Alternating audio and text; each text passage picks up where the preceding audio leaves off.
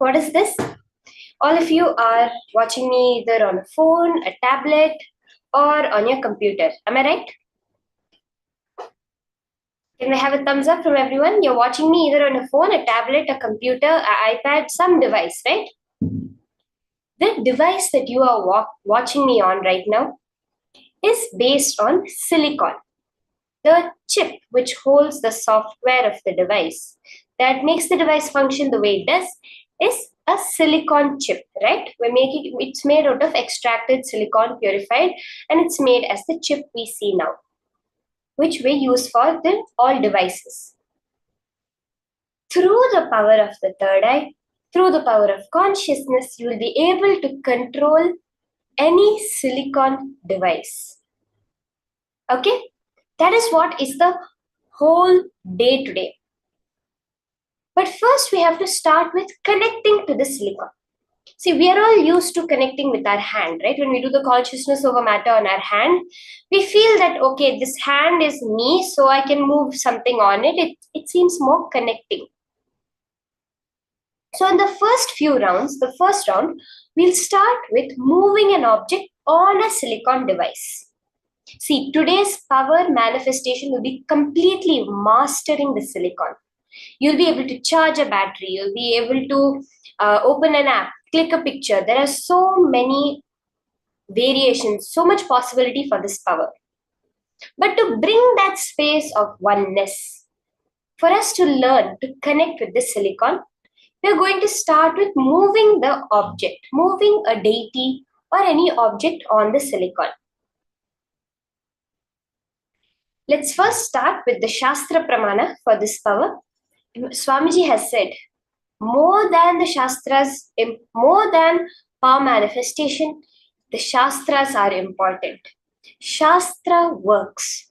So every power manifestation, we refer to the Shastras. We refer to that powerful cognition, that click which Paramashiva is giving us to manifest this power. So let's start with the Shastra Pramana for the power of consciousness over matter.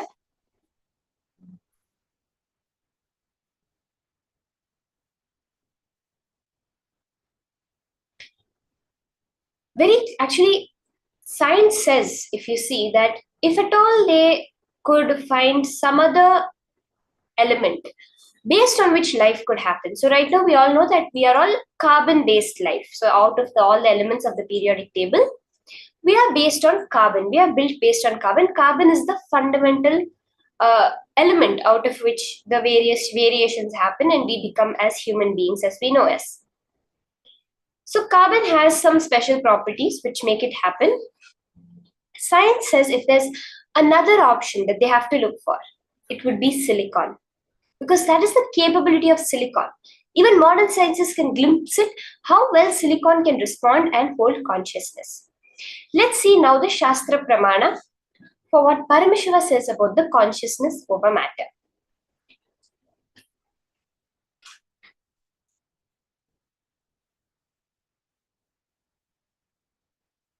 So the Shastra Pramana for the power of consciousness over matter is from the Vijnana Bhairava Tantra, Dharana 95, Sutra 120. Kvachid vastuni vinyasya shanair drishtim nivartayet tajnanam chitta sahitam devi shunyalayo bhavet. Bhagavan Paramashiva says, having fixed one's eyes on a particular object, one should slowly withdraw the sight from that object as well as slowly eliminate the knowledge of that object along with the thought and impressions of it. Then, O Devi, one abides in Shunya, the state where there is nothing other than this exists, which is the state of all-inclusiveness or infinity.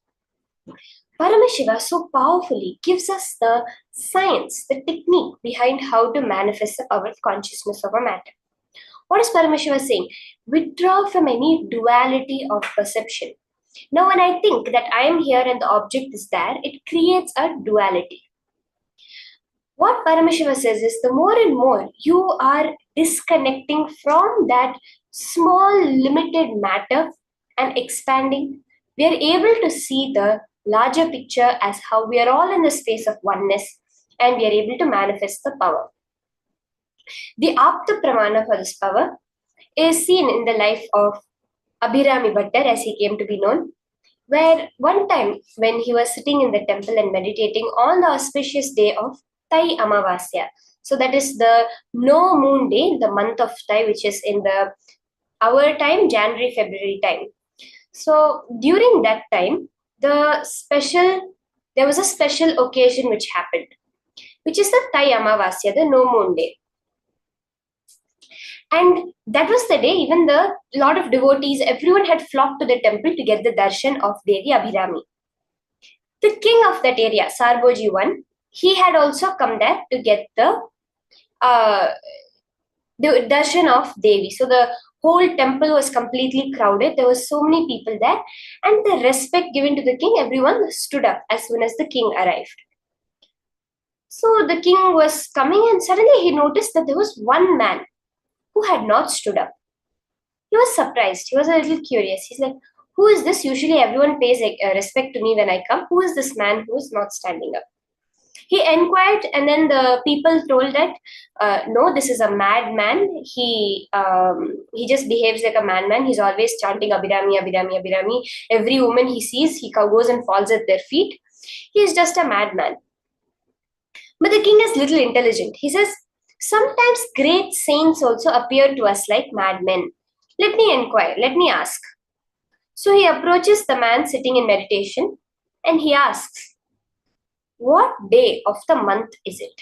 What phase of the moon is it today? The precise question was, which phase of the moon is it today? So as I mentioned, it was the Amavasya, right?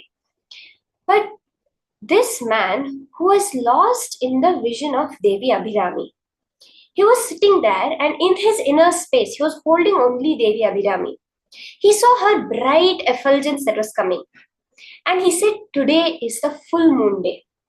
This angered the king. The king got so angry and he commanded that today night, if the full moon does not rise, you will be killed. Later, when the man came out of Samadhi, he was shocked, but he was very clear. He went and told Abhirami, Devi, you are the one that gave me these words out of my mouth. Now you have to take care of whatever result happens. See the space. That night, Abhirami, the man hung a platform tied by 100 ropes over a burning fire. He sat on the platform and started singing what is known as an andadi, a chant with 100 verses. He started composing. For each verse he composed, he would cut one of the ropes. So the end would be that all the after the 100 verses, the entire thing would be cut and he would fall into the fire. At the 79th verse, suddenly Devi Abhirami appeared in the sky, gave darshan to all those present, and threw her earring, creating the full moon on a no moon day. And this man was then known to the world as Abhirami Bhattar, the one of Abhirami. And see the extent to which consciousness over matter happens. Today we spend so much money to send probes to the moon to try to understand what is happening out there. Just with the power of will, he was able to create the moon in the sky. So we all ready to enter into this power? Let's take a few seconds to hear from Swamiji himself, how Swamiji manifested this power of consciousness over matter. Are we all excited? We're going to listen now Swamiji's own life incident where he manifested the power of consciousness over matter.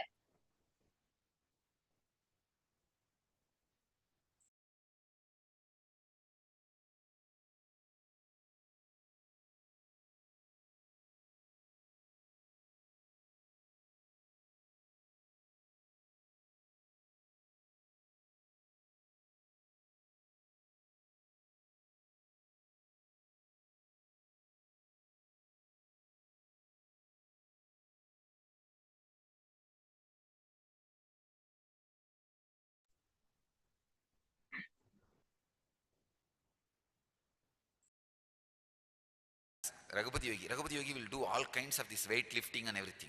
He's a amazing yogic body. He will show visibly the power of yogic body. He will tie the iron rope in his chest and break it, blast it just by breathing. And lift any size rock, just like that he will lift, or he will roll. There is one huge rock in Arunachala hill which has rolled, and at least some 200 feet it has rolled and stopped. Nobody knows how it happened. I know. It's Raghupathi Yogi's work. One day we both were sitting and talking, and he was explaining on Yoga Sutra, when you feel one with nature, nature listens to you. I said, how can that be? He asked me to feel one with the rock. I just contemplated, meditated, and I was feeling one with that rock. Huge boulder. When I was in that ecstasy, he just moved my hand. Suddenly, without telling me, he moved my hand. I literally saw the whole boulder rolling. I did not touch, there is no physical contact with that rock, boulder. Just that feeling one with that rock, when he moved my hand and that boulder started rolling, I started shouting, oh, what happened, what happened, what happened, what is happening? Stop, stop, stop. Then he stopped my hand and the boulder stopped. I think from that time only I started shaking people.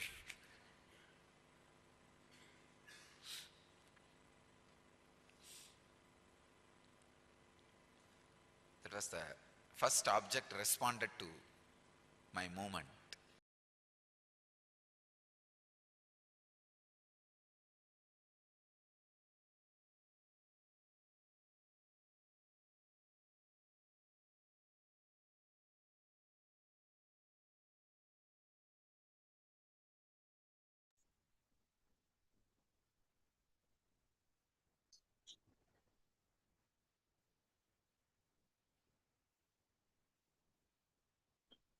So cute. We saw how Swamiji himself explained how he manifested the power of consciousness over matter. You have to understand the key. What we saw through the what we saw as the Shastra Pramana and what we saw as the Apta Pramana and the Atma Pramana, the key was that space of oneness, if you noticed.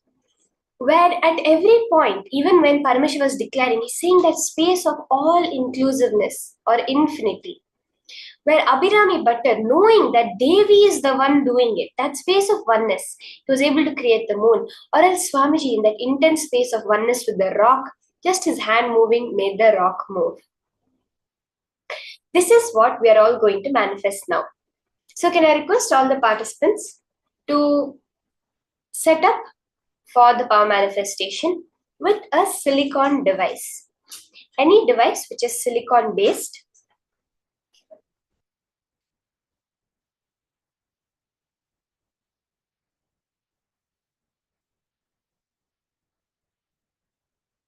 So can I request everyone?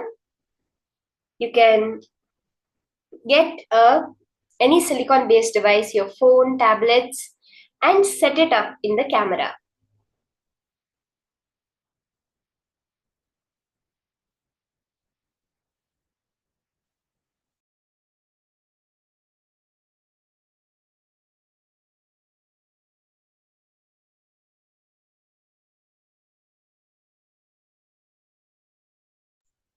Okay, let's set it up and place any object on the device.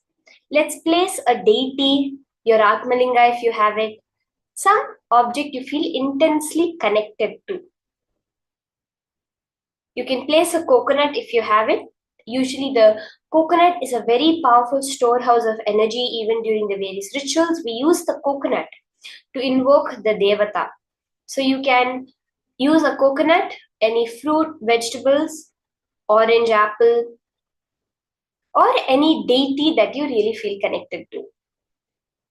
Now, once we have set this up, all of you listen very carefully, okay? I'm going to just take you to the process. You're going to sit. you're going to declare the manifestation. Only when that limited I that you have, that thoughts that we have, the feeling that, oh, I am separate and the cosmos is separate, when that moves out of the way, Paramashiva flows. The way Abhirami Bhatta said, right? Devi, you are the one that brought these words out of my mouth. So you will manifest what needs to happen. That same way now, understanding that Paramashiva is the one, Swamiji himself has told you to sit now and do the power manifestation. Therefore, he will manifest. There's nothing you have to do today now. Sit completely in the space of unclutching. Chant the Mahavakya, Om Nithyananda Paramashivoham, and intensely connect with Swamiji. Swamiji says, why silicon? Because the silicon has that ability to amplify your will. When you give the signal to the silicon, it will amplify the signal and send it to the object. You just now sit. Chant the Mahavakya, that intense vibration. And let Swamiji do the manifestation. Let's all start. Sit straight, chant the Mahavakya. Be in the space of complete unclutching. You can look at the Sakshi Pramanas, the video being played where the participants of the program have moved the deity on silicon. Entangle with it and do the manifestation.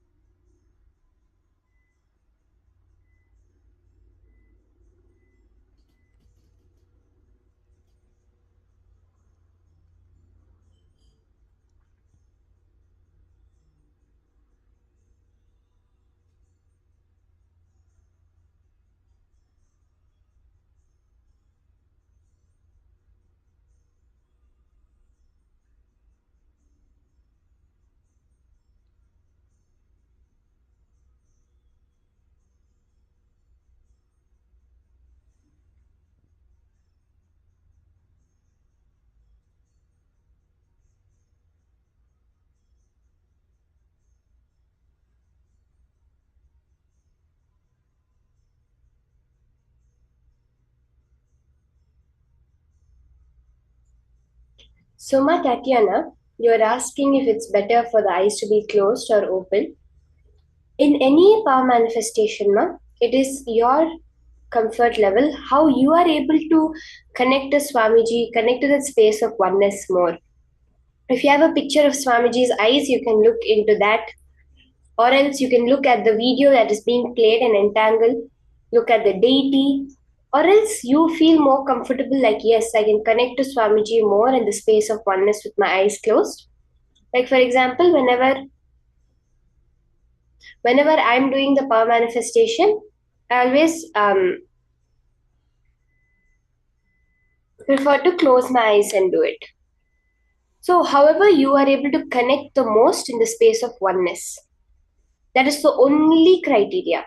How much are you connecting to Paramashiva and going in that space of oneness? For that, anything you need to do externally, you can do it. Anything you don't want to do externally, also, you don't need to do it. We'll have a few more minutes to manifest. Chant the Mahavakya intensely.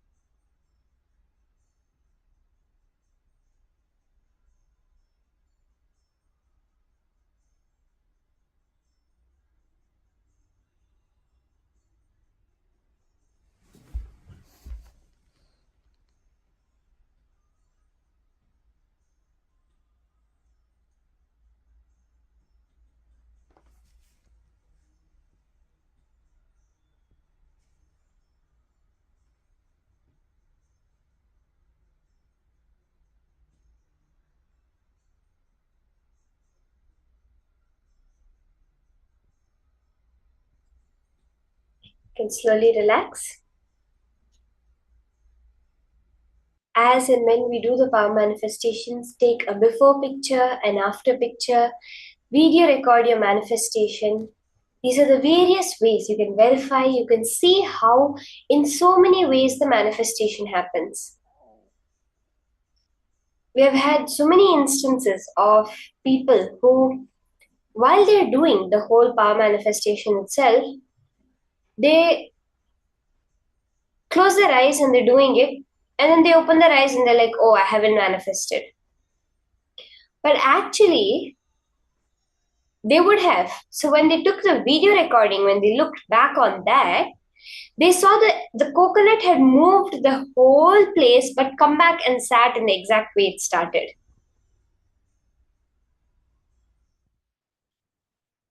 So because of that, make sure you're taking a video, a photo of the whole power manifestation, especially when it comes to consciousness over matter. There'll be so many subtle movements, vibrations that you may miss when you're looking at it, when you get distracted a few seconds, or you close your eyes, when you blink. But when you look back on the video, on the picture, you will see how the movement, the transformation has happened. Now, we all just finished the power manifestation, right? We all did one round of power manifestation. Some of us manifested, some of us didn't. We feel maybe I didn't manifest, maybe I cannot manifest. That is exactly what Swamiji is addressing in the next session. Swamiji says that when any conclusion does not manifest as reality, then that means the only thing you need to do is load yourself with more powerful cognitions. Establish yourself more in the space of Swamiji, and the powerful cognitions will just flow. In this next session, Swamiji is giving us the higher powerful cognitions on power manifestation. So let's listen intensely to this session and load ourselves with the powerful cognitions on power manifestations so that we can all have a breakthrough in our manifestation. Let's now enter into the next session, higher powerful cognitions on power manifestation.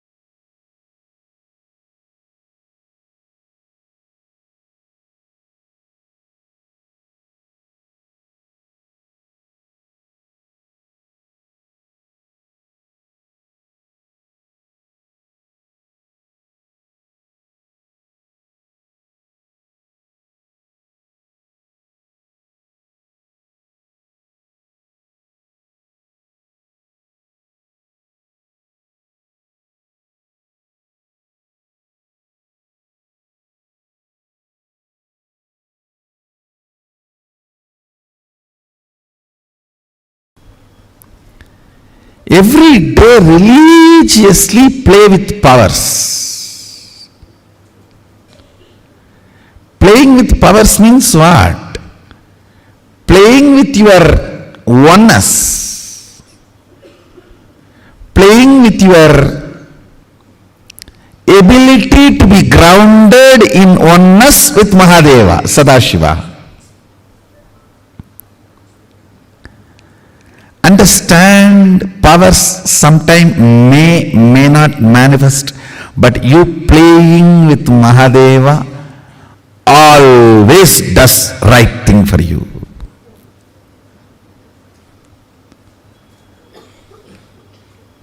That's the best thing for you. Sometimes the food you ate will be digested, sometimes may not be digested. That does not mean you will stop eating.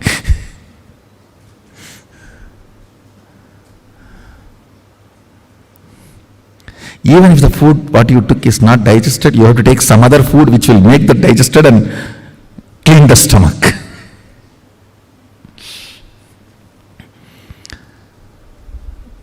Some people ask me, what is the solution for power not manifesting? Solution for power not manifesting is power manifestation. That's all.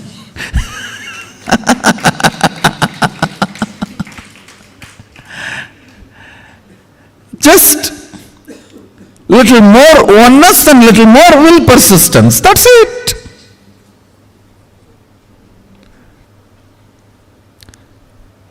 Power manifestation will automatically make you integrated.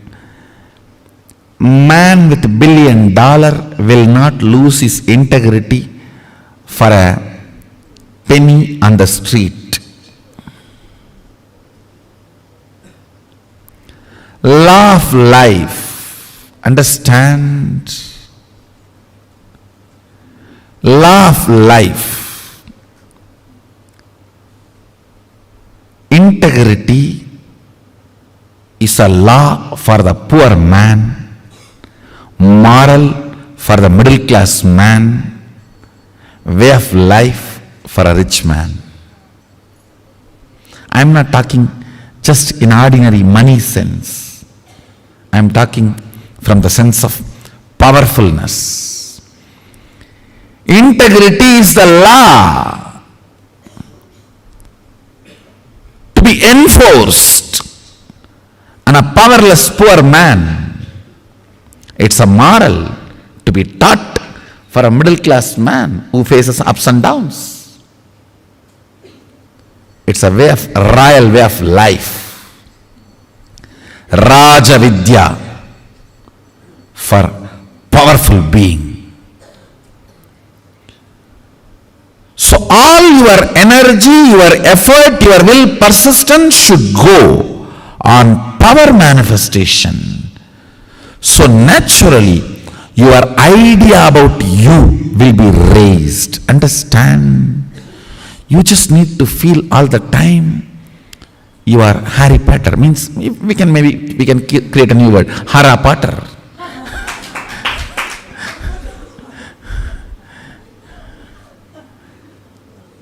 You just should know. You have that oneness. Spider. You can just stretch your hands and that spider will spread all around and you can do what you want. Oneness is the material. Oneness is the existence. Oneness makes you feel royal. That's the right word I'll utter. At least attend through online. Don't miss. I'm actually literally going to put this fire and make that aushadha. What I take out of my body to settle my body, if I put that in your body, you will go up. That's all. So that's a simple logic. What I am taking out of me to settle me, I am going to put it in you to raise you. That's it. That's exactly I am going to put it in the Mahastashoham Aushadha. Go on manifesting powers that will actually make you healthy, wealthy. For example, if you are moving a matter, don't think just you are only moving a matter. You will be cleaning your liver and kidney and heart during those moments. If you even medically test, your internal organs will be at their best performance. When you move a matter, time stops working on you and the anti-aging happens to you. A reversal of all the physical damage done to your body by time happens. If you just move a matter through power manifestation, your yoga will become amazing. Your digestion will become amazing. And your wealth manifestation will become amazing. Because you need to understand all power manifests from the space of Mahadeva, Sadashiva. It's not that for each power you have a separate mantra and you use that mantra, only that power manifests. No. You use tantra, not mantra, which is same for all power manifestation. Go on be power manifesting. Go on be reaching out to others. Go on be causing. I tell you, that just makes you a pure channel of Mahadeva, Sadashiva.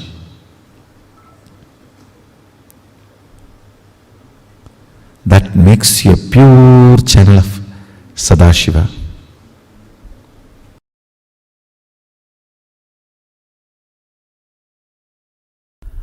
All power manifestation should align to manifest what you want as reality. Understand? Whatever you want in your life, you should be able to manifest. That is what is the purpose of power manifestation. Otherwise, just having some vibhuti appearing, kumkum appearing, and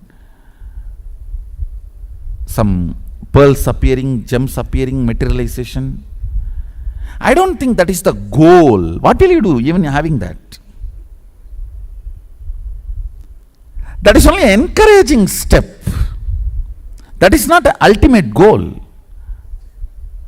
And I do feel there are some non-integrity issues. Please be completely integrated, because I know the number sent and the number appeared. The numbers are not completely matching. So I know. So no more non-integrity games. Please maintain highest integrity. And actual goal is manifesting life. Understand, when you move the coconut, crack the coconut, that is not the actual goal. Just cracking the coconut and break, it will crack, that's all. When you move the coconut, crack the coconut, use that power to balance your blood pressure, balance your sugar level, to heal your intra-organs, internal organs, and reverse aging. These are all the real powers which you can manifest through this coconut moving. Understand, when you know your consciousness over the matter, then your internal organs are also matter. Have power over them and start healing them, reversing them. Reversing the diseases and reversing the aging. Reversing the tiredness and boredom they all feel due to aging. That's the real achievement. Understand? All powers are to manifest what you want in your life as reality. If you are able to materialize something, then start using that power every day in your profession, in your career, in your everyday life. Start moving things in your life. Otherwise, what is the use? What is the use of the so-called materialization or other manifestation of powers? So understand, manifestation of powers is to manifest Ishwaratva. Means, Ishwaratva means being Lord of your life. at least your life. Be Lord of your life. Manifest whatever you want. Go on, be. I tell you, when you start manifesting whatever you want very casually, with a lot of fun, without much effort, without feeling difficulty or anxiety, even once you feel, will it happen or not? Over. You are no more Ishvara. Without even remembering like that once, moving things, moving life as flow is Ishwaratva. Understand? Ishwaratva is the smell of Sadashivatva. State, space, powers, manifestation. In this 3 level, Ishwaratva is smell of Sadashivatva. Ishwaratva is flavor of Sadashivatva.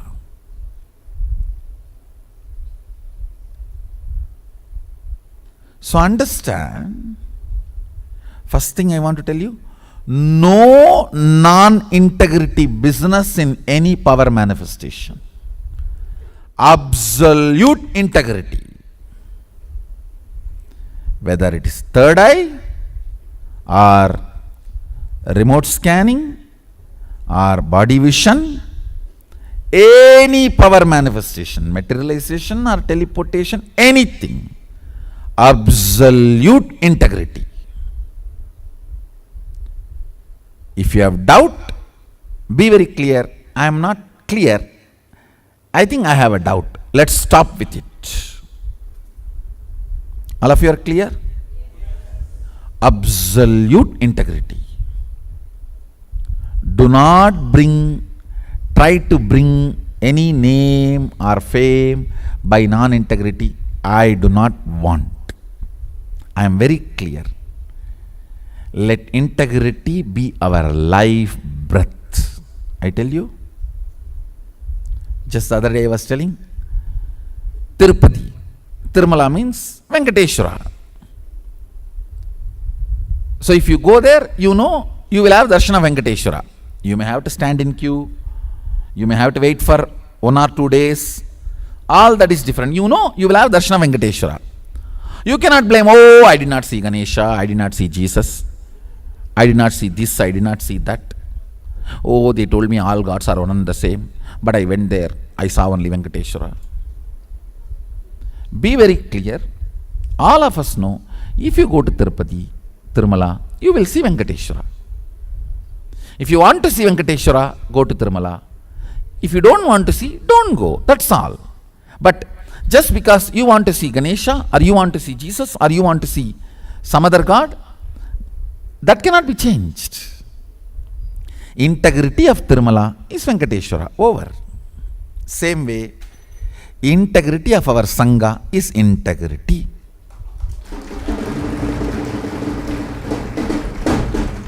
If you like, come here.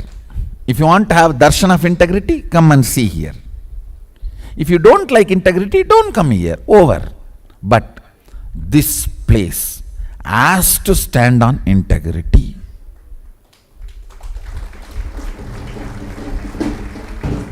If we have not aligned ourselves to integrity in some corners, some places, there's blind spots. That cannot be the reason to lose integrity in other places. No. The blind spot need to be cleared. Not that you will use that as a reason to build more blind spots or more non-integrity. No.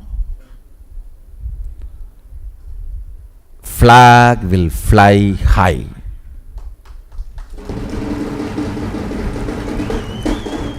Standards will be highest, uncompromising. Even if 1 or 2 people only reach the top, also it's okay. I am not bothered about quantity. It is all about quality.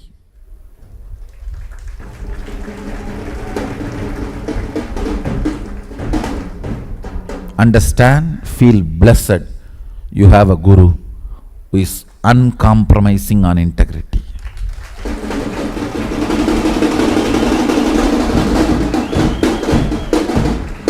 Who is very clear, no cheating, no non-integrity.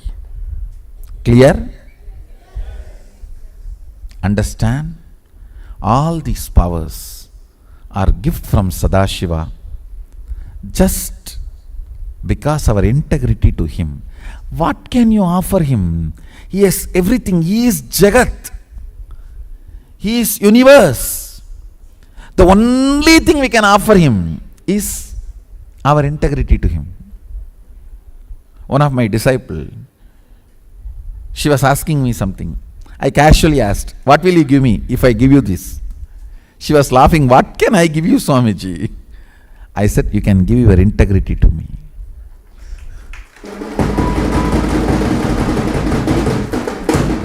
That is the only thing disciple has to give it to master. Understand?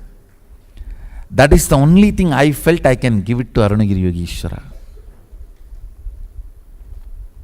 When I was in love with him, I said, oh God, why are you so sweet?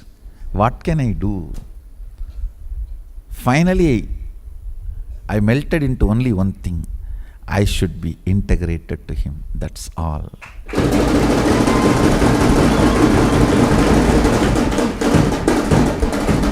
What else I can do? And throughout my life, I know for sure I am integrated to him. More and more the words he gave me, I remember, more and more I integrate myself to it. If I remember today something he told me, it will not take more than 24 hours for me to integrate myself to that. Then, next day he reminds something else. Understand? Everything is pure gift from Sadashiva because we are integrated to him. And this moment, if Mahakala appears, I can tell him, oh Prabhu, I was integrated to you with all the knowledge, energy, intelligence, powers you gave me. Come on, I am ready to be inside you. Take me, I am ready. My accounts is clean. Understand? Being in that space is what I call integrity to Sadashiva. Keep your accounts clean. Whatever he gave, knowledge, intelligence, powers, understanding, body, mind, relationships, everything, align it to integrity to him. Over. Understand? We have nothing to give him other than our integrity. What else we can give him? You can pour water to clean the deity. You can pour milk to clean the deity. But he is not going to drink it. It is going to come back and you are going to drink it. It's going to come back as prasadam and you are going to drink it. What is the only one thing you can give him? Your integrity to him. When I fell in love with him, that's what I decided. Mahadeva, I'll be integrated to you forever.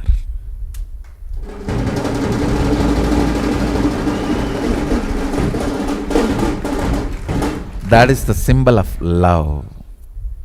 That is the symbol of love. So in all power manifestation, make sure we are highly integrated. We are highly integrated. Not for anybody else, but for Mahadeva, but for Sadashiva, but for Mahakala. Understand? When you are completely integrated to him, the confidence he showers on you is the best power you can have. The confidence the feeling empowered. I tell you, even if an ordinary person loves you, how much you are empowered, feeling empowered. If Sadashiva loves you, what will happen?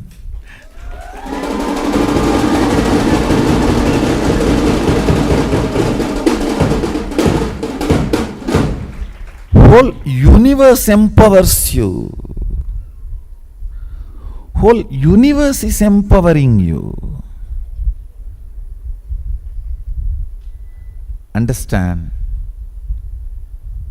His love is the most empowering, intoxicating, new word, not intoxicating, intoxicating.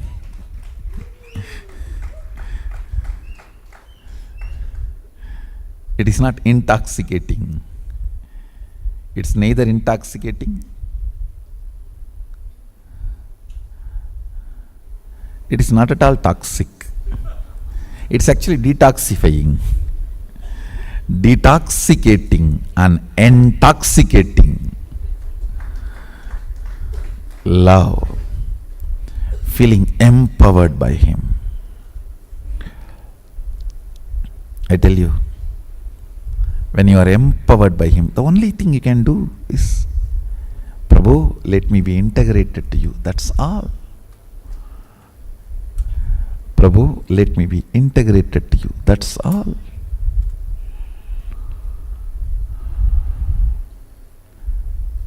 I tell you, more and more and more integrity to Him, more and more empowers your being, strengthens your being. More and more you feel strengthened, empowered. Just causeless ecstasy, causeless joy. Causeless joy and ecstasy manifests as powers and causes your reality. So, essence of today's satsang, use all power manifestations every moment. Ultimately, what is power manifestation? The strength of your oneness with me. That's all. The powerful declaration of your oneness with me. Use that every moment to manifest what you want in your life. Declare what you want in your life, oneness with Swamiji. When the self-doubt comes, complete it. Again declare. It's a war between you and your self-doubt. Till the self-doubt becomes powerless, go on declaring. That is what I call manifesting.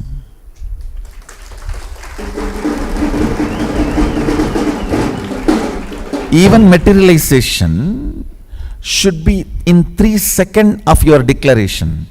When you bring yourself to that oneness, let Swamiji express through this body and let it materialize. It should be only 3 seconds. The moment the sankalpa comes out of your mind, within 3 seconds it should come out of your hand. Then it is materialization.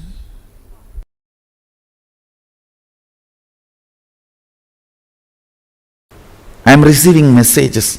I am having initiation, Swamiji. I am manifesting power. Sometimes it is clicking, sometimes it is not clicking. It means you are still in the mood of dating, not in the mood of permanent, settled, long-term relationship. Still you are in the mood of, let me see how works. No. Sadashiva is not available for dating. He is available only for a permanent, eternal relationship.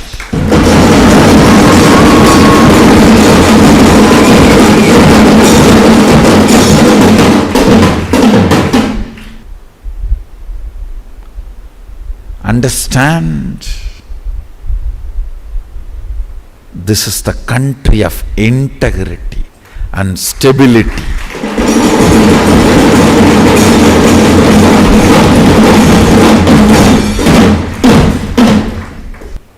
the society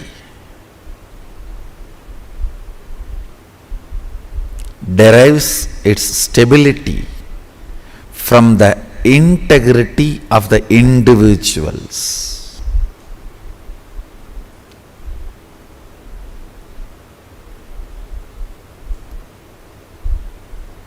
Understand, bring responsibility in your enriching and causing, you will see the intensity in your power manifestation.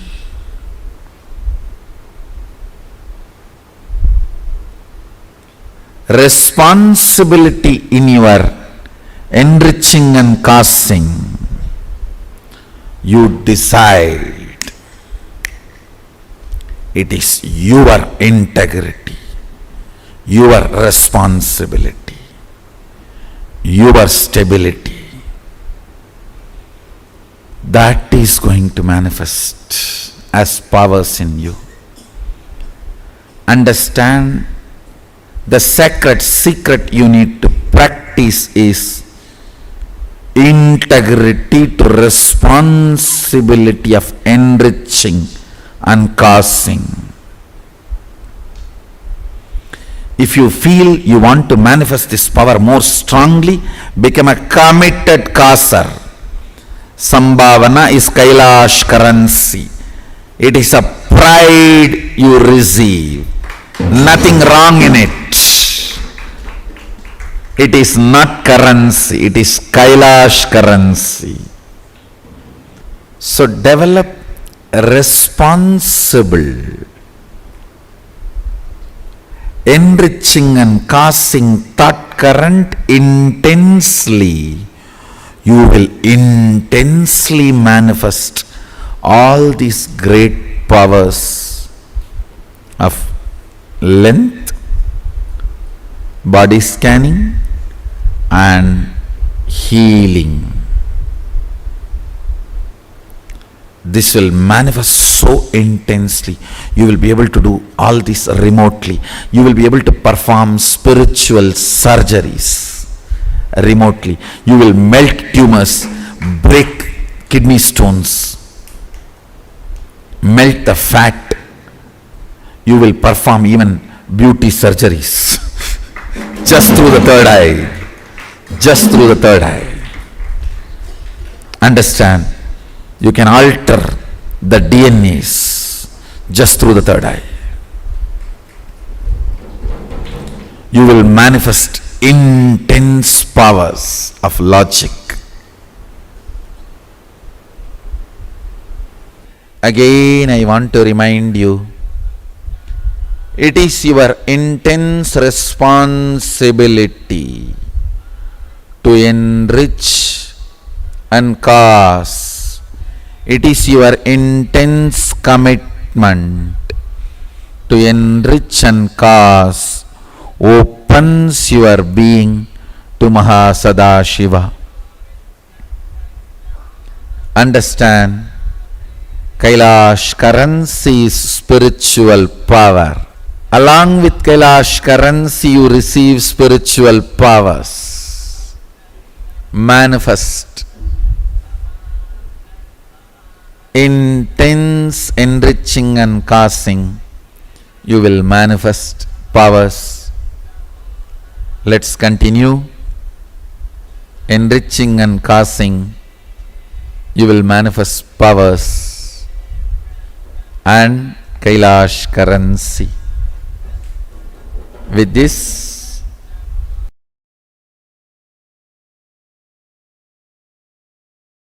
anything which happens as a natural flow, spontaneous flow in your life is powerful cognition in you.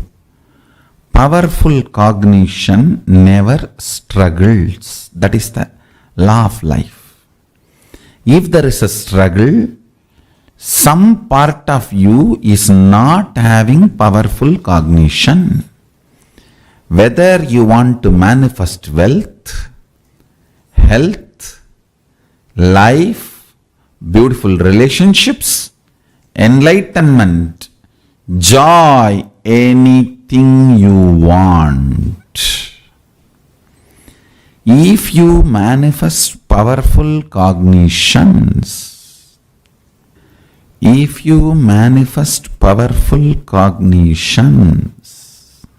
one of the most fundamental thing will happen to your life is a free flow expression. Dharma is a spontaneous natural law, manifests due to conscious decision. Listen carefully. But if you consciously decide to practice that cognition with a powerful cognition, the ultimate truth, I am Paramashiva, anything other than this is delusion and pollution in me. When you start practicing this powerful cognition, first it will start expressing in the form of peace. You will find more time you are spending in peace, then more time in bliss, more time in the space of completion, more time happiness, more time settled, more consciousness, more alive, more active, more brilliance. You will naturally manifest all this in your body language, in your biology, in your chemistry, in your physiology, and you will automatically inspire this oozing powerful cognition in others' life, people around you, a natural organic enriching. Natural organic enriching always happens just by your free flow with the life. Tirelessly, understand. So now, I gave you one example. Again and again and again infusing the ultimate cognition, I am Paramashiva, into your buddhi. Every possible way you can cognizing it. Every possible way manifesting it. Every possible way living it. Decide from now, let Paramashiva reside in this. Understand, never doubt the power of your powerful cognitions. They are 10,000 years you might have abused your body. Even 10 minutes if you invoke Paramashiva, he possesses you. He owns you. He just manifests you. Understand? He does not bother. Light does not bother whether the room was in the darkness for 10 years or 10,000 years. It just comes and lights up. Paramashiva does not bother. You lived in ignorance 10,000 years or 10 years. The enters and just manifests. Immediacy, instant effect of Paramashiva's powerful cognitions is not dependent on the longevity of the practice, but the quality of ability to cognize. It depends on will persistence, conscious decision and will persistence, the quantity, revival of the KAILASA. Even if you practice little bit, powerful cognitions are such, even practicing little bit releases you, liberates you from the great fears. The state of Paramashiva, pure, unclutched, nirvana, sharira, turiyatita state, pure enlightened space, That state is the state of Paramashiva, where the source of the cosmos vibrates in its existential frequency. The space of Paramashiva means the space in which the integrity, authenticity, responsibility, enriching, causing, completion, these 6 powers manifest and manifest all the possibilities. Understand? Integrity is not rule or restriction or moral. No, it's a power. It is your own ability to identify you is integrity. Paramashiva's space is a power. Integrity is a power. Authenticity is a power. Responsibility is a power. Enriching is a power. Causing is a power. Completion is a power. It is not moral, it is power. If you are struggling with integrity, you are thinking integrity as a rule. If you know waking up in the morning, Brahma Muhurta, and meditating is nothing but manifesting power, your life's purpose, you know you have a power to express cognition, spiritual legitimacy to your existence, to your identity. You will be able to manifest anything you want. Understand?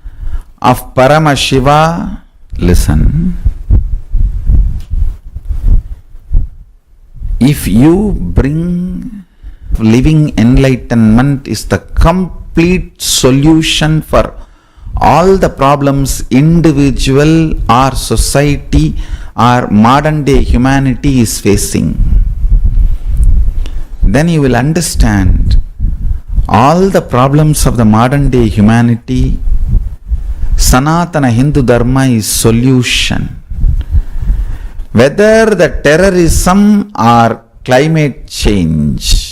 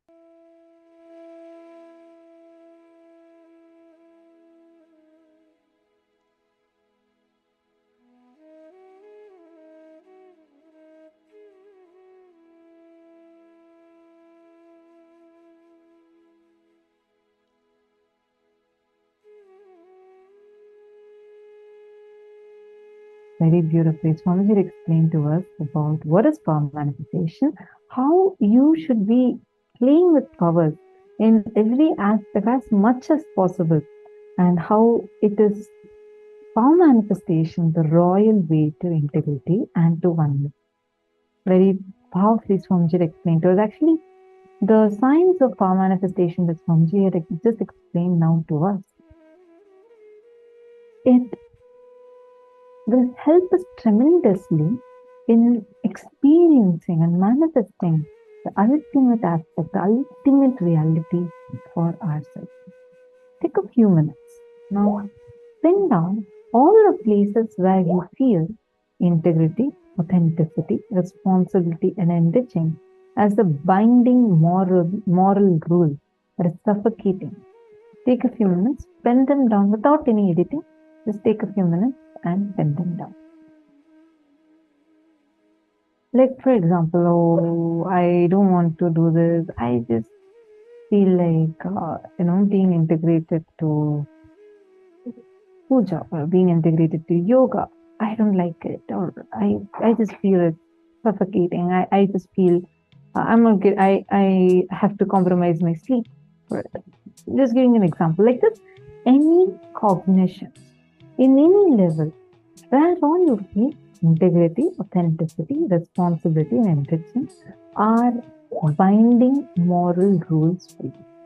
Please start, take a few minutes and start writing them down.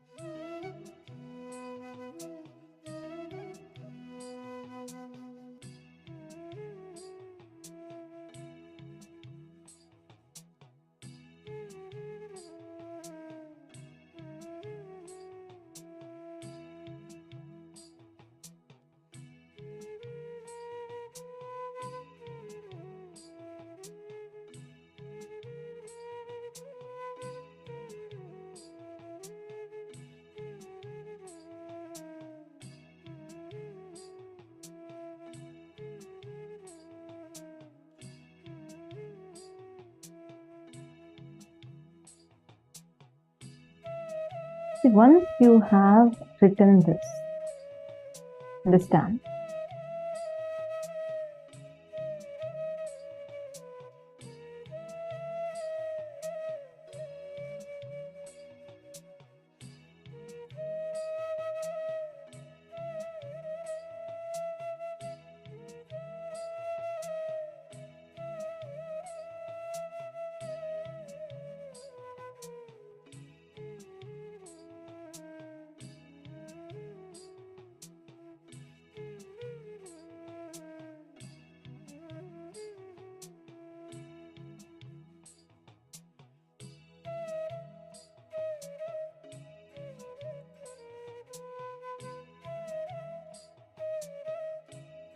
not just it's so no, we've written down some places where we think that integrity is suffocating moral rule for us, right?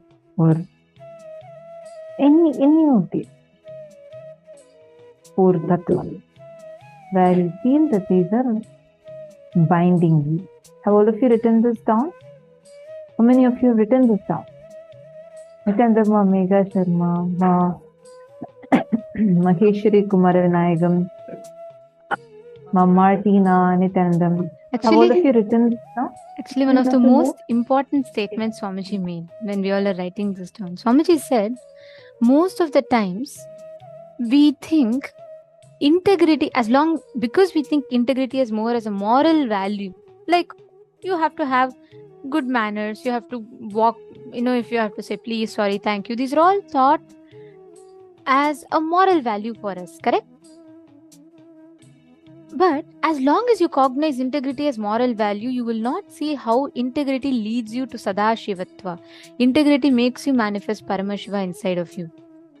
And as long as you don't see that, you are going to be always using it only as a rule. But as long as thing is a rule, we always tend to break it. And at some point, we will follow the letter but forget the spirit. Swamiji tells beautifully, power manifestation makes you manifest integrity. Most of us think only when I become integrated, I can manifest power. Swamiji said something very beautiful. Swamiji said, only when you manifest powers do you actually become integrated. It works both ways. The more you manifest powers, the more integrated you become. The more integrated you become, the more you manifest powers. It goes hand in hand. That is why as long as you keep integrity as a blinding moral value, something that just is binding you, like a rule. If you break the red signal, you have to pay the traffic charge. Even if a road is empty, you stand there, you wait, you don't break the red signal. But it is not out of the right context. Most of us follow it just to not pay fine. You don't speed because there is a speeding limit. But you don't cross the speeding limit. Why? Because a policeman will come and he'll stop you and he'll fine you or probably arrest you. Now, why does that happen? Because we only follow it as a moral value. It's a rule. Okay, I should not do it. If I do it, I'm breaking a certain rule. Integrity can never be a rule. If you put integrity as a rule, you'll only find it as a binding principle.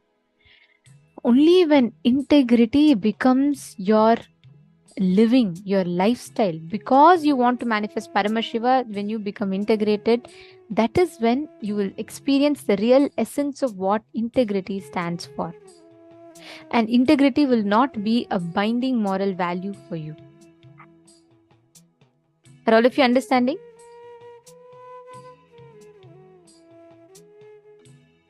So integrity should always only be something that will again and again align you to your higher definition of yourself, what you cognize as you. So please take a few minutes and pen down all the places. If you have not finished, how many of you have finished writing down? Wherever you feel you have applied these principles as more binding value, integrity and all as a moral value. How many of you have finished writing? If you have finished writing, can you all put done in the chat?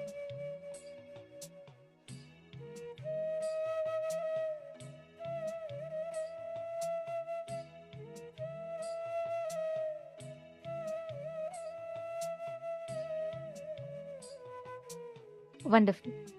Now, in each of those places, that you have written down.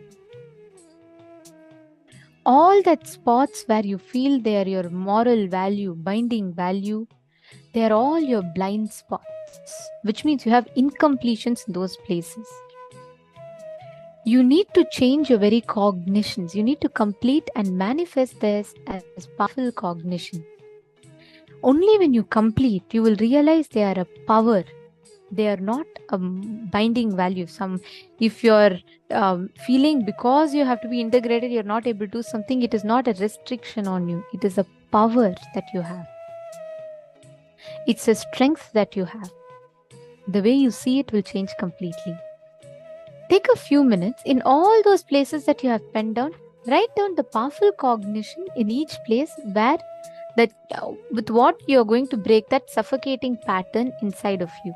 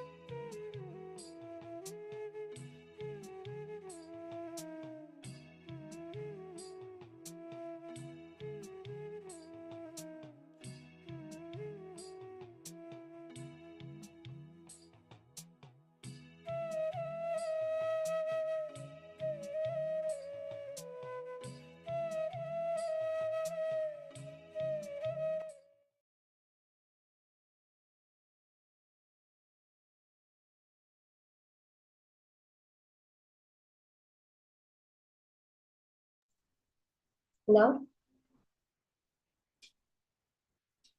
with that powerful cognitions from Swamiji. As Swamiji says, it's the powerful cognition that manifests as a power. With those powerful cognitions, let's enter into the power manifestation session. Let's have one more round of moving the object on a silicon. So as we did in the first round, we kept the object in front of us on a silicon device, whether it's a tablet or a phone or our laptop, any silicon device. So now we'll continue with that round for another round of power manifestation.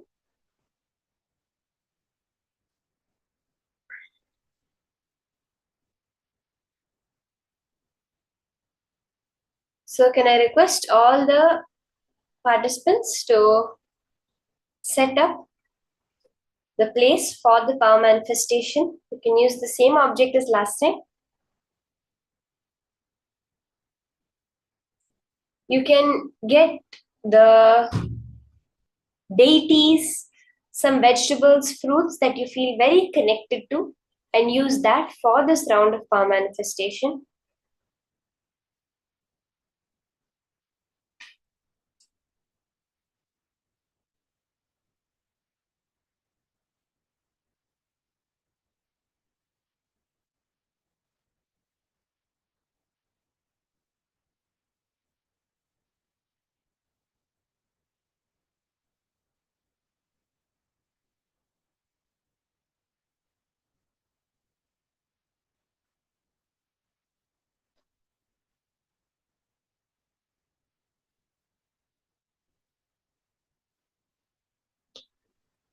Are we all set up now for this round?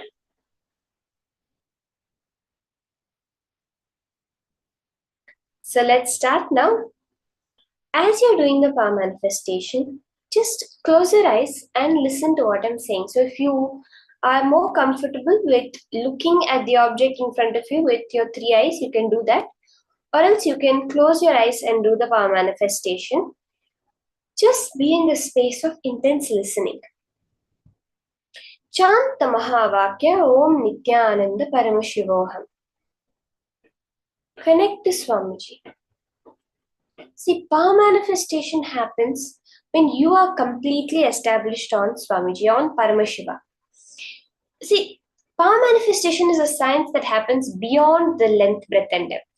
As long as we keep on going back towards length, breadth, and depth, oh, has the object moved? Did the deity move? It moved left, it moved right. That's all again collapsing into matter. Are we all understanding this? How when you see, when you look, has the deity moved? Has the deity moved? Again, you're separating you and the deity. Every time you decide, if I say now, raise your hand. Everyone raise your hand. It's happening immediately, right? There's not even a second gap. Because that has become your cognition. Now, power manifestation, the powerful cognitions have to become your cognition. Then it will automatically manifest as reality. Our only job is to continuously internalize, and make the higher truths our cognition. Now, what you have to do is you have to completely understand that I am not manifesting here.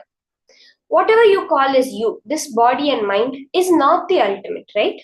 It's something you own. That's why when the body is died, we said the person has left and gone. He left the body.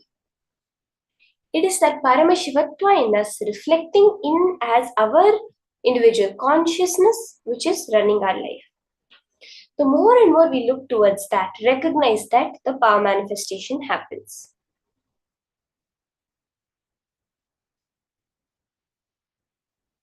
So now as you're doing the power manifestation, again and again, look back. Who is it who's experiencing this? Sit as Paramashiva.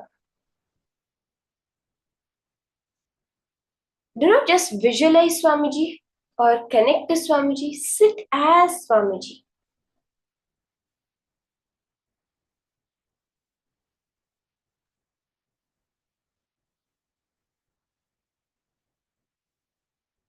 Let's all start. You can sit straight with your head, neck and spine in a straight line. Connect to Swamiji.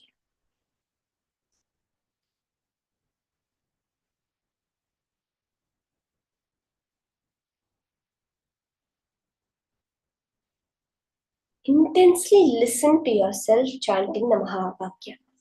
Observe who is it which is experiencing, who is it which is observing everything.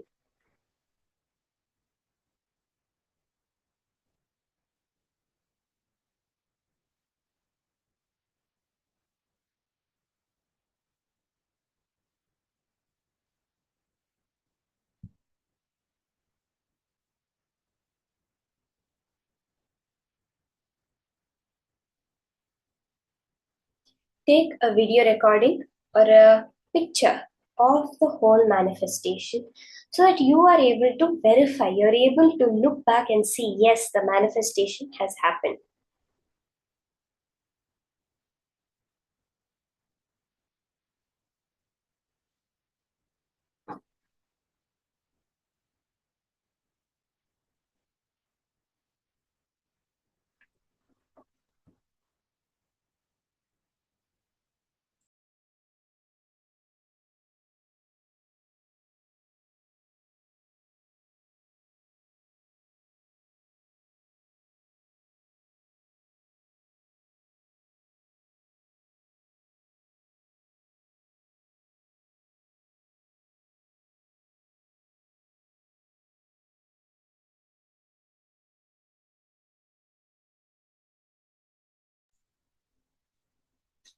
Just be unclutched.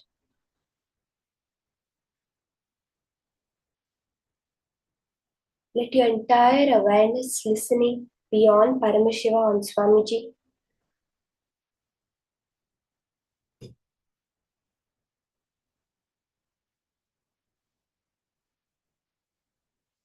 Once the power manifestation has started, you don't need to bother about anything. All adjustments, all manifestation will, we can do it before the start. Once you have started the manifestation, just be in that space of manifesting.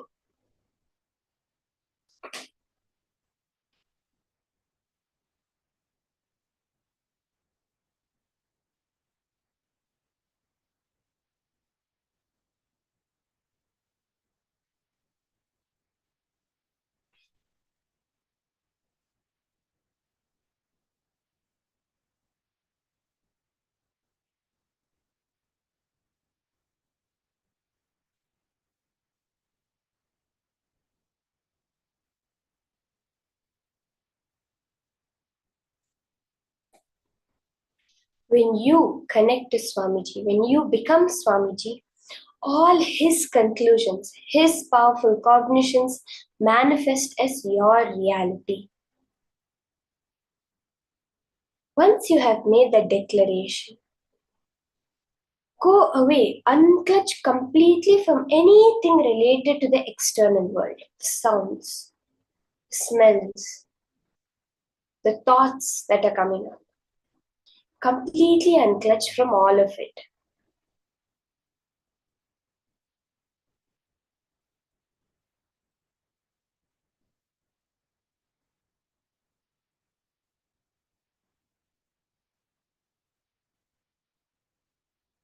Again and again, ground yourself on the Mahavakya. Chant Om Nithyananda Paramashivoham.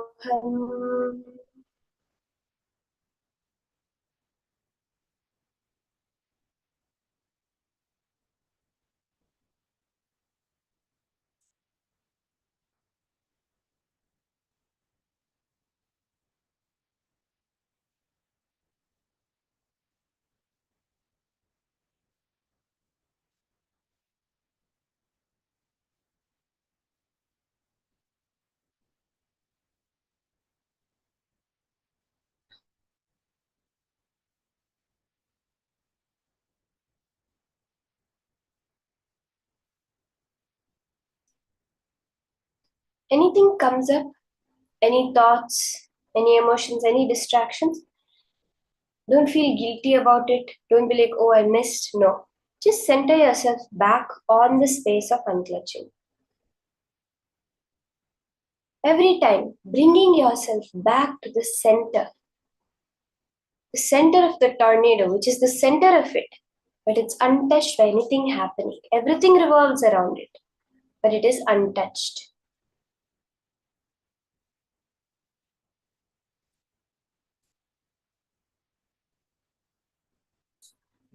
You can connect to Swamiji as the beautiful darshans happening.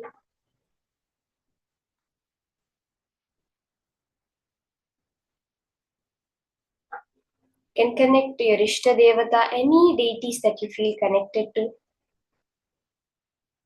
Not just as a visualization, you physically becoming that deity and sitting.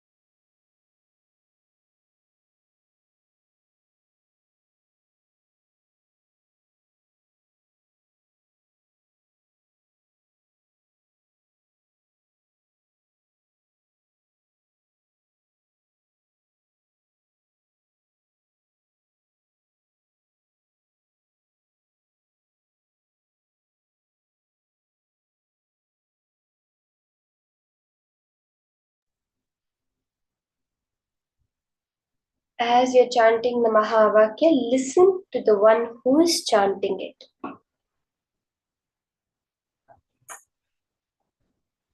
You can sit without any movement in your body. Just sit straight and don't let any restlessness, any movement come. Sit absolutely still. Reflect that stillness of the body as the stillness of the inner space. Just disengage. Whatever happens, let it happen. But be unclutched.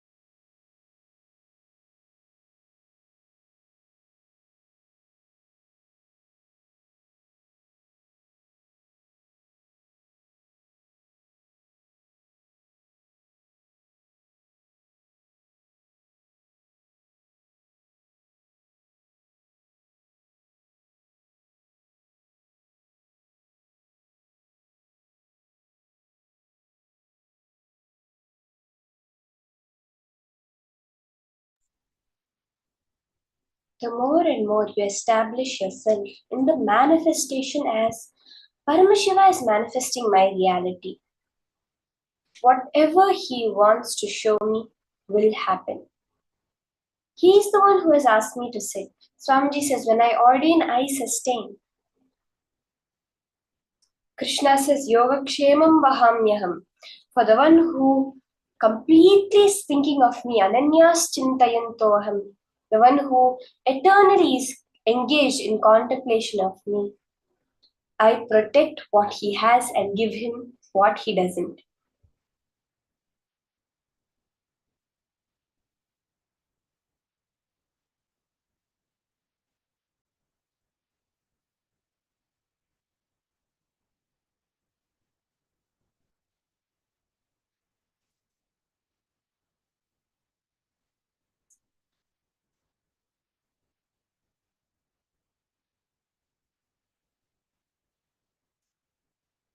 Let's all now relax.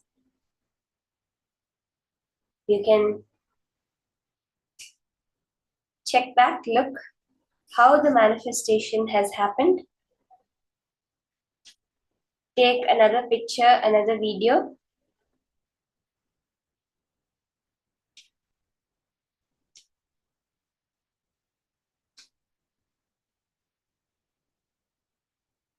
Okay, once you have verified, you can post how the manifestation has happened. Every time you have a cognition shift, post it and you will see how that cognition shift manifests as powers. Now we're going to be entering into the next session of what's the difference and the understandings of I and mine. The way you define yourself matters a lot, Swamiji says. Discovering who that real I is. Swamiji says, I is the name of God. That individual consciousness is actually a reflection of Paramashiva.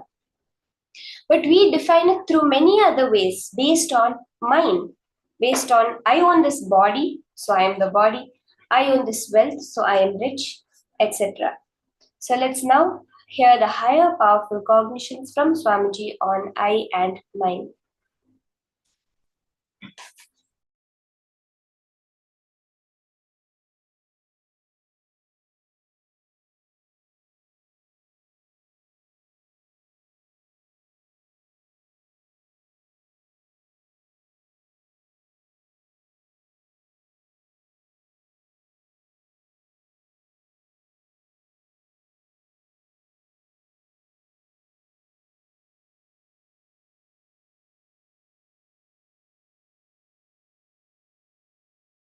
The reason for enmity, please understand.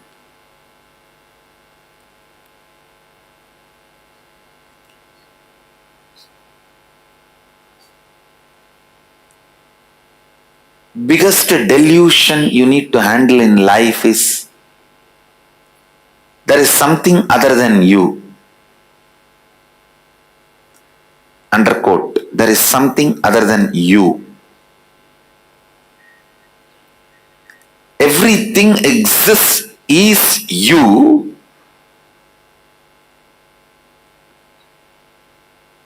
If you feel there is something other than you, that is delusion.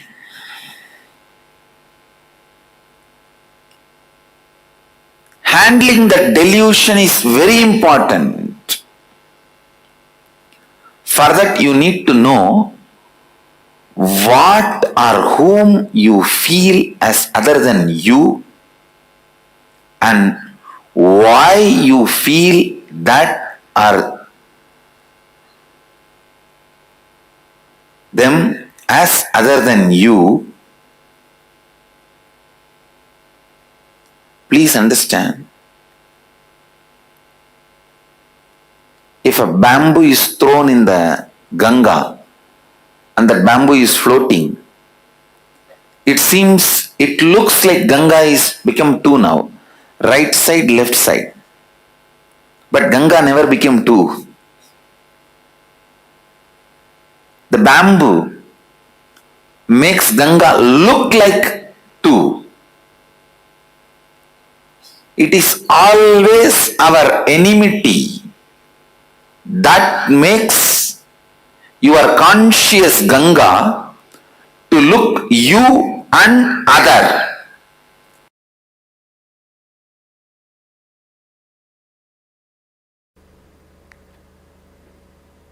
Understand?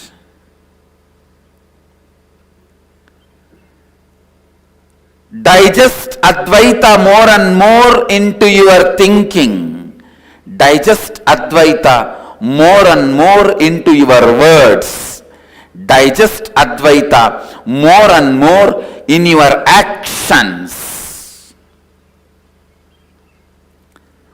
Every simple digestion means even if you make a very simple decision,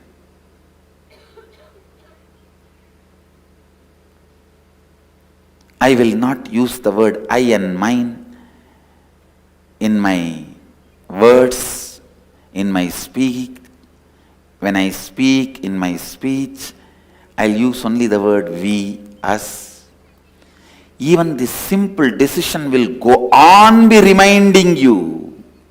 If you take it from the context of oneness, if you take this simple decision from the context of oneness, even this simple decision will go on be reminding you the Advaita.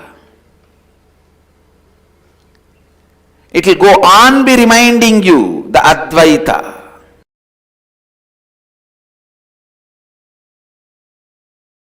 You are all taught wrongly. Arrogance is ego. Showing off is ego. Ego is aggression. No.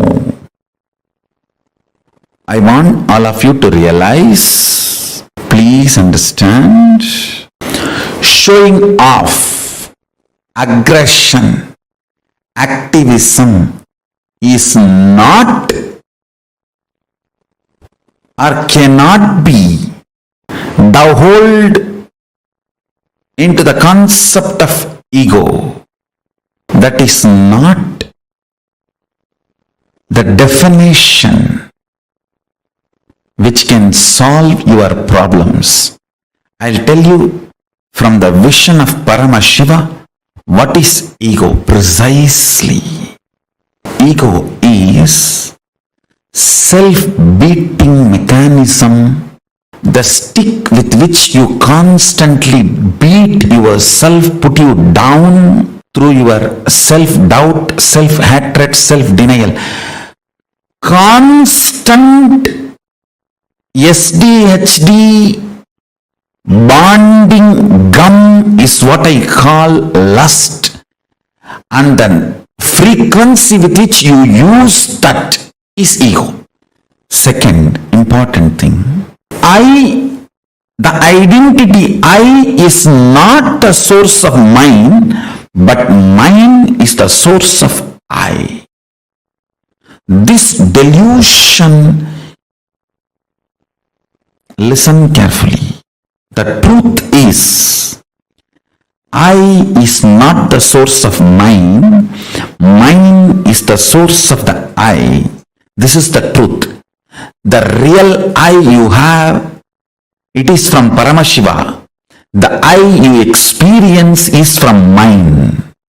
But due to the delusion of the lust, you start feeling the mine is from I and constantly legitimize decisions of the mind as the decisions of the I. Please understand. Decisions of the mind, when you associate that as the decisions of I, you have fallen into delusion. For example, some small chemical imbalances in your body, hormonal imbalances in your system, if they decide something, it is decisions of mine, not decisions of I. But you pick those decisions and attribute them to you and start thinking it is decisions of I, then you execute it. That delusion The decisions of mind getting attributed to decisions of I. Decisions of mind becoming part of the decisions of I. Decisions of mind due to the lust gets attached and made to feel experience as decisions of I. I tell you, this is the worst shade of the lust.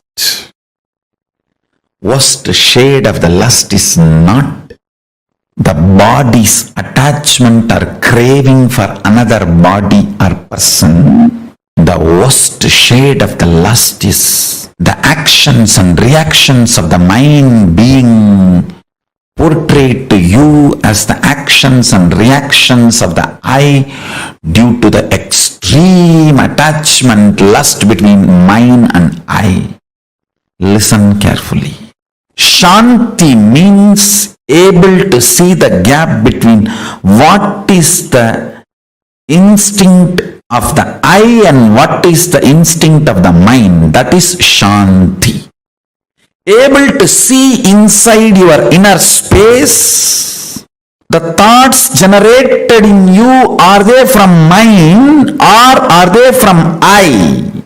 Always the I realizes and releases only powerful cognitions. Always mind realizes and raises only powerless cognitions. It's an eternal law of life. Ability to see the gap is Shanti. Inability to see the gap is Moga.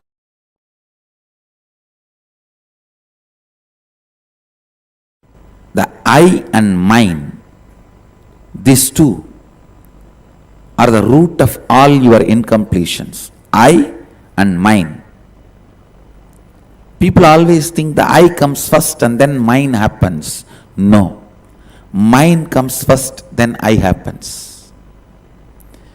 Based on whatever you cognize as yours, you cognize who you are.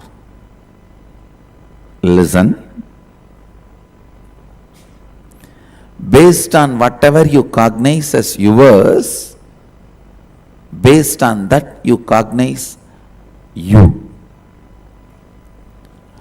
Many times the yours, that mind, becomes the source of I. So if you give away all of them, the incompletions also will disappear. You will evolve a new I which can be reinvented, which can be rebuilt based on completion. I tell you. Poor man is a man who has never seen poverty even once in life. Understand? I am defining who is poor man. Poor man is a man who has never seen poverty even once in life. Because this country has already suffered in poverty.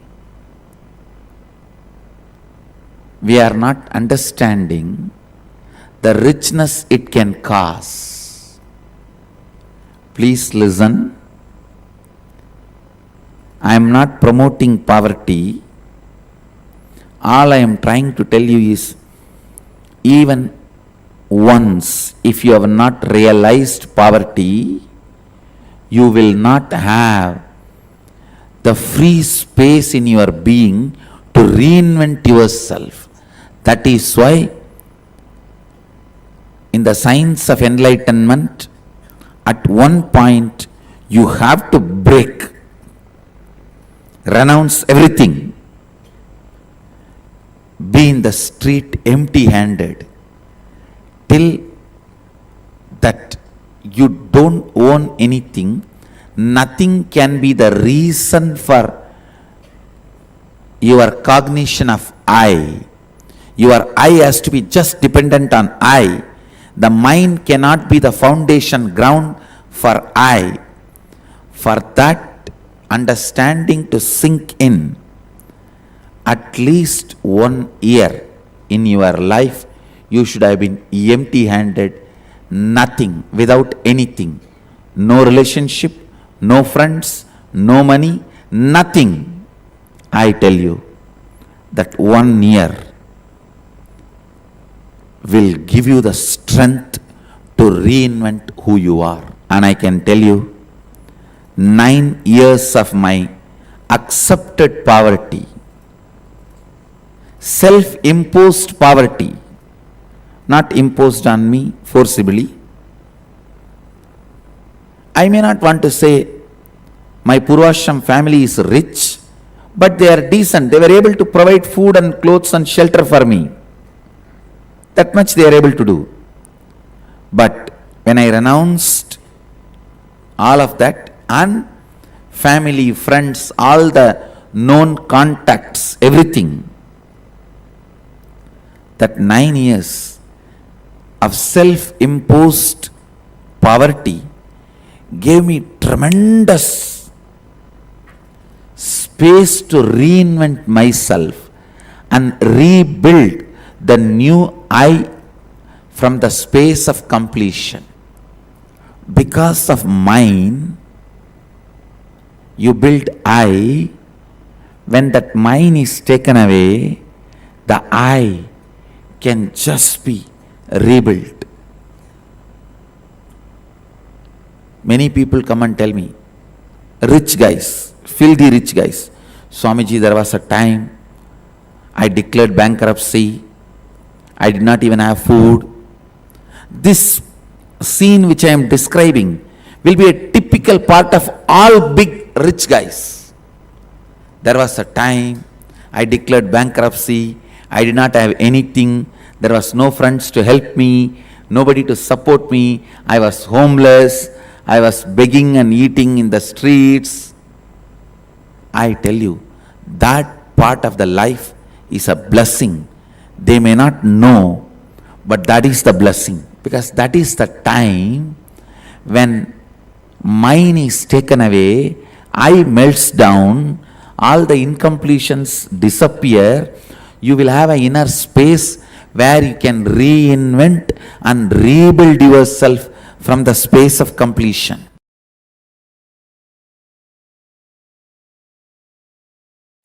Biggest delusion you need to handle in life is there is something other than you.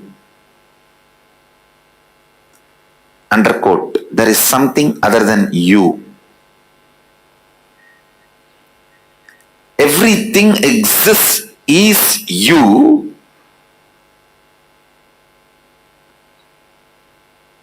If you feel there is something other than you, that is delusion. Handling that delusion is very important. For that you need to know what or whom you feel as other than you and why you feel that or them as other than you. Please understand, if a bamboo is thrown in the Ganga and that bamboo is floating, it looks like Ganga is become two now, right side, left side. But Ganga never became two. The bamboo makes Ganga look like two. It is always our enmity that makes your conscious Ganga to look you and other.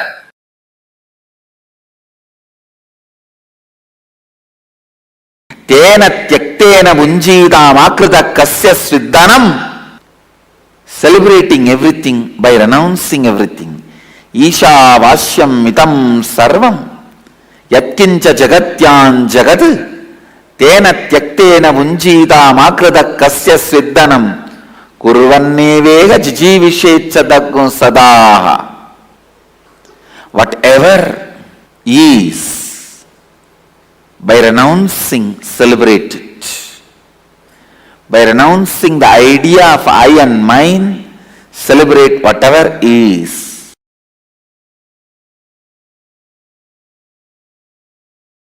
A sublime poet, Isha Vashyam Idagum Sarvam, Yatkincha Jagatyan Jagad, Tena Tyaktena Munjita Makrida Kasya Sviddanam. What a subtle, sublime truth. See, everything exists, is energy. Stop identifying as I and mine with something separate. Renounce this I and mine and be liberated and celebrate and enjoy everything exists.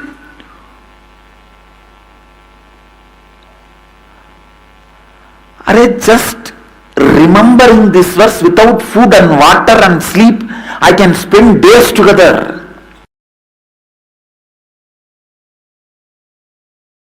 When methods are given, you ask for the gist. When conclusions are given, you ask for the method. It's a human mind. Ishavasya Upanishad gave all the conclusions. Ishavasyam idam sarvam yatkincha jagatyan jagad tena tyaktena bunjita makrida kasya sviddanam. All conclusions.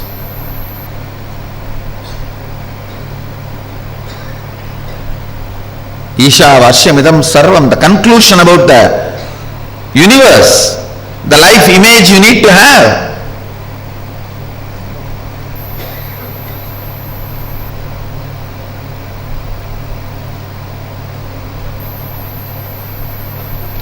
Ishavasya midam sarvam yatkincha jagatyan jagat tena tyaktena vanjita makrida kasya sviddanam. Means that second statement is the conclusion, the relationship you need to have with the universe. Everything is part of you, be part of it. Not having an individual I and mine, celebrate the whole. The whole Ishavasya Upanishad, if you see, conclusions, that's all. Conclusions. If you just pick up the conclusions declared by Ishavasya Upanishad and start living, cognizing, you are done. Nothing more need to be done. You are a Jivan Mukta.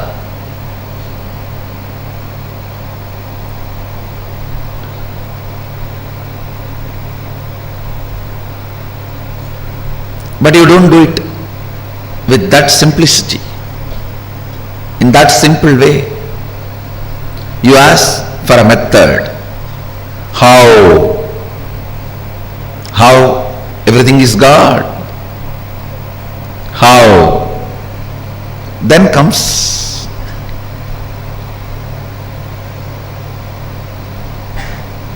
the answer from Upanishad.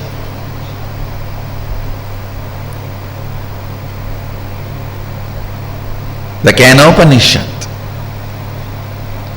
Kenopanishad is a powerful thought current. I should say thought currents, because few more are presented in this. Powerful thought currents. The first thought current presented in Kenopanishad is seeking. Keneshitam padati preshitam manakena prana pratama praiti yuktaha keneshitam vachamimam vadanti chakshushrotram kavu Devo Yunakti.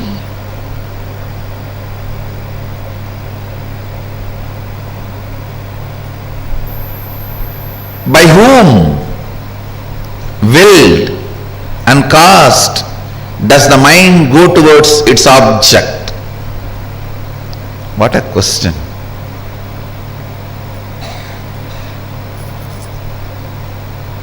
Just by the strength of the question, you know the person who is in front of you is a seeker or poker.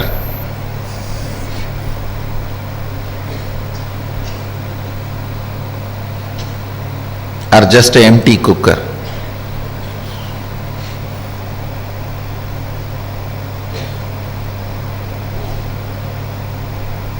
By whom? Keneshitam patati preshitam mana kena prana pratama praiti yuktaha. By whom willed and caused does the mind go towards its object? By whom directed and united with which does the first vital life energy, the chief cause, comes forth towards its activities? At whose will does the speech gets activated and speaks? Enlivened and directed by what luminous divine power? Indeed, do the eyes and ears engage in their functions. Understand?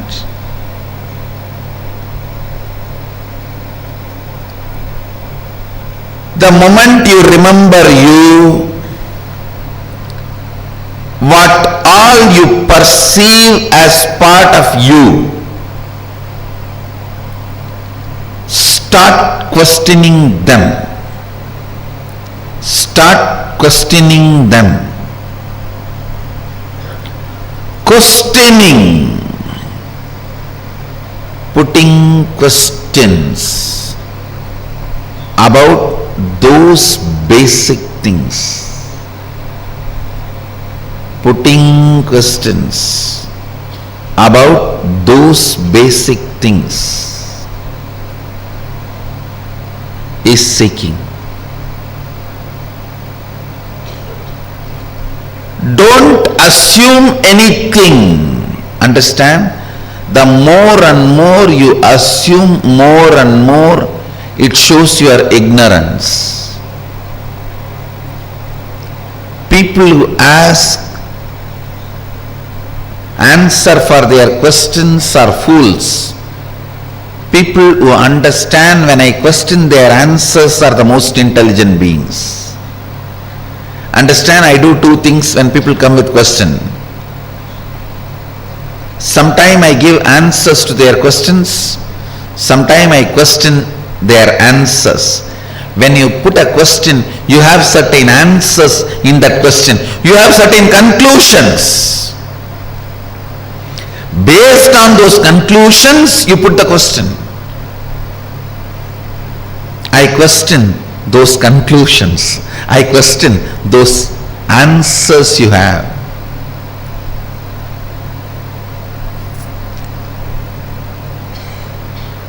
Understand? I am defining seeking. Seeking is having questions without any assumptions as foundation.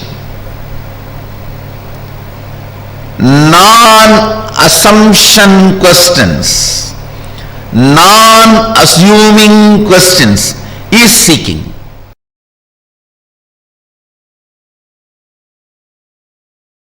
All of us are completely connected in the space of oneness. I am not saying all of us are one. All of us are in the space of oneness. All of us are in the space of oneness. If you see goodness from outside, you are in the space of completion inside. If you see bad things outside, you need to complete inside. Let every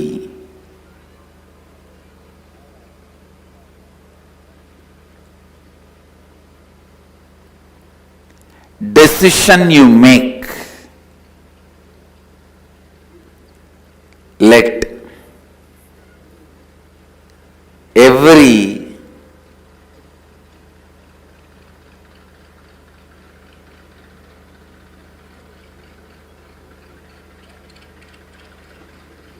thought you entertain, every word you utter, every action you do, let it be based on Advaita.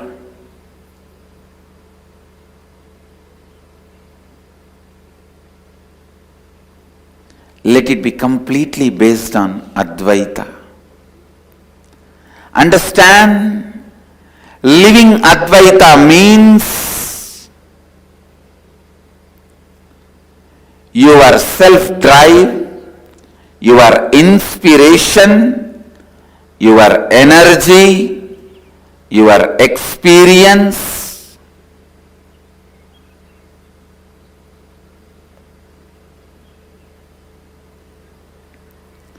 your intelligence,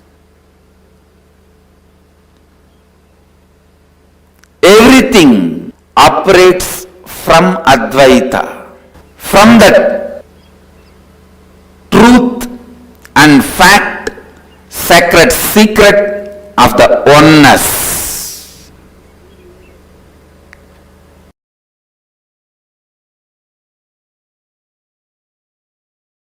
All of us are interconnected. We are all not islands. These are all fundamental truth. I tell you,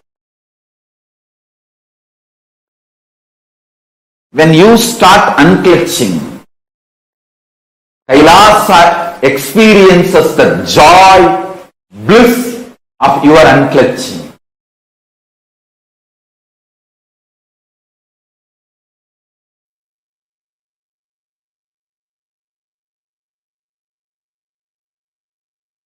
Nithyananda,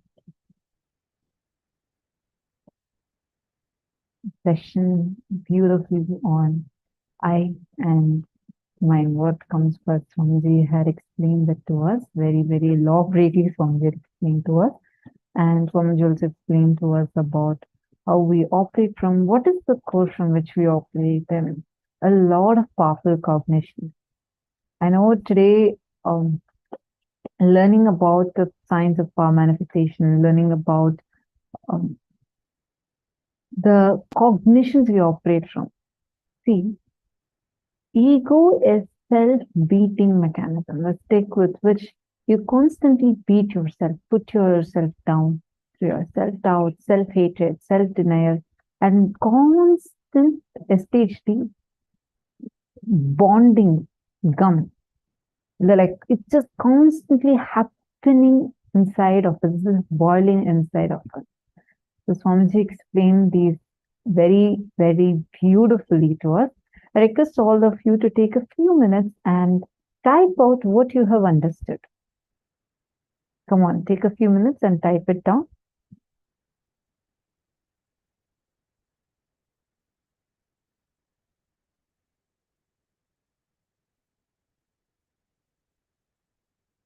Okay, Magitanjali Khanna has asked a beautiful question. Sorry, Magitanjali, I just saw your message. I think you've asked this a while ago.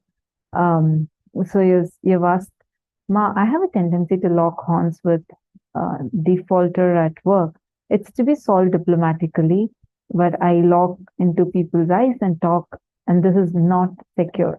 How do I maintain integrity without getting scared? Ma, Gitanjali Khanna, if you're listening, could you please give me a thumbs up? If you're able to hear me clearly, please can you give me a thumbs up?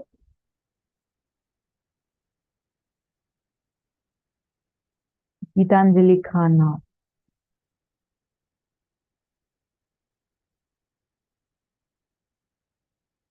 Okay.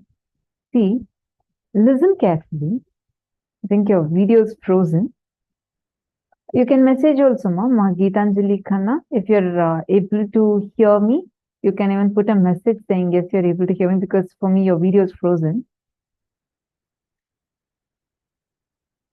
See, first and foremost thing, maintaining integrity does not mean you having to deal with someone in a way how you think is righteous. For example, you may think that, look, no, I'm just being straight to them. I'm just wanting to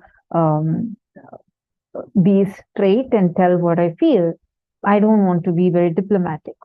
You don't need to be diplomatic, because the moment we use the word diplomacy, we start coming to a thinking that, okay, I need to be something inside and be something else outside. No, there is no necessity for it. You can genuinely be complete inside. So why do you think you have a tendency to lock horns with someone? That's only because you are getting agitated by someone who's defaulting at work. Like you have a tendency, you feel that, hey, you know what you're doing is not right. So I don't feel what you're doing here is something right, and I'm getting triggered by it, and then I react. So that is where this tendency is going to come from. Am I right? Now, you don't need to actually deal this situation in this manner. You can still maintain integrity and still not be in a situation where you need to lock horns with another person. You don't need to get into a conflict with another person. You don't need to be someone else outside for this. You don't need to be having the grudge inside you and try to be, you know what, I just feel like this, trying to sugarcoat our words. We don't need to be that. You can still be integrated, but like you're asking, how do we do that? Understand. First and foremost thing, inside of you, what is getting triggered? Look into that. Why is something external triggering inside of you? Complete with the trigger that is happening first. Second, from the space of completion, look at the situation of how you can address it in a way that you can address just the issue. Swamiji says very beautifully, whenever you're stuck with any problem, do not see the cause of it as a person. Put the whole thing on the issue. Only when you focus your energy on the issue will get resolved. Otherwise, when you focus your energy on a person, you only get into conflict with the person. Never do that where you're having to get conflict with that person. Instead, shift it to dealing with the person, dealing with the situation, and see how the situation can be resolved. Are you understanding, Ma? So take a few minutes and let me know if you are able to understand this.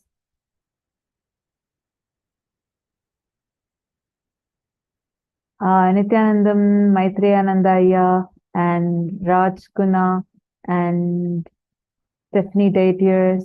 Nithyanandam, nice to see many of you joining us on YouTube.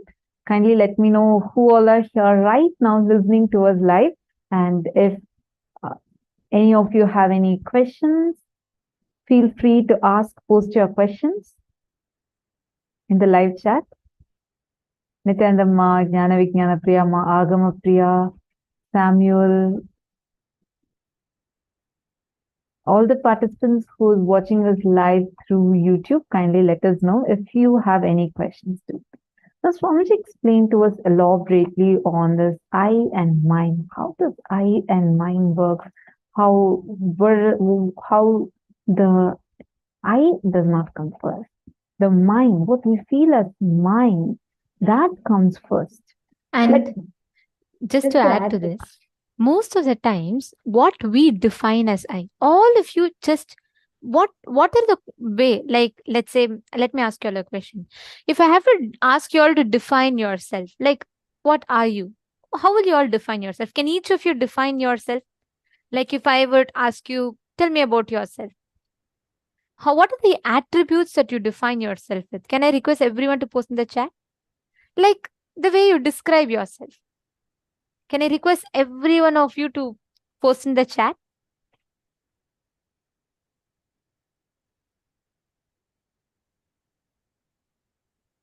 Can I request each of you to describe? Please post in the chat. However you will describe. When I ask you, if someone asks you, okay, tell me about yourself. Not necessarily. Ma Prithvi Prasad, it could be anything. It's not just about physical attributes. Just how you would define yourself. It could be even, sometimes you may even describe yourself based on your physical attributes, or sometimes it will be the qualities. Each of you might have a different, so I cannot give like a template. But if you were to describe yourself to someone, let's say someone has not seen you and you have to describe yourself to them, or someone does not know about you. Okay, my Jenny Tran has posted. Come on, everyone. Everyone is laughing as if you're asked to write an exam. Come on, you're all just going to describe yourself. Don't get scared. Just post however you would describe yourself.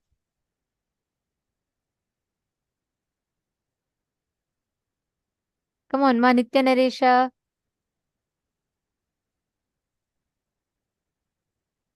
If someone asks you about yourself, fearful, unfriendly, okay, and come on, everyone else.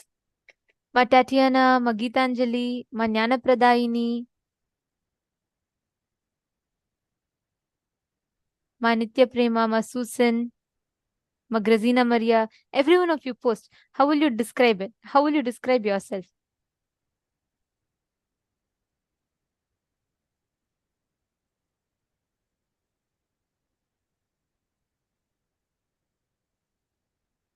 See? Okay, great. I see many of you have posted. Most of the times, all of our definitions about ourselves, we define based on the attributes of what we have. Because I'm a good singer, because I have a lot of wealth, I am wealthy. Because I have a lot of people, I am friendly.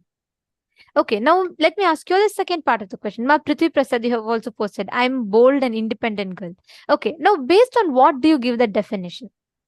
What makes you define yourself? Don't feel she's feeling shy. Come on, every one of you defining yourself. Ma Alicia T, what makes you feel you're friendly? Spiritual being. Okay. Ma Jennifer, what makes you feel a spiritual being? Ma Tanja Devarne. Ma Jennifer Poirier, it depends on the context. Okay, let me tell you. Like, imagine I'm going to ask you to explain yourself to a person who doesn't know you, or you're going to introduce yourself somewhere. How will you introduce yourself? The definition that you carry about yourself. How do you define yourself to people? Ma Priyatma Surupini is saying, think it's based on the situation. You remind me of a joke that Swamiji always tells. One guest goes to his friend's house and he sees his young son. And he asks his son, oh, you're so sweet. What's your age? The son says, I am normally 7 years old, but when I go in the bus alone, I'm 5 years old. Your introduction can't be based on the situation. Just for getting the extra free ticket, the mom makes the child tell he's 5 years old. It should not be like that. Normally, what definition do you carry? Okay. Each of you have posted so many different things. Now, explain what makes you feel that way about you. Why do you think you're a bold person? Why do you think you're a friendly person?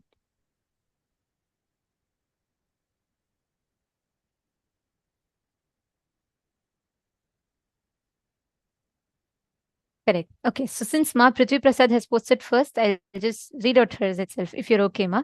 So you have posted that I told I'm bold because I was told I'm very timid and only found that I'm not. Independent girl because I was told to be dependent on someone all the time because I'm a girl again and again. And I grew up to be the opposite of it. Okay. Now, Ma Alicia T has posted from the reaction or facial expression shown from others. Undecisive is, I feel, struggle in making the decision. Okay. And Samuel Higaman, I see your message on the YouTube. I request if you can be a little more clear. You're saying caring very much about making others go towards Hinduism. Singer, artistic, caring very much about being Hindu. Good, but go a little more deeper. A little more about deeper level cognitions. What do you think when you're all alone by yourself? How do you feel about you? What's the cognition you carry about you? Take a few minutes and try going deeper and write that down. And even in what each of you have posted, even Samuel Hegemanaya and every one of you, see, the moment you're asked to define yourself, our first definitions of ourselves, the attributes that we give to ourselves, always comes from what you cognize as mine. The way you define your I, you are telling you're a bold girl because you feel what People tell based on what you cognize as mine, something outside gives you that tag of you're bold, you're intelligent. As long as you feel that the person living around you is not earning and giving you the money, you are able to earn yourself, it makes you feel you're independent. As long as you feel that you are not very shy or you can go and stand on your decision by yourself, it makes you feel you're bold. All of you see 100%, every single person, I'm seeing all of your messages, not just Ma Prithvi's, Ma Marva, Madonna, Ma Alicia, and in all these Zooms, Samuel Hegemanaya, and Ma Priyatma Swarupini, Ma Herilyn Gomez, Ma Jennifer Poirier, each of you, Ma Ely, every one of you have posted, you're a seeker, this, that, and each of you have given based on what, and most of you have also put it, depends based on the person that I'm telling. Most of the times, the tags you give yourself are always based on your mind. Your mind is defining your I. As long as your mind is defining the I, when that mind is removed, your I gets shaken. Please understand very carefully. The moment you lose your job, your definition of yourself as independent will be shaken. The moment you lose your voice, the definition of you being a singer, excellent singer, will be shaken. The moment you lose something where you build your definition of intelligence, your I will be shaken. Swamiji, this is one of the most beautiful definitions. We would have never cognized it this way at all. Till the time Swamiji told, I never ever understood it this way. But the moment I cognized it, I was like, oh my God, so true. Why do people fall into depression? If you've seen so many celebrities and actors, once they reach their heights of fame, but even one small movie goes into a flop, they all get into the mode of suicides and so many things happen. Why? Because 100% of us, all of us build our I based on our mind. My people celebrate me, so I'm a celebrity. Once I remember Swamiji said, one of the sannyasis had told, like, when Swamiji was supposed to go to a place, there was so much of crowd and people were standing there and for selfies and everything. So they were like, they said Swamiji is a celebrity. Swamiji said, I am not a celebrity. I celebrate my existence. Cosmos celebrates my existence. And that is why people celebrate them, the whole existence around me. Like that Swamiji said, celebrity is too shallow a word, because as long as people attribute that to you, you define yourself. As long as people follow you on Instagram, you feel you're popular. As long as people keep telling you, I love you, you feel you're loved.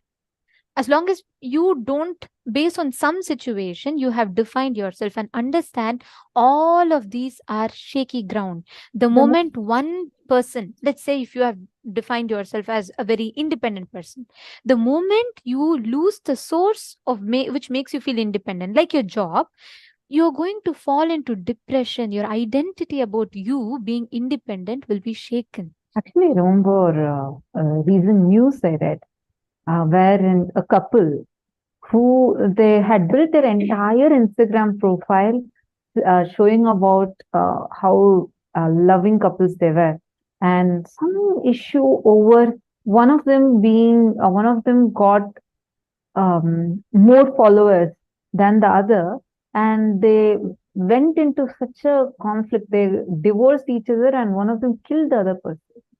So it's like, so the kind of, I know, I was shocked. I couldn't even believe that, like, is it even possible? But unfortunately, when we are grounding ourselves on such shaky ground, you see, here's where mind is forming the I. When they feel, as long as their relationship was defined based on their relationship, it was all good. But when that mind changed to how they project themselves, based on the likes they're getting on the social media platform, based on the number of followers they're having on a social media platform, then that became their source of mind, meaning feelings is mind. And from there, when they started building their identity, I, when this mind was shaken, it led to them doing something so cruel, something unthinkable of. Understand, this is extreme. But unfortunately, in our life, in many areas, we take such extreme decisions, fall into extreme, we just crash down on extreme levels when the ground on which we are grounding ourselves is shaky. How many of you have seen kids playing with these cards where they build like a pyramid? You take these playing cards, you stack it up. It's like you get certificates. Oh, I'm a good mother. I'm a good sister. I'm a good daughter. I'm a good friend. I'm a good colleague. I'm a good brother.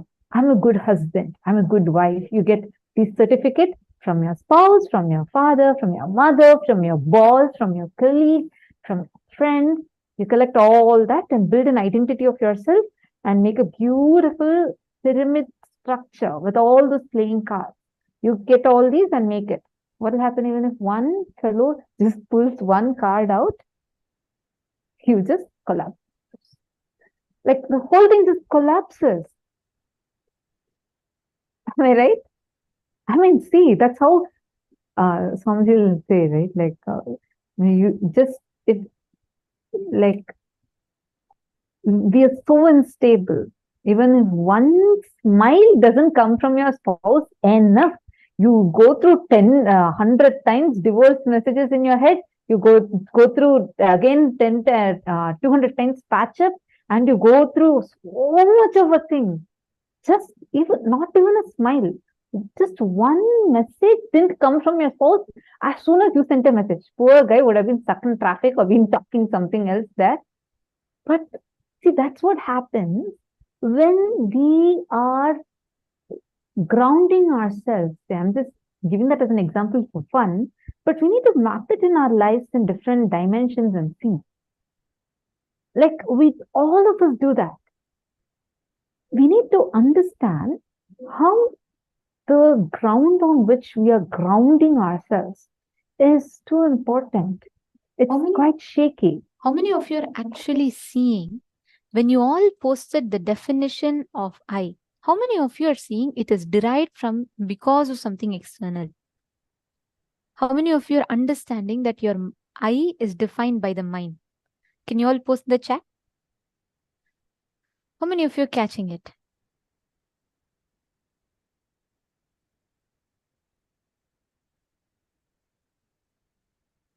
Yes. Understand, as long as, beautiful. Okay.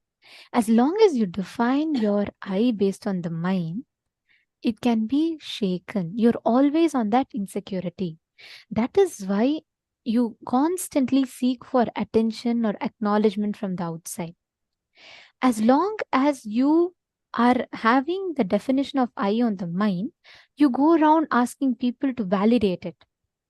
Isn't it? That's why we all ask people to validate us, right? We all wait for people to tell us that we are intelligent. We feel happy when people acknowledge that.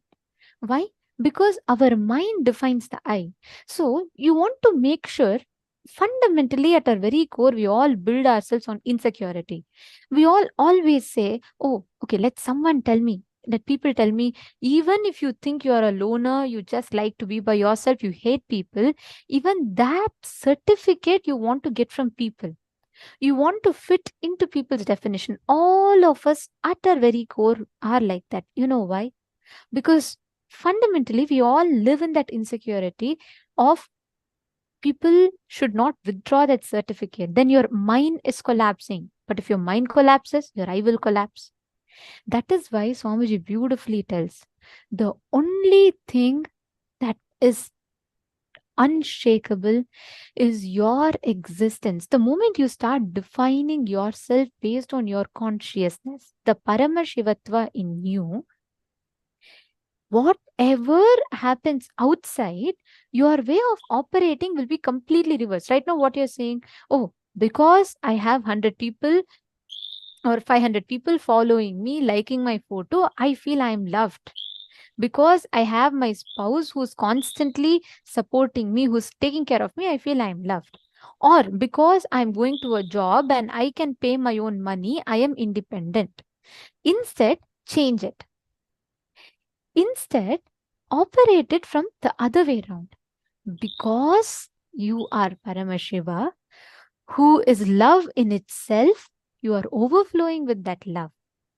Whether someone from outside is adding to it or not, your existence of love is not touched. Understand, it is not some motivational thinking. It is not some positive thinking. These are all facts. Unfortunately, society only teaches us temporary motivational thinking, positive thinking, and all that. It's a crap because that is not really going to help you. 5 minutes it'll give you motivation. After that, what happens? Again, you fall back into the same thing. Consciously revisit. Each of you see, so many things of yours defines your I. That ego is a self-beating mechanism, the stick with which you constantly beat yourself. You keep putting yourself down. It's not just for giving the good definitions, even the bad definitions.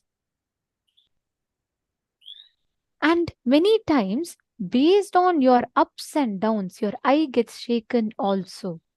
That is why you go through so much of confusion and chaos inside of you. Every time you decide your I based on the mind, you are putting your leg on the slippery rock. What in Tamil it's called a sarukku pare. Means you just put it and you will slip. And we are standing on that and expecting stability. How will there be any stability?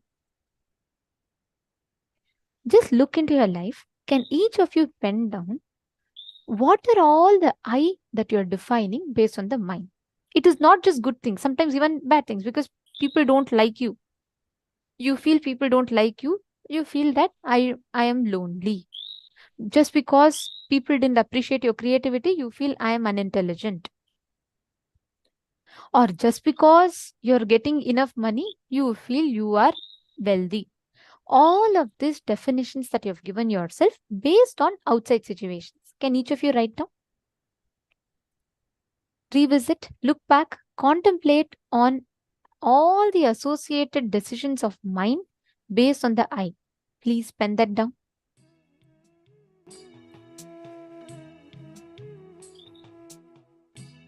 Look back into your life and pen down.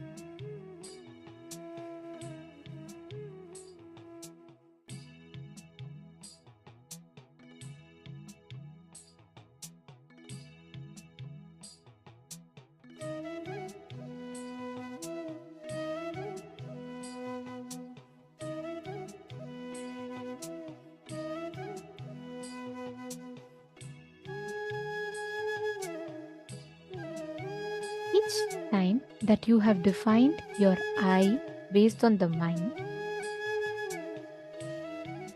look back.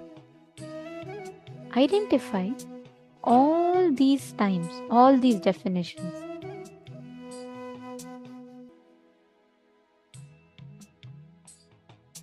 Now, all the perceived parts of you, all the declarations and decisions that you have made about you based on your mind, consciously replace it from the other way around. Define yourself: because I am Paramashiva, I am blissful. Because I am Paramashiva, I am love itself, so I am loved. Every part of definition that you have given, rephrase it from the powerful cognition of you being Paramashiva. Revisit all the definitions you've written down now and define each of them with the cognition that I am Paramashiva. I request every one of you to pen down.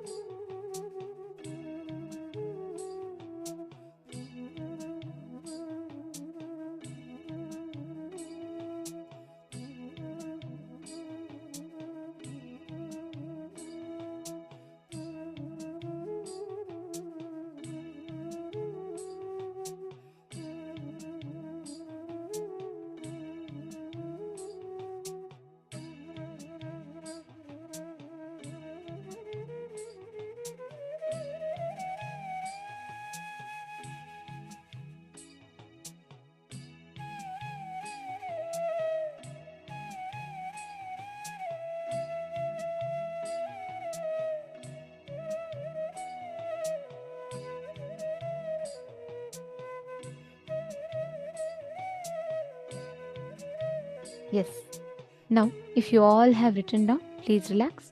How many of you finished writing? Could you all please put done in the chat?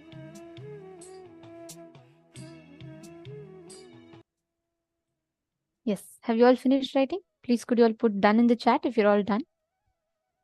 Do not skip this exercise. It's a very, see, today all of you are learning about being your own boss. So this is a very, very important session which will set the fundamentals for you to learn, for you to understand this. How many of you are still writing? Looks like some of you are still writing. How many of you are still writing?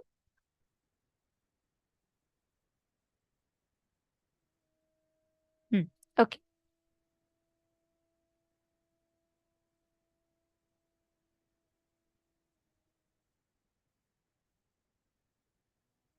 Ma Jayanti is still writing. Okay, Ma. I request you to finish a little faster. Oh, Ma Susan is also still writing. Okay. I'll give you all a few more minutes. Let's make it a little bit faster. Please finish writing so that you all don't miss the session. Finish writing this. Ma Hogs is saying, finally understand who is the boss. You are the boss. You are the boss of your life and you have all the power in your hands. You are the decision maker because inside you is the real boss, Paramashiva.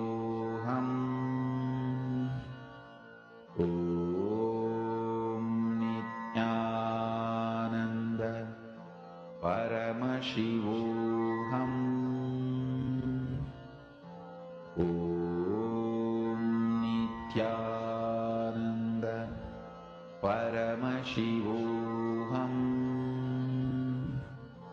Om Nithyananda Paramashivoham Om Nithyananda Paramashivoham Om Nithyananda Paramashivoham Om Nithyananda Paramashivoham Om Nithyananda Paramashivoham Om Nithyananda Paramashivoham Om Nithyananda Paramashivoham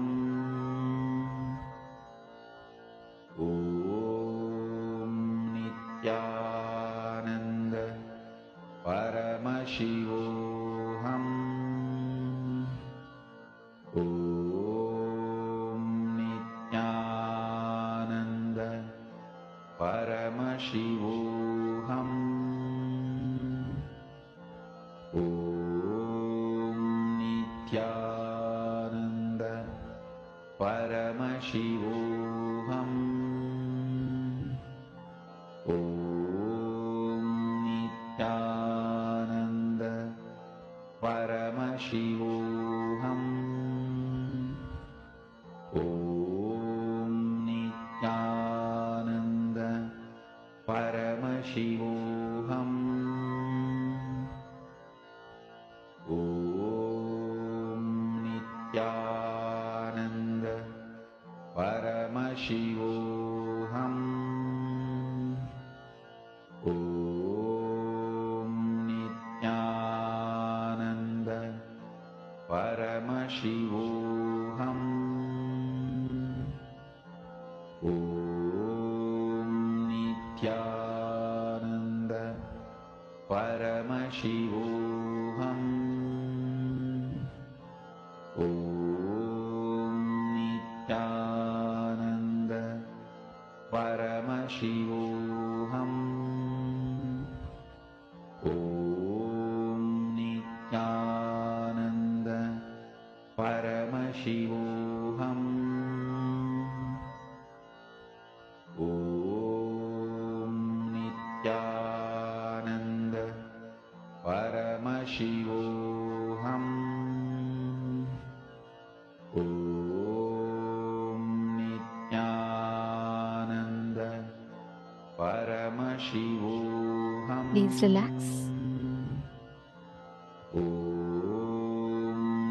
Nithyananda Paramashivoham. Now, as each of you are manifesting this power of moving the matter over the silicon, we're all going to be entering into the next session where we will be learning about the awakening of leadership consciousness in us.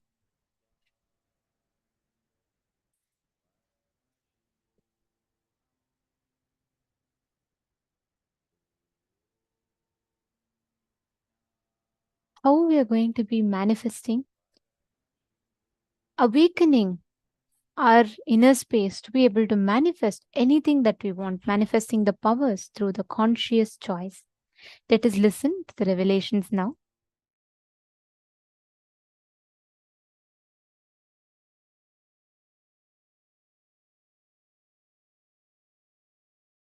Let me give an introduction about what is Shaktipada process. Please understand. You would have seen or heard about how the chicken sits on the egg and hatches. Of course, in the modern countries, this does not happen. Machine sits on the egg and or egg sits on the machine. In those days, originally when hens and chicken were getting produced on the planet Earth. The hen used to sit on the chicken, and hen used to sit on the egg, and the chicken will come out of the egg. See, same way, Sadashiva, sitting, means the ultimate cosmic energy sitting on the individual soul and making the individual soul into cosmic energy is Shaktipada. Hen sitting on the egg and making the chicken happen, same way. You may think, how come, what is going on here? That hen is only sitting, just by the body heat of the hen, the egg is becoming chicken. Because no surgery is done and nothing goes inside. It's only sitting. Same way, it is just sitting. It's only the presence, the Shaktipada.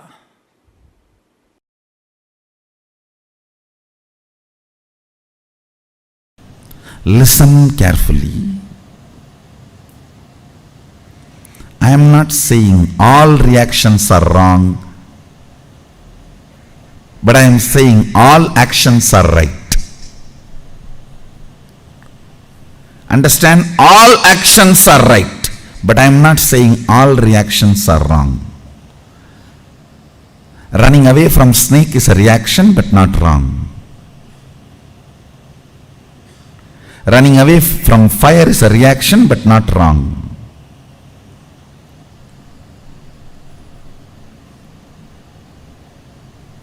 All actions are right, but all reactions are not wrong.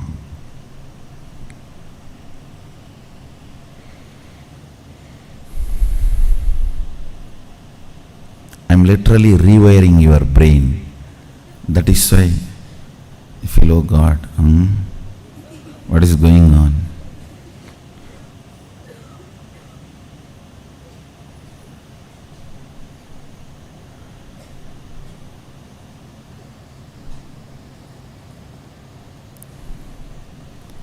Today every statement I uttered, if you contemplate, you will develop a thoroughly new neurology.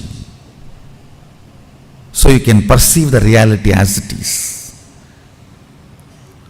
Delusions, Maya, need to be handled with nuclear bomb, not with a surgical instruments. No. It need to be demolished, not surgery performing. No. When I am building a new neurology, that will be done almost like a surgery performance, surgery precision, not 1 inch this side, 1 inch that side. But when the delusion need to be removed, it's a nuclear bomb. Just drop and destroy the whole area. So that's what I am doing. Listen carefully. If you are not liberal in your actions, you don't have heart. Means you are not alive. People who are very conservative in their actions are called traditional Vedantis. Already dead, waiting to be buried. Already dead, waiting to be buried. There are many people roaming around with that board actually. Unfortunately, unseen board, only I can see. Like Arishchandra's wife's Mangal Sutra. You know, Arishchandra's wife, Chandramati, she got a boon. Her Mangal Sutra will be seen only by Arishchandra, not by anybody else.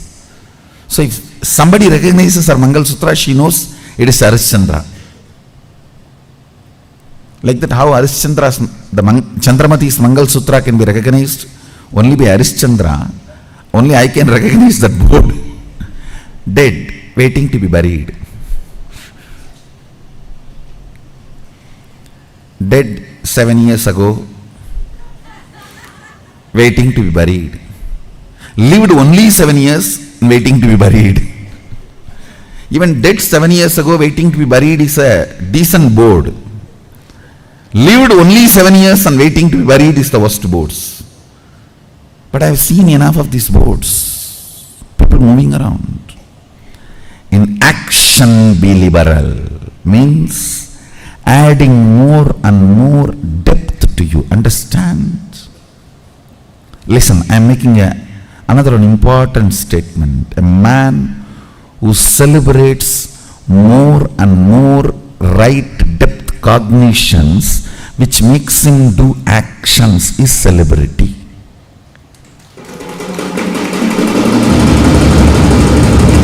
Who has amazing depth cognitions in him in large quantity, they make him do actions without repenting.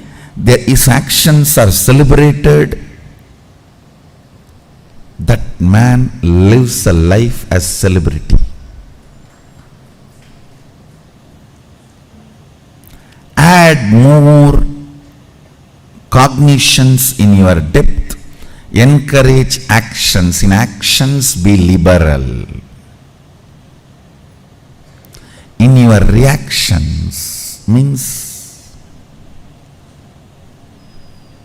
going cranky, crazy, berserk, chaos, weird. I can read out the whole dictionary.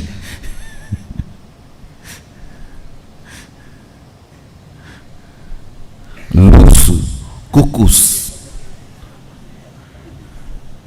Dumbo, Jimbo Mumbo. I can go on.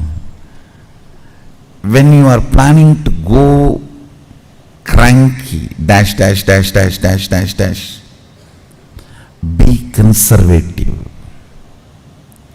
Have lot of sensor scales.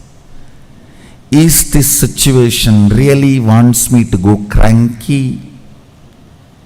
Is this situation really wants me to go crazy? Is this situation really in need of me getting overwhelmed? Is this really demanding that I should get stressed? Only then things can happen. Understand? Every time you get stressed, you wash your neurology with the pitta layer, which takes almost 2-3 hours of bliss to remove the effect. I should say at least 2 hours of bliss, Shaktipada, is required of one stroke of stress. So be very conservative in letting the reactions take over you. The compulsive behavior patterns. Be very conservative about compulsive behavior patterns taking over you. Understand? Unfortunately, when it comes to compulsive behavior patterns taking over you, you are very liberal. When it comes to the actions, you are very conservative. You have 2000 scales, 2000 no entry board, no exit board, and no parking board. No parking, no entry, no exit, U-turn.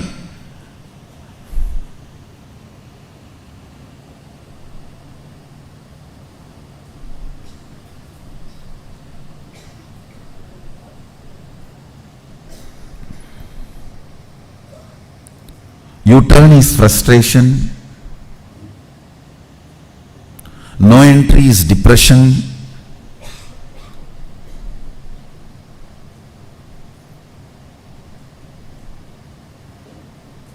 No parking is suicidal.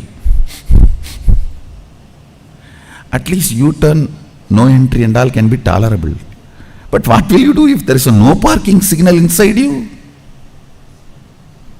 Then where to park? At least for parking, you need a place. With this no parking only, the suicidal tendencies start. Understand in your existence and action, functionality of your neurology with the reality, you are too conservative, orthodox. Thousands and thousands of stoppages.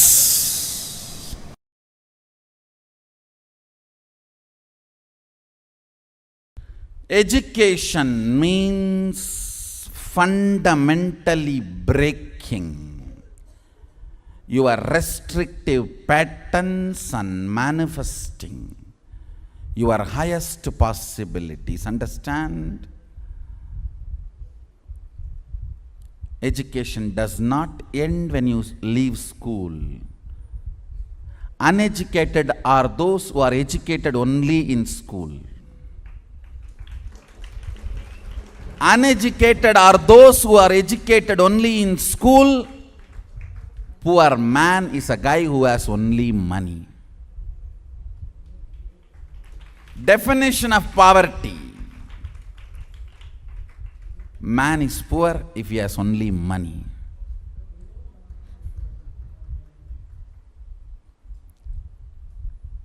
Uneducated are those who are educated only in schools.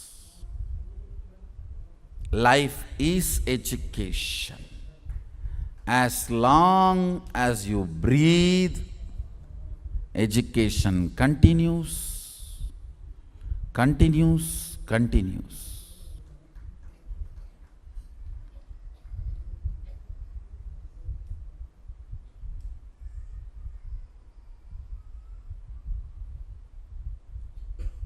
Education continues, continues, continues. I tell you, it's only by education you keep yourself alive. It is education which makes you a mystical being. One of the Guruji told me personally, I don't read books at all. Then why don't you die? Good for planet Earth and for your disciples. There's nothing to be proud about. I don't read books at all. There are thousands and thousands of people are listening to your stupidity. Whatever you vomit, why don't you just freshen up yourself? Be in tune with what is happening with the outer world.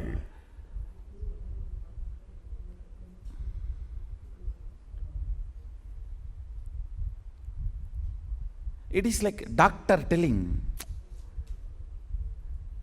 I don't read modern medical journals. I just do what I learnt in 1962. Will you lie down on the table? If you lie down, you will not get up. That sting on that kind of doctors. KAILASA, KAILASA. KAILASA and KAILASA.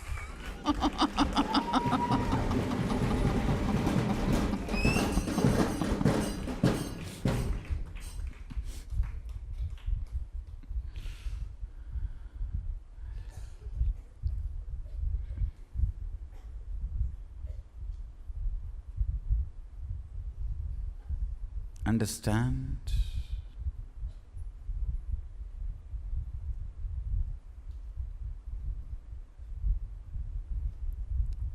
Integrity to your brand and updating yourself with what is happening in the field, in your chosen field, is cute. Not ignorance. Ignorance pre-declared does not become intelligence. Understand? Ignorance declared by the self before your discovery does not mean he is intelligent.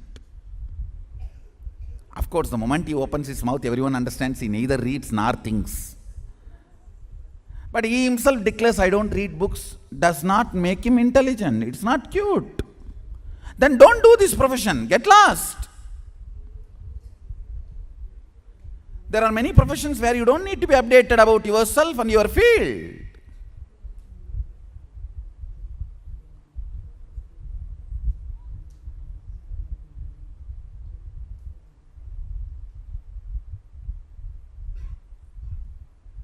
To express every thought current. Please understand, a doctor is a thought current, a lawyer is a thought current, economist is a thought current, engineer is a thought current. Every field is a thought current. Politics is thought current. Religion is thought current. Each religion is a thought current. Each society has a thought current. Being updated about what is happening in the thought current in the society as on now, so you can decide your stand, and feeling empowered by the thought current. When I say feeling empowered by the thought current, I don't mean accepting. Whether you accept or reject, you need to know the thought current. Only then you will be empowered by the thought current. Is education. If you are an auditor, you should know in that field what is happening current. If you are a doctor, you should know what is happening in that field current. If you are a lawyer, you should know what is happening in that field current.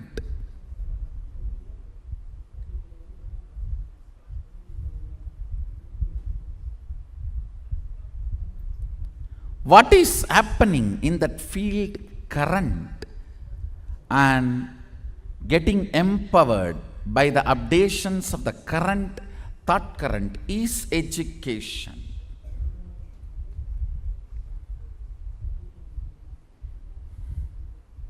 Thanks to internet revolution,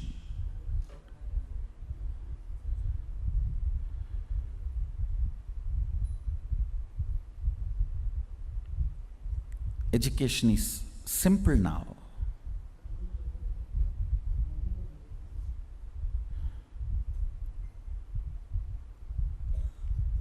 Very simple.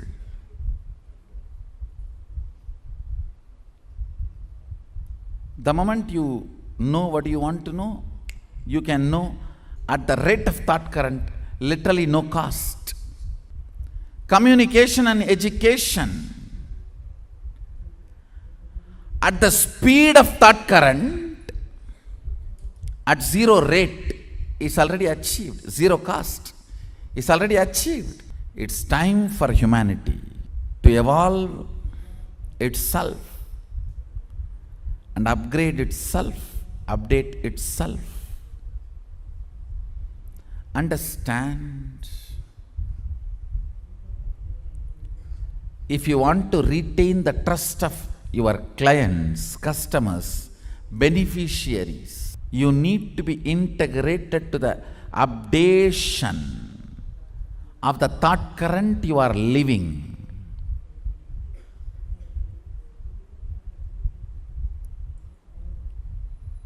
Unfortunately, education lost this context. Education has lost this context.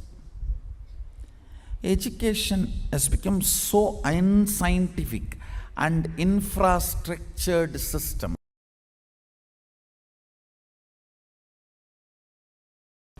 Advaita will give you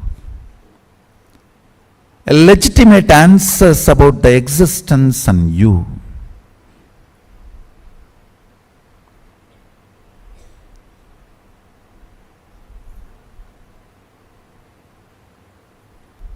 Will bring legitimacy to your existence.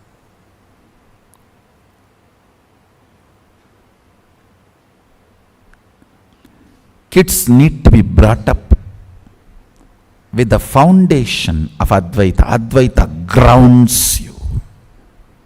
It just grounds you. I tell you. Ground yourself in Advaita. No one can cheat you or exploit you. Upanishad should be taught in all schools.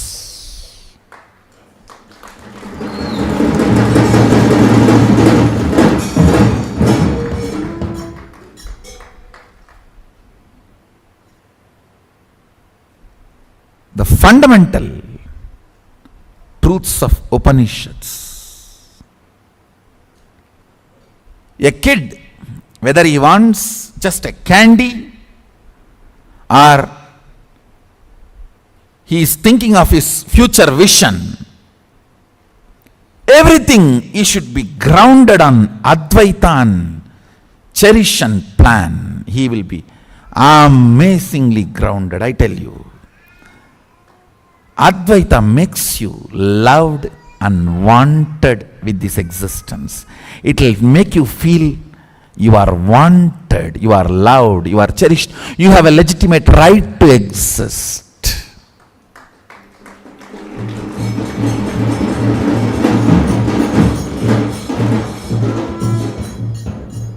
Because you are still able to feel you exist, you are wanted to be exist. If you still feel you exist, your existence is wanted and celebrated. I tell you, the most important thing a child should have is getting grounded on the existence, the legitimacy of his existence. You see, a child, when he goes through a physical maturity, the biggest thing he will go through, that kid, male or female, will go through is, why am I alive? What is my purpose? Why am I existing? What am I going to do? This why. Understand that why cannot be answered by one answer. That can only be answered by something with which the child grinds himself or herself. I've seen in villages, to make the grinding stone smooth, they will put the tavd, I don't know what's the English word. Husk and the lemon juice, they will pour it. And tell the kids only have to sit and grind to make that grinding stone smooth. If they buy new grinding stone from the shop, it will have the small sharp edges. To clean that up so that it will not get into our food and get into the stomach, they will ask the kids to clean it up. They will put the husk and lemon juice, and we will have to be sitting and grinding it for morning till night. So all that sharp edges of that grinding machine will be cleared, it will become smooth, and then they will throw this away, clean it up, and then they will start using for all the cooking or the grinding the food items. Same way, system should be grounded with the ideas of oneness, truth, Advaita, Satya. Especially when a child goes through that adolescence. Constantly inner thought currents should be all about his existence is legitimate. Understand? If a child is grounded during the adolescence, he will be such a blessing for the world, because he will go on be teaching to the world, you are all grounded, you are all needed, you are all existence, you are all celebrated, you are all welcome. He will be manifesting that Shaktipada.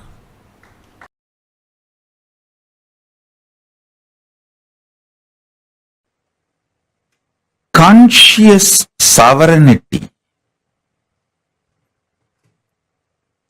can be manifested in you just through the Shaktipada and Shaktinipada, most simplest way. I'm not saying easy or difficult. I'm saying simple. Listen.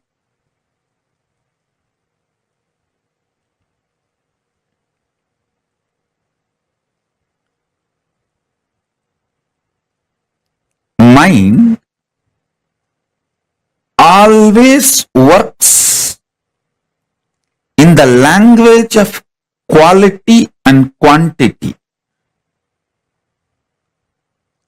If your mind, which can relax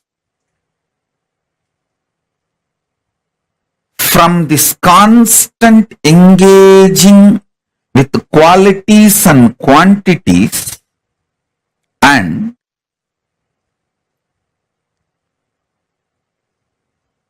Shaktipada, initiation, happens from the Guru, immediately your being starts experiencing quantum experience. Listen.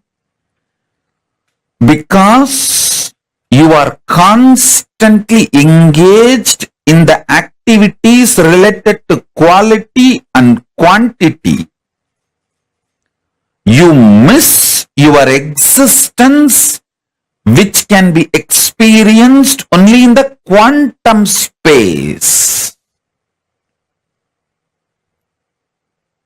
I tell you,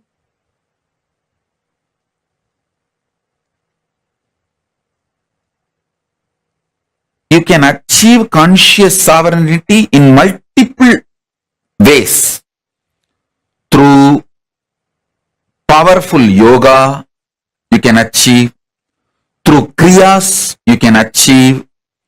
Through bhakti, you can achieve. Through yoga Vedanta, yoga and Vedanta together. By practicing, you can achieve. You can achieve with Veda and Agama. Making Veda and Agama as your lifestyle, Charyapada, you can achieve. There are multiple paths. You can achieve conscious sovereignty. I'll explain the most simplest way I achieved and transmit that same to all of you, because I committed to all of you by this Guru Purnima. I want to give this great gift of conscious sovereignty to all of you. I'll tell you how this happened to me. Then you can understand. When I sit with Arunagiri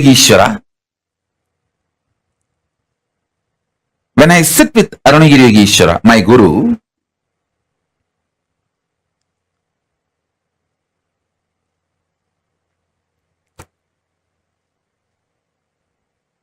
I used to be so enamored by the charisma, the personality, the way he carries himself.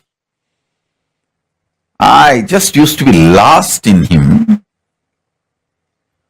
I used to be so attentive, so much into his eyes. When I asked the question, the way his eyes react or respond, I know I asked the right question, or I asked the useless question, or I asked the wrong question, or I was just trying to poke him. More or less like an attention need, not the real question. I know everything just by the way his eyes react.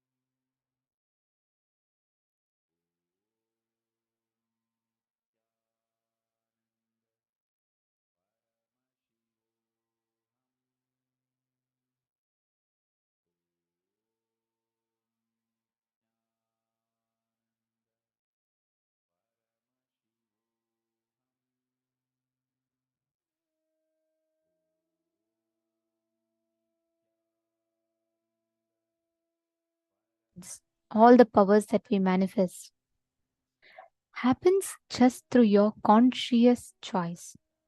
With your conscious decision, the power of your conscious will has the ability to change anything that's right in front of you.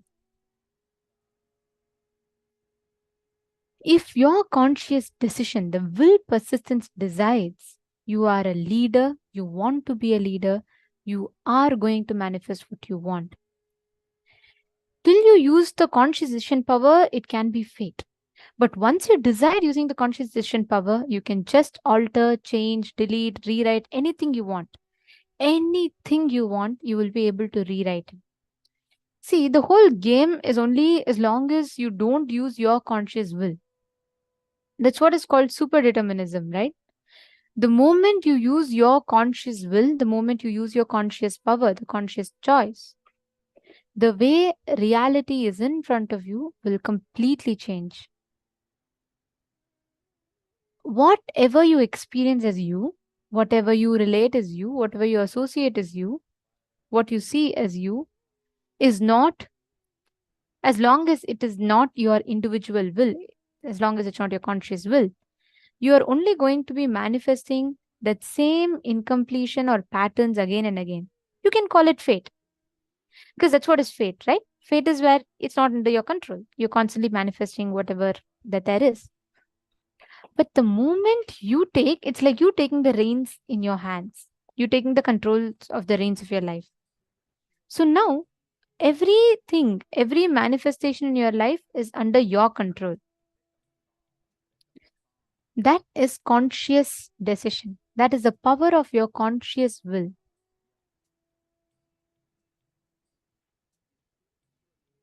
If your conscious decision, will persistence decides you are a leader, understand you are going to become a leader. That's the power of your will. If your consciousness decides you are Paramashiva, you will experience your Paramashivatva.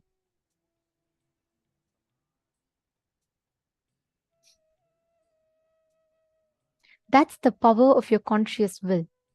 This is what Swamiji calls a super determinism. Everything in your life that you see in front of you, it goes exactly as per what you will. If you keep thinking, oh, it's just fate, this is what is fate, this is how life is going to be, then life will only keep manifesting that. The moment you decide, it's not fate, it is not individual, as consciousness, I am deciding to manifest this breakthrough, life has to give you the breakthrough. That's the law of life. The moment you decide, you start making conscious decisions, the control is under your hands.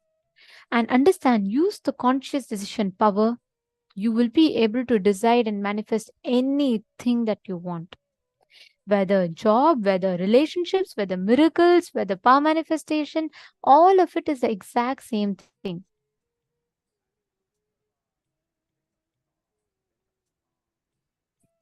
See, Ma Prithvi Prasad, I'm seeing your message which you have put, I think, some time back. You have asked the activities that if we can track them. See, please understand, these are all, you will never forget them. You need to remember that. These are cognitions. Like 6 years before, I heard a satsang, and I'm sure I can verbatim repeat it as what Swamiji said, because Swamiji is talking to our beings. If it is a practice, it's more like motivational quotes.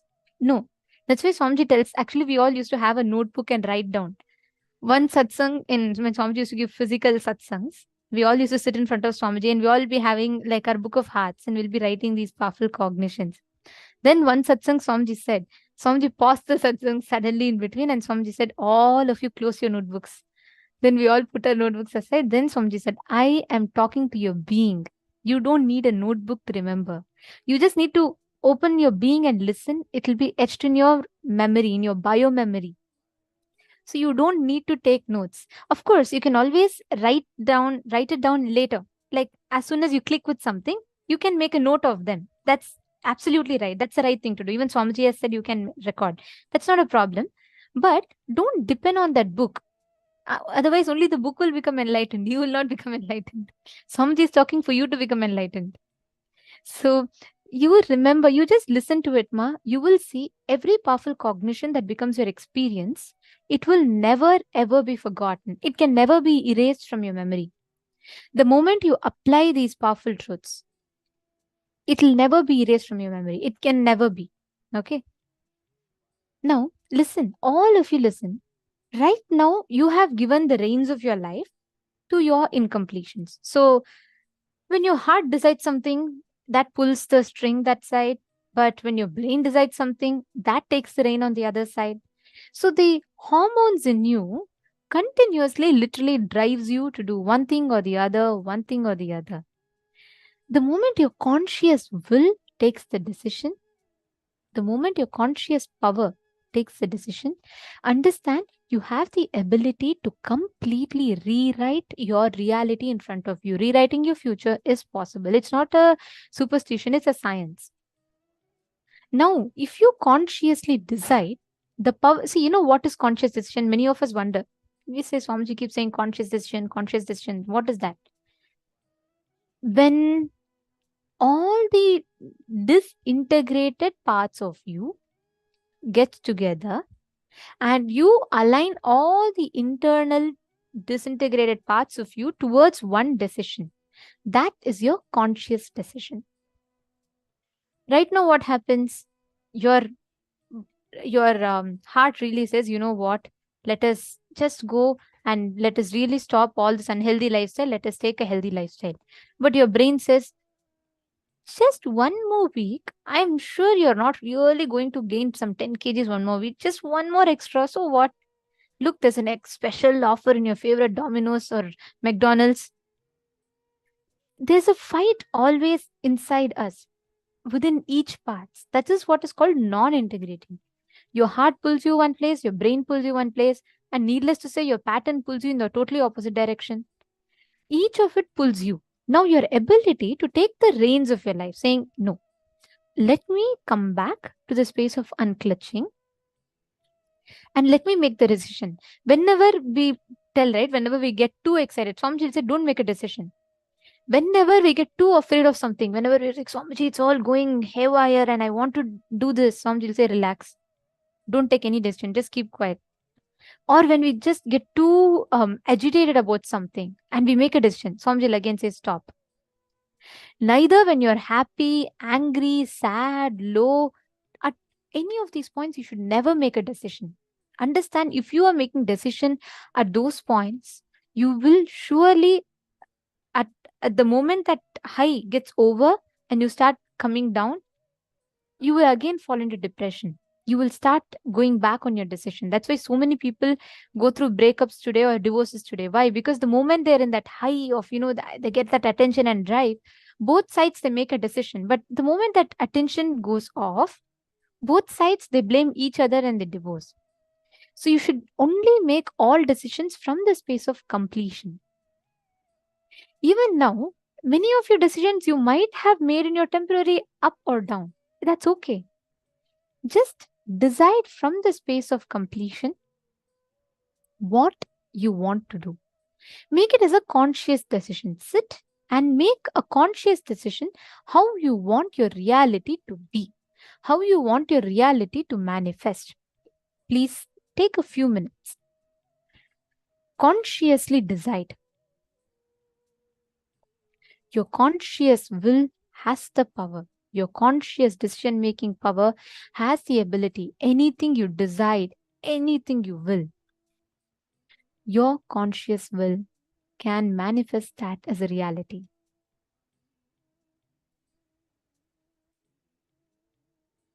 Are all of you understanding?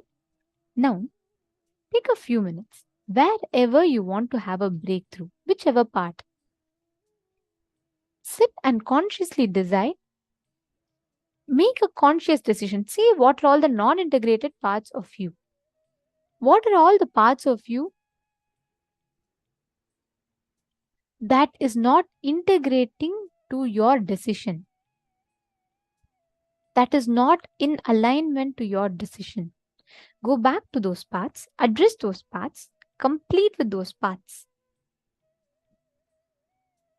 take a few minutes and please spend on, let's just take 5-6 minutes. It's not much. You just need to decide.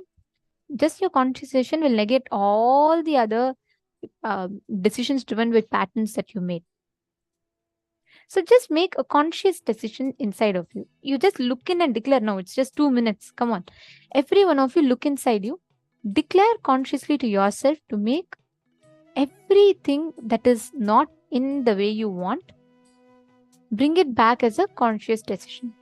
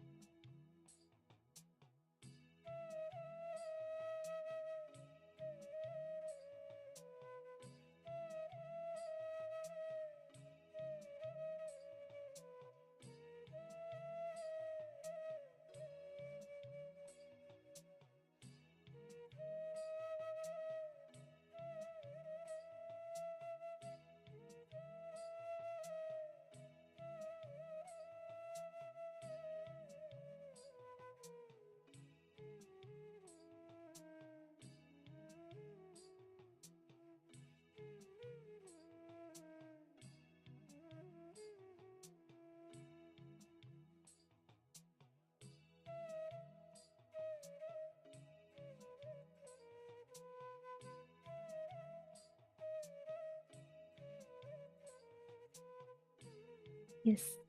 Now, please relax.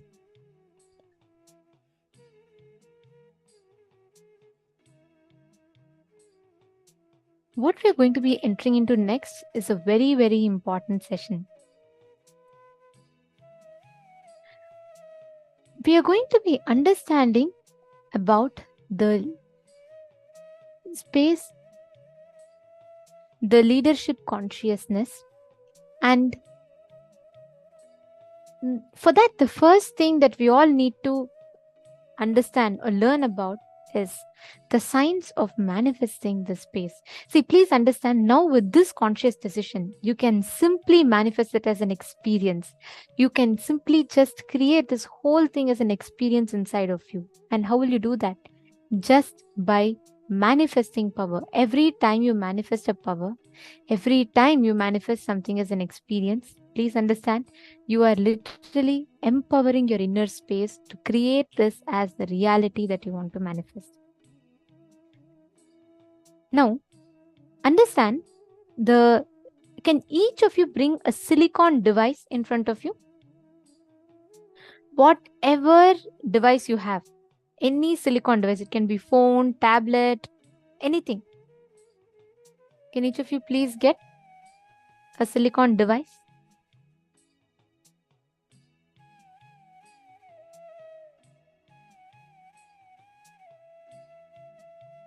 Now, please understand, silicon is actually made of mud.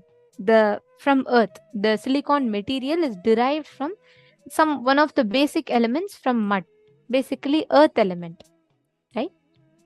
Silicon has the power, the ability to cognize and respond to your commands. By nature, silicon has that ability to cognize and respond to your commands.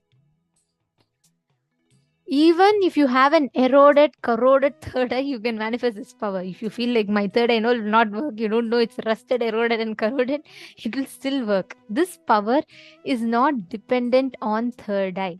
This power is independent of third eye. So it's a good news. Swamiji says this power works from the Hara center.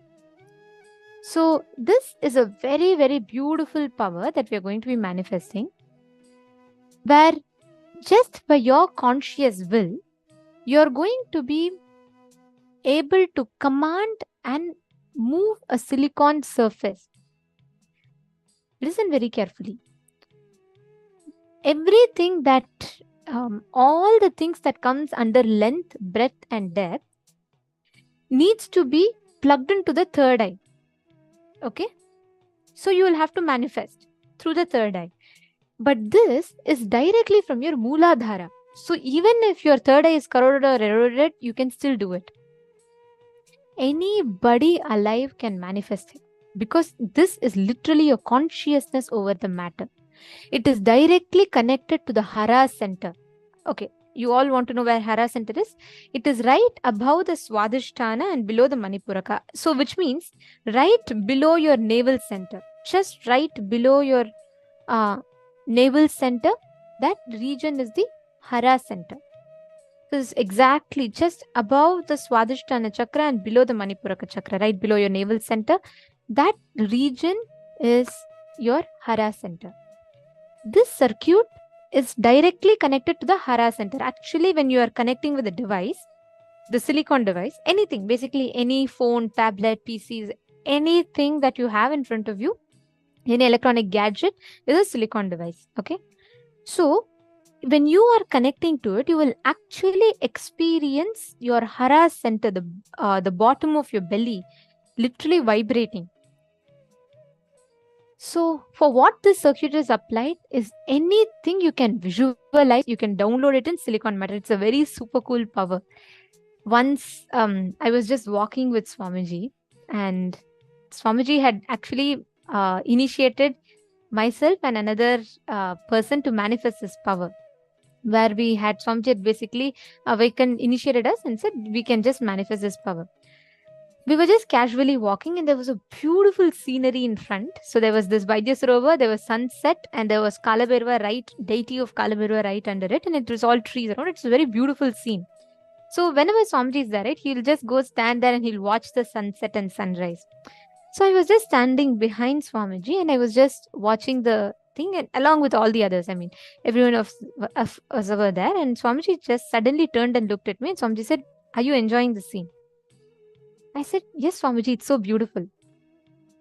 And what happened was, right at that point, Swamiji said, "Kanna, just look at it and click it through your eyes." I was like, okay, what is happening? Swamiji said, no, like how you click a photo, just click like that. Like that, Swamiji actually just blinked his eyes and showed, just do that.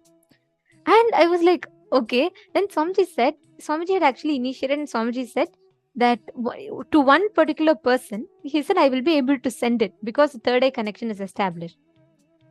So I was like, okay, what is happening? But still, anyways, so I just looked at it and I just blinked my eyes once and I kind of like visualized like it's actually getting clicked. And I'm not joking about this. I have experienced this. The moment I did that and I sent, Swamiji said, now send it to the other person. Just visualize like how you do it in Messenger or WhatsApp. Just do it the same way. Just send it to the other person. And I sent it.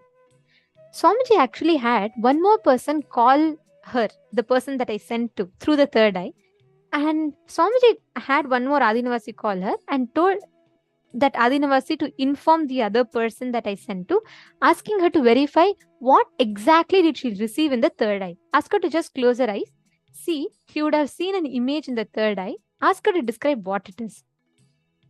You will not believe. She described, the phone was on speaker. I didn't even speak to her, just to make sure it's completely foolproof. I didn't even speak to her. It was another person speaking. So this person that I sent it to described, it is a sunset, there's Kalabhairava deity in front, Swamiji is standing, the exact scene that I saw, she received that as a picture. Swamiji beautifully explained, the moment you connect, you establish that connection, right? The moment you manifest this power, when you are getting comfortable with the phone, or when with another person, you will be able to send it. Means the command over a silicon will just be under your control. The moment you will. There have been kids who will just take photo like that.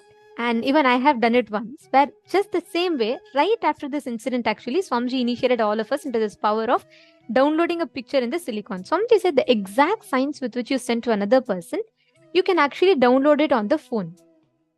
And I am not joking. Not one, not two, so many of us were able to click without the camera. We would just click and look at the phone, and the phone will have the photo downloaded in it. There have been hundreds of people who have been a witness to it, and that time all the fortunate Nithyananda Yogam participants who were there in Bidadi, they're all a witness to it. Just we would look, we will click a picture, look at the phone and connect through the third eye to Swamiji. And we will just send it. And the phone will have that photograph downloaded in it. It's a science. It is not, I'm not telling this for you all to feel awed about and just feel like, oh my God, is this all really true? Is it like just another Harry Potter story? No. It is as true as you can make a cup of coffee. You can download things on your phone. Because understand the science, there's a science behind it. It is not just, oh, okay, decide and try. At some point you'll download. No. The base material of any silicon gadgets, phone, tablets, computers, laptops, PCs, anything that you have, the base material of it is actually derived from mud. So Swamiji says, naturally earth element, all of us are made of earth element. There is some proportion of us which is consisting of the earth element. The moment you connect to it, the earth element has the ability to download, receive your instruction, amplify it and process that command. Because end of the day, that is the base material from which we are made. And our Hara center, the Mooladhara chakra in us, is directly connected to the earth element of the nature. So this whole power, even without your third eye, even if you are 100% believer, you feel, I know everyone can manifest third eye, but not me. I am the hardest nut to crack. Even if you think you are like that, it is okay, you can manifest this power. As complicated as it sounds, it's so simple. It's just a science where you receive and reciprocate the command to the object. Okay. Now I'll tell you what are all the types of powers that we can manifest. One, like I explained, you can click a picture with your eyes, you can download it on the phone, or you can just send it to even a pen drive, just like how a camera clicks, right? Just click and then send. That's one. Second, you can increase the battery. You can actually just blow from your Mooladhara, just blow air into the phone. The phone will charge. This is very, very doable. The third one, your ability to command, like you can unlock a phone without you physically touching it. Of course, these are all advanced levels. But what we can start with is first being able to control a phone, like just turn it on, being able to, unlock the screen, being able to just turn on the screen, being able to charge the phone without actually charging it. Both of these we will be manifesting immediately. All right, you're all understanding? So how you will manifest? What's the exact process of it? Please bring a crystal shila, the granite slab if you have. If you do not have, don't worry. If you do not have a granite slab, that's okay. If you have a granite slab, please bring it. If not, at least bring a mirror. Put the phone on the mirror, the energized mirror. When I say a mirror, don't bring your makeup mirror. It should be the energized mirror which has the Aushadha applied on it. Please bring the mirror and put the phone on the mirror. If you do not have the mirror also, it is okay. But actually having a mirror or crystal shila amplifies, enhances your manifestation even more. If you do not have, it is okay. Just keep your phone, write a command. First, all of you please write one command. Simple. I want my battery percentage to increase by 3%, 4%. Tatiana Hughes is asking where you can buy the crystal shila. Any granite slab, any granite slab. You can get it energized during the program, Darshan, and Swamiji will energize it. Once it's energized, it becomes crystal shila. Actually, shila means stone. Crystal shila means granite stone. That's what it literally means. So it's not any particular material. Any granite slab, white granite, black granite, any granite slab, keeping that, applying the Jnananjana on that. So once you get it energized, so if you have, you can bring it and get it energized during the further days of the program.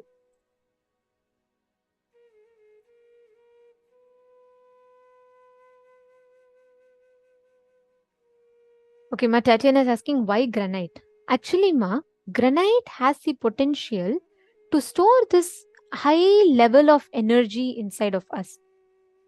So granite has the ability to store that high energy. So when you're manifesting, actually, that it's not simple, it's not a simple thing. Your granite has to literally receive, it's like more like a transformer per se. So it actually receives the energy, it processes it, and it sends it across. So that's how the whole cycle happens. So any command you have, it has to receive the energy, take your, like how a TV to run, it needs the plug, it needs a current, and then it processes things and it shows us. Similarly, granite needs the third eye energy, which holds the energy and which manifests. So granite is that material which can hold a lot of energy for a long period of time. Other material will very easily break. That is why temples are built in granite stones. Understanding? Okay. Now all of you please bring your phone. Now hold the phone in your hand. Listen very carefully. From your hara center, just below your navel center, visualize that intense gush of energy and transmit that to the device. Ma Prithvi Prasad, if you just manifest powers and apply these powerful cognitions intensely, you will very easily be able to manifest even a breakthrough in your wealth dimension. Seema, you're very inspired. You're very, very intense in listening and participating, which is very beautiful. Every time your being inner space clicks with something, right? Every time your inner space clicks with a certain powerful cognition, start applying that and just keep chewing on these powerful cognitions. I remember you were telling about your job and the financial condition right now. You will really be able to manifest a breakthrough. Ma Prithvi Prasad. You will really be able to manifest a breakthrough just by doing this completion and manifesting powers. It not just in job, wealth itself will be a breakthrough for you. Just sit. I know you have been sincerely attending the program. Sit, internalize each of these powerful cognitions and work on implementing them in your life. You just do this. Don't worry about the result. You just do what you can from your side. And it is not every moment you're spending here, ma. You're actually gaining a conscious resource. You're not just sitting here. You're actually gaining a conscious resource. You're actually earning conscious currency. Like how every time you go to your job, you sit in your office or you do some work and you'll earn currency to deal with this loka. You're actually gaining conscious currency which will help you not just while you're in the body, even after you leave the body also. So come on, we're going to be sitting now with this powerful cognition in us, and let us all sit and manifest the powers. Ready? Should we all do it? Please sit. Just take this as a decision and you're going to be able to manifest now.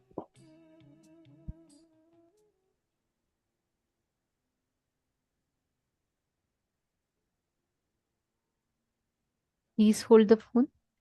Just look through your third eye intensely. Just blow air into the phone. Just breathe in. And when you breathe in, your energy, it is just converted into the electric energy. And just when you breathe out, it enters into the phone. You will actually see it will increase. The charge will increase.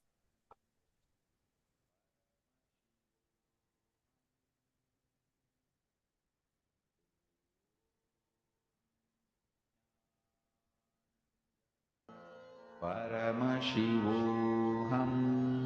Please have the phone in your hands. Nithyananda. Paramashivoham. Chant the Mahavakya. Nithyananda. Paramashivoham. Breathe in and breathe out. When you breathe out, just hold the phone and breathe out. You will actually just breathe out into the phone. The phone will start charging. You will actually feel that intense vibration in your hara center.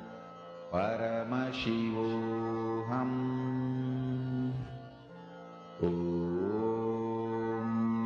Nithyananda. Paramashivoham.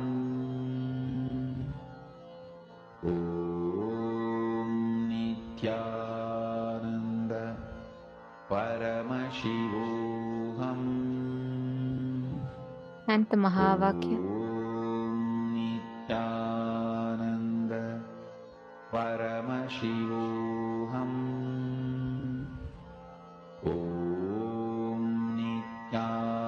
All of you, please sit straight. Whenever you're manifesting powers, you should always sit straight.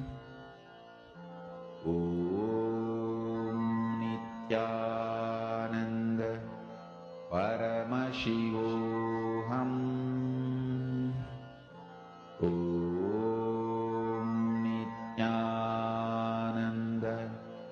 Paramashivoham. Chant the Mahavakya intensely. Nithyananda. Paramashivoham. Nithyananda. Paramashivoham. Nithyananda. Paramashivoham.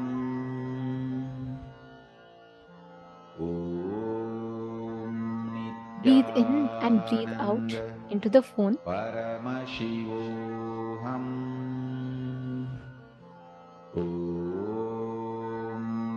Nithyananda. Paramashivoham. manifest intensely. Nithyananda Paramashivoham. You only need to make sure again and again you're chanting the Mahavakya. Tune in your whole being. Paramashivoham. Om Nithyananda Paramashivoham. Om Nithyananda Paramashivoham. Om Nithyananda Paramashivoham. Mahavagya, spiritual lullaby for samadhi, and Suprabhatam, wake up call, wake up song for Paramashiva. This Mahavagya is spiritual lullaby for you to fall into samadhi. Suprabhatam, wake up song for Paramashiva to wake up in you. Just remember this one powerful cognition. This Mahavagya puts me in samadhi. This is spiritual lullaby for samadhi. And Suprabhatam, wake up song for Paramashiva in me. For Paramashiva to manifest. With this one spiritual powerful cognition, chant this Mahavagya.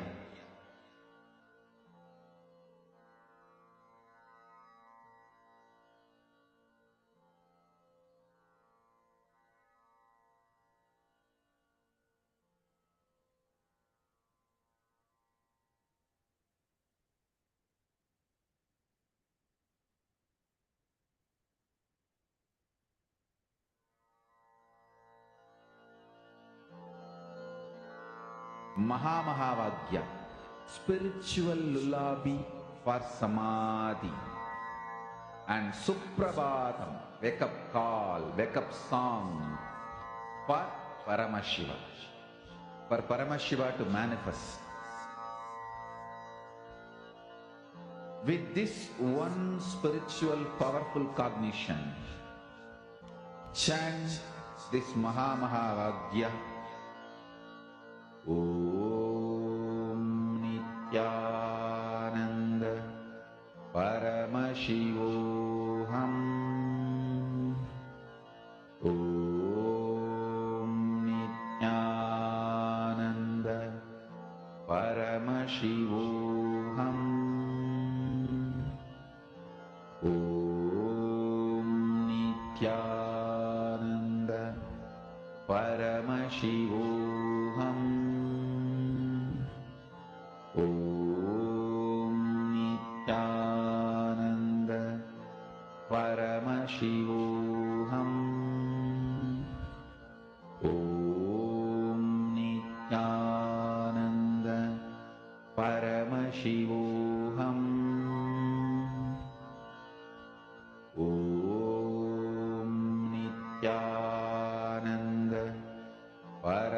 Paramashivoham. Om Nithyananda Paramashivoham. Om Nithyananda Paramashivoham. Om Nithyananda Paramashivoham. Om Nithyananda Paramashivoham. Om Nithyananda Paramashivoham. Om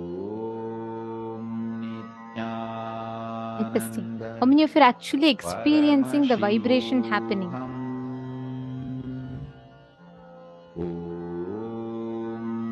Nithyananda Paramashivoham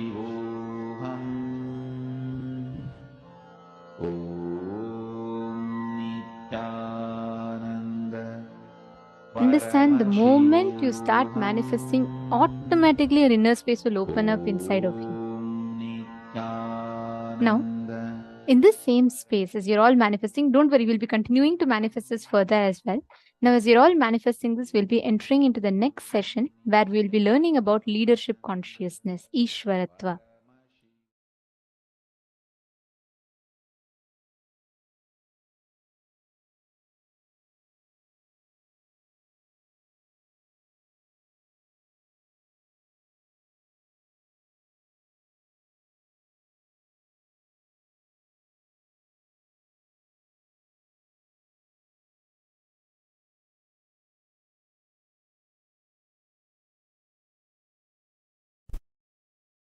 Leaders are born sometime, made many times. Your conscious breakthrough capability is powerful enough to have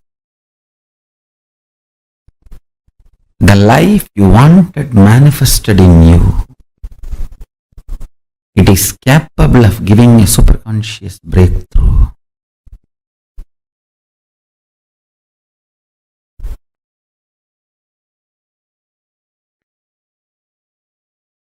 Understand our Vedas and Agamas, Dharmashastras. In every level they teach you how to hold the powerful cognition and manifest leadership consciousness in you. You should know Advaita is not something like a remote possibility you will practice later on. No. It is as simple as having a morning breakfast. You can get enlightened by holding the powerful cognition before your next breakfast. How the death is possible every minute, enlightenment is possible every minute.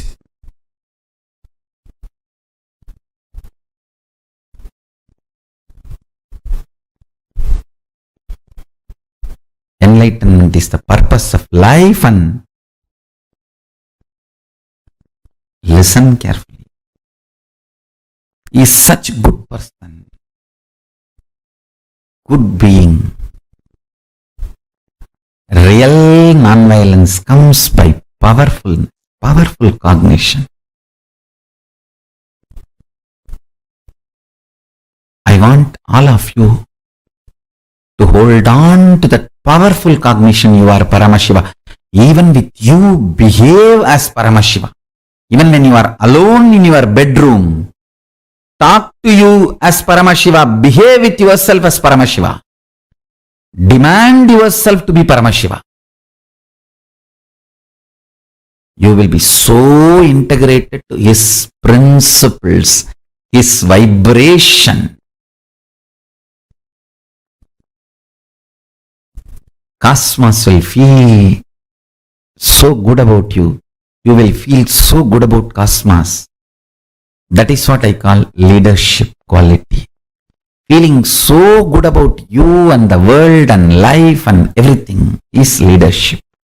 You will feel Brahmanyam Bhaguputratam. I am the favorite chosen one of the cosmos. Brahmanyam Bhaguputratam. I am the favorite chosen one of the cosmos. I tell you. Feeling that is what I call leadership quality. That can happen just by holding on to the truth. You are Paramashiva.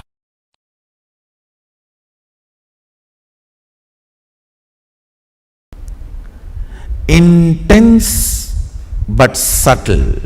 Listen. Strength of your breathing is your life. Strength of your breathing is your energy. Strength of your breathing is your consciousness.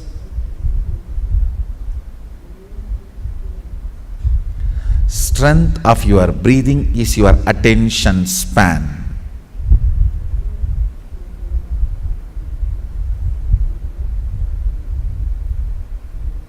All these kriyas make your breathing intense but subtle.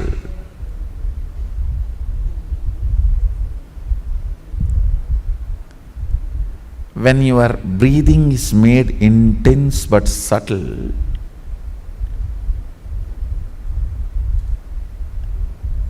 it electrifies various components of your brain. Understand? There are certain pranayamas. It expands your lungs capacity. It expands the Anahata chakra's power. Means ability to include large number of people in you without judging. Understand? More and more you judge, more and more you exclude. Ability to include without judging is expanded through certain pranayamas. That is why yogis are always become very loving people. But bondhus, buddhus, there is a next level where you form judgments but you include them. When certain components of your brain is awakened, it's not that you don't form judgments. You form judgments, but you don't include them. You don't exclude them, you include them. Having proper judgments and including them without excluding them is leadership consciousness.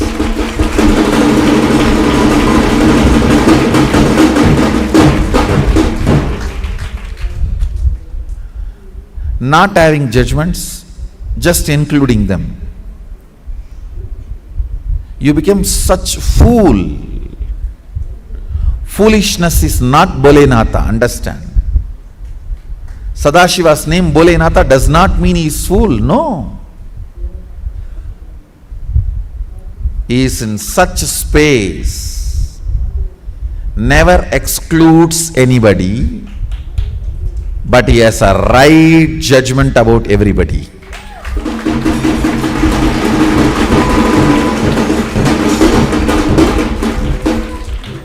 Never excludes, but has right judgments.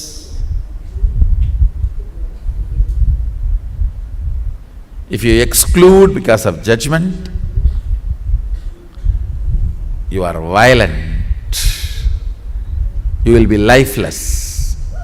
If you include without judging, you will be fool, getting exploited, cheated, finally destroyed.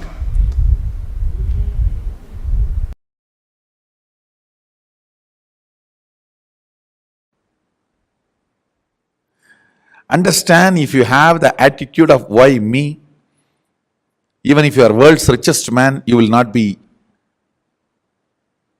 in the space of completion and relaxed. Just if you develop this one understanding of tyaga,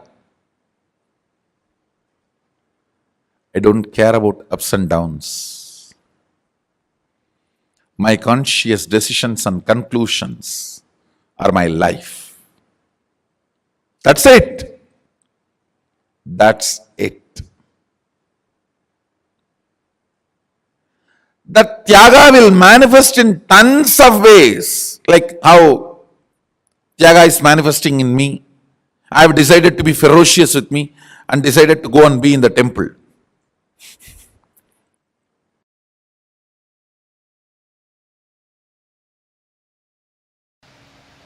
Whether it is small or big, Only if you make decisions for yourself, you will be complete.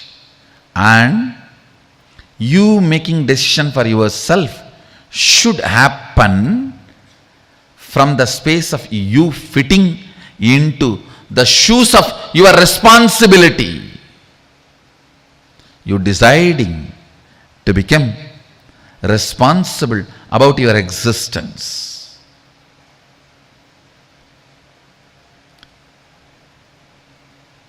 Understand? You deciding to become responsible about your existence. You deciding to be complete about your responsibility. This too makes Ishwaratva happen in you. Understand? Nothing. There is nothing to be achieved in the life other than living Sadashiva and making the world live Sadashiva. Everything else is simple waste of life. Waste of life. You are born deluded into the concept of money, and you run, suddenly collapse. Whether you are successful in saving or not unsuccessful in saving, whether you had it or did not have it, both doesn't matter. You have not even done some good to somebody.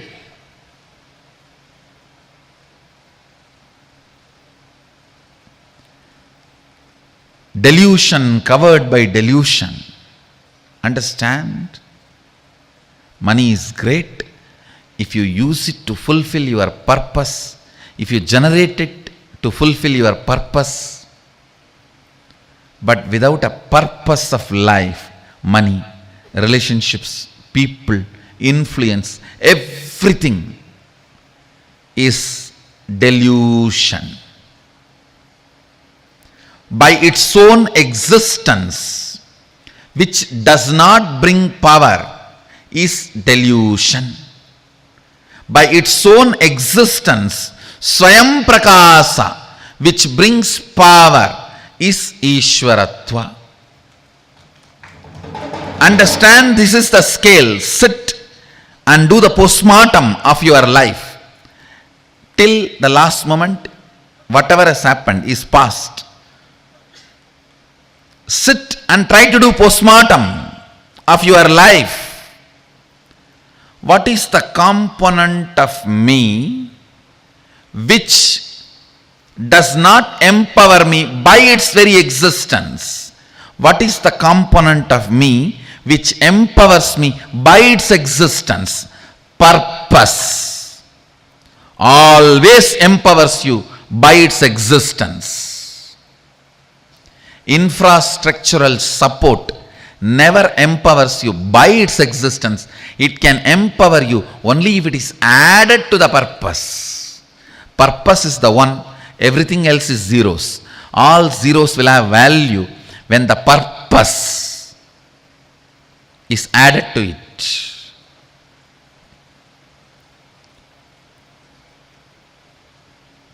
Be responsible for your purpose of existence. Understand? Look brings beauty, purpose brings personality. Look brings beauty, purpose brings personality. Beauty can never be permanent component of your life.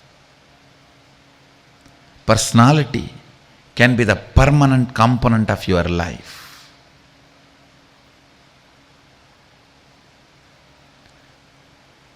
The relationships which are built because of your personality are the most stable, permanent, empowering relationships.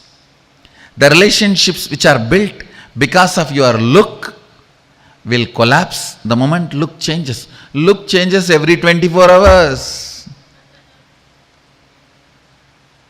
Forget about 24 hours. The distance changes look. From distant looks, just the reduction in the distance takes away the look. So all look-based relationships, look-based decisions will bring powerlessness and instability into your existence. That is choice. Listen. All these words understand. Choices, multiple choices, look-based decisions, unstable relationships. All these words, somehow it will be connected.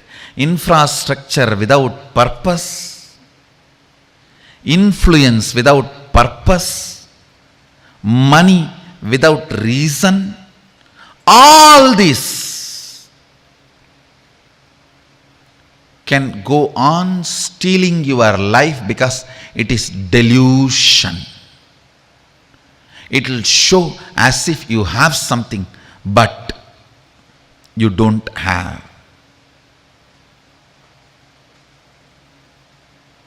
You don't have. Purpose. Purpose. Purpose.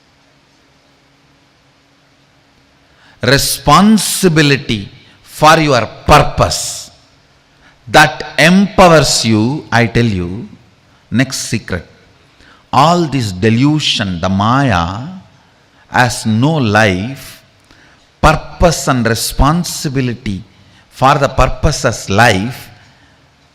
If the life starts happening, all this just follows you.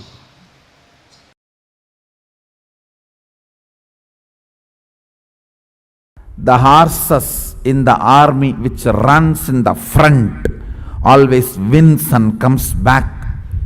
Which are in the behind and gets pulled, dies before even going to the war field.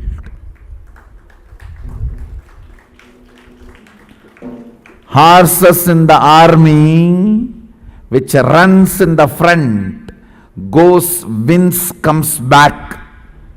The horses which are behind gets dragged and pulled, does not want to come, dies before even going to the war field.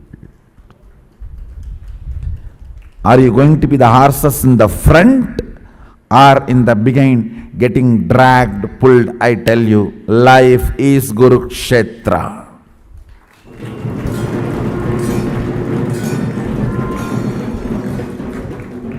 If you decide to be responsible, you are the frontline horses. Go, conquer, win, achieve, be victorious, manifest Shaktis. Or be there getting dragged. Naturally, rope is in the neck.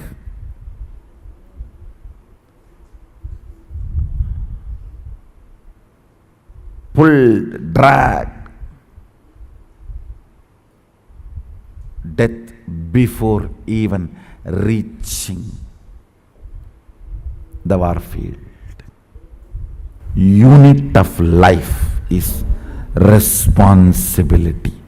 Based on the responsibility you cognize, powers are manifested in you. Understand? Not the cheating. In responsibility also you have an inner image responsibility separate, outer image responsibility separate. Outer image responsibilities, everyone should become Sadashivatva. Inner image responsibility, let's have a big beach house and vacation house and sleep.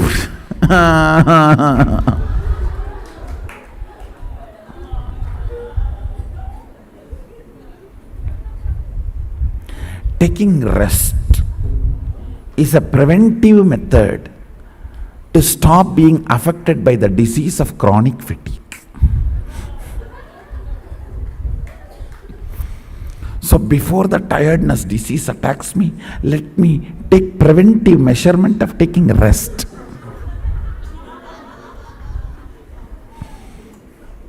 Why are you sleeping whole day? Tiredness disease may come to me. What will happen?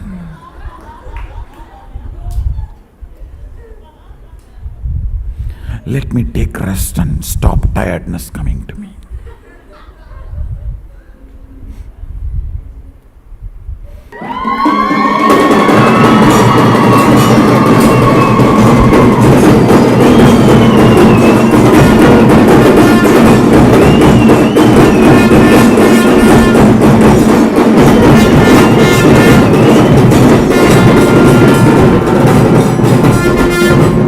Tongue filled with his name and nose filled with his smell, skin filled with his hug.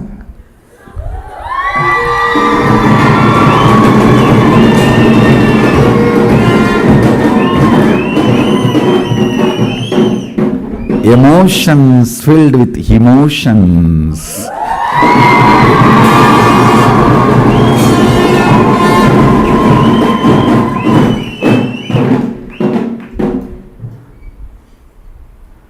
Nyasa means purifying. That is why Anganyasa, Karanyasa. Sannyasa means purifying everything. Sarvanyasa is sannyasa.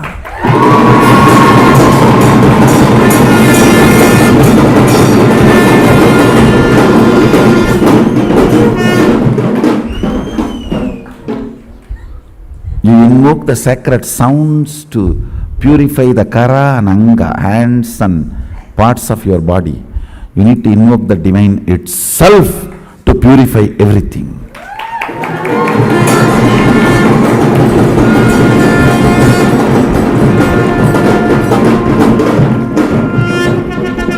Your will filled with his responsibility.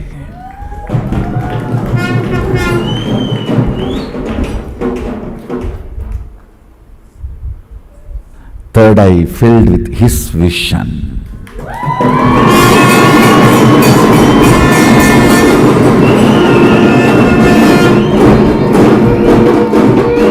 Two eyes filled with his vision. Third eye filled with his vision. Two eyes filled with his vision.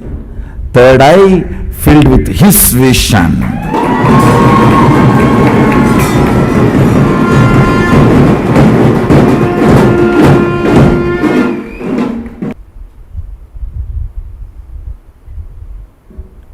Understand? Essence of today's satsang. Responsibility makes Shava into Sheva. When Shava flows as Shakti, it becomes Sheva.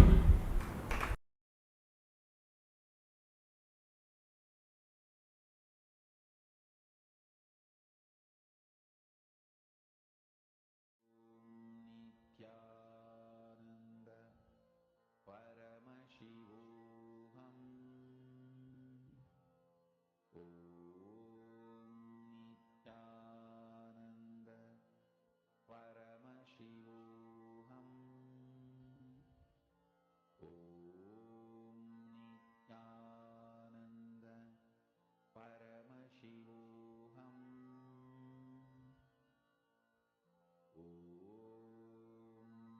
Nithyananda Paramashivoham Nithyananda Paramashivoham Nithyananda Paramashivoham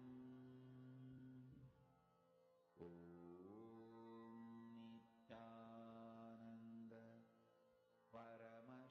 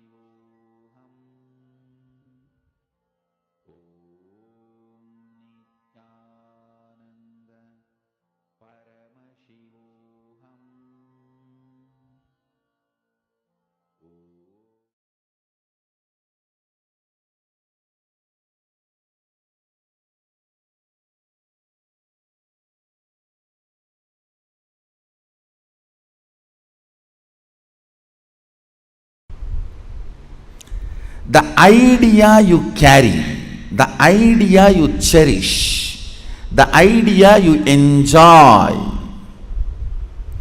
being your own boss. What do you think as being your own boss?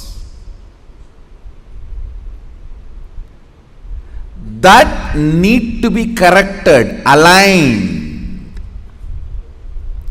The first principle is correcting, aligning the blueprint. Drop the paper and pen. First listen. I don't think you need an enlightened notebook after the program. You need an enlightened being after the program. I know what I want, but still I am not able to manifest. Be very clear. You do not know what you want. You are hardwired to manifest what you want. If you are manifesting difficulties, sufferings, and torture, that is what you want, be assured. Be informed that is what you want.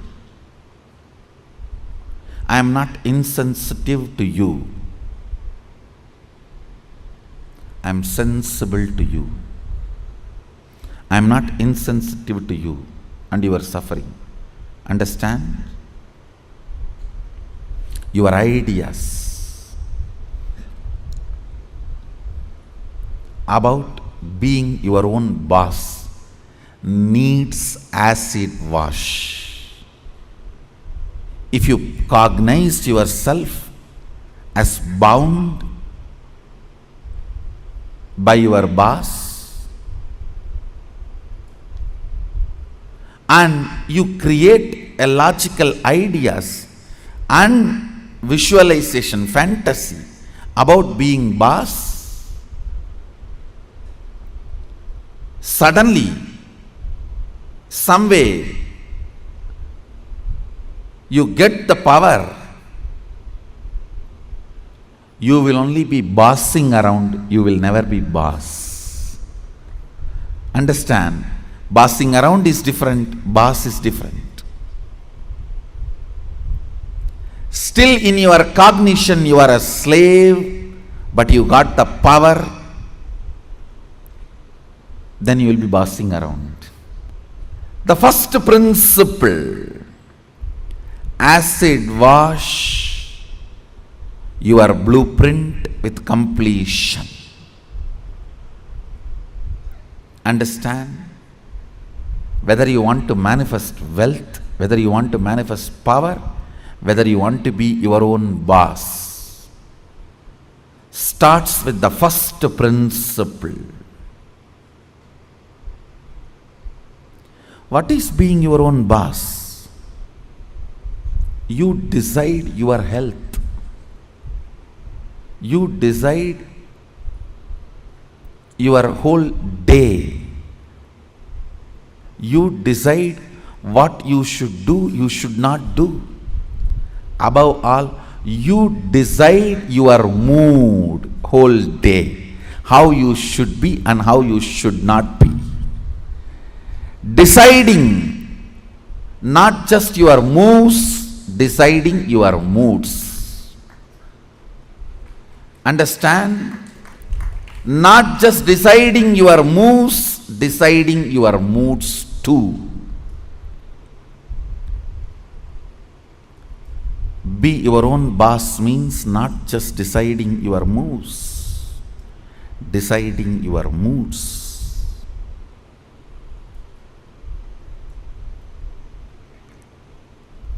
Most of you, I should say almost all of you, cognize poverty and create an idea, an ideology about richness. Cognize slaveness, but create theory and theology about freedom. Cognize bondage and create filth and philosophy about being your own boss. Understand? creating your own theories and theologies, your own ideas and ideologies, your own filth and philosophies, is not going to make you your own boss. The first principle is bringing completion to your depth, not just your thought currents. To your depth, bring completion. What is my idea of my own boss, being my own boss? How much of it is based on my past incompletions? How much of it is based on my integrity to my life? Understand, freedom should be integrity to your existence. When you are integrated to your existence, you will enjoy the pleasures. When body is filled with hormones, you will enjoy peace when the body is devoid of hormones. You will grow matured when the body stops producing hormones. It will be such beautiful flow of life. Else, powerlessness in the young age, physically, but powerfulness mentally is bondage. In the young age, you feel very powerful in the mind, but very powerless in the body, because the society around you, you feel the whole society is suppressing you.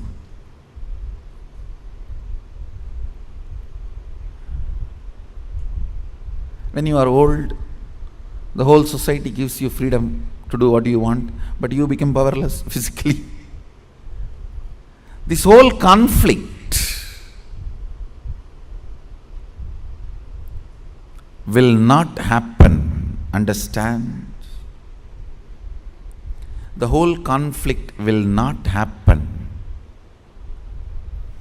if you acid wash your ideas about richness, your ideas about freedom, your ideas about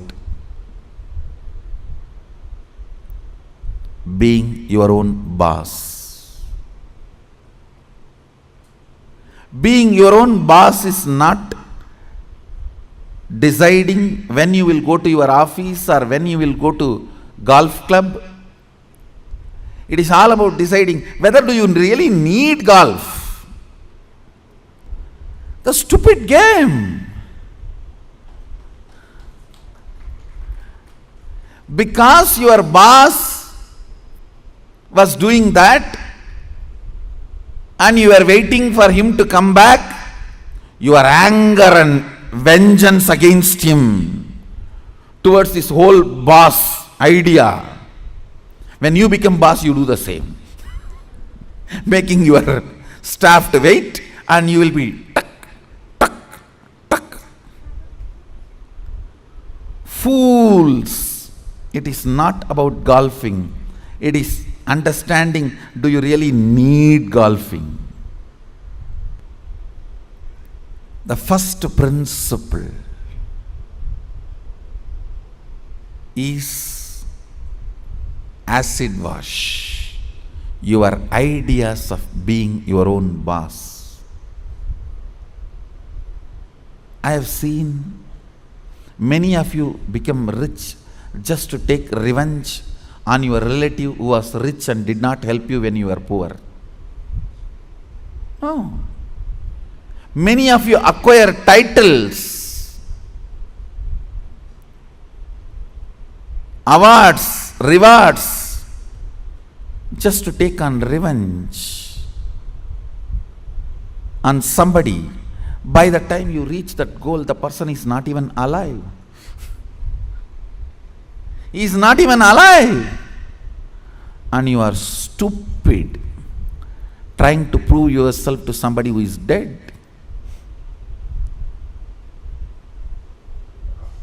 look around and look in.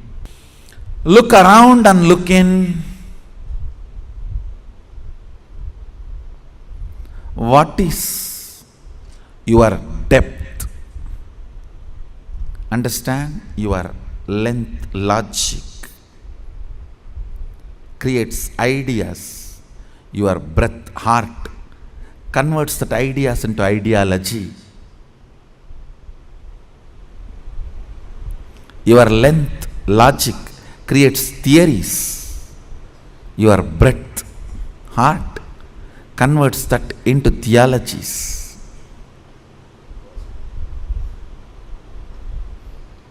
Your length creates filth, and your breath creates that into philosophies. Understand, the source material for all philosophy is filth. It's not, I am doing some poetic verbal play. It's truth.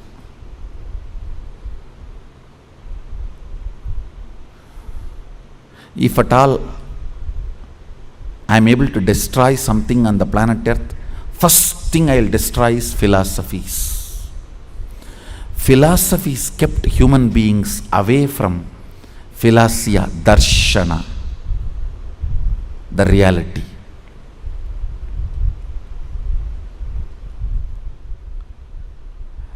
When your cognition depth is established in the completion, from that completion the ideas of richness you create will simply become reality. From that completion, the idea of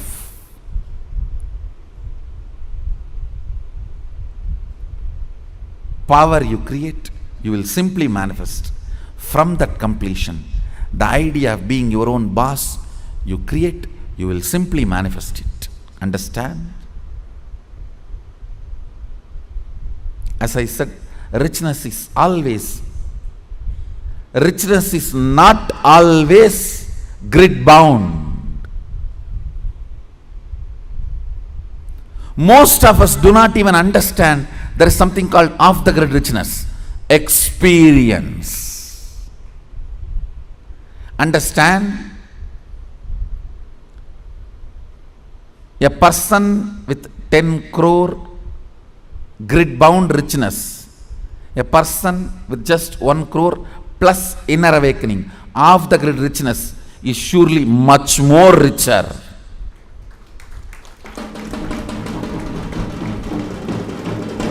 Understand?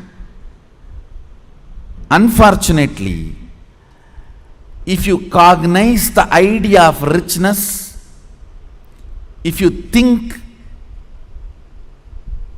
if you create theories and theologies of richness, when you are perceiving poverty in your life, you will only think 10 crore is richness, not the off the grid richness, the experiences as richness of your life.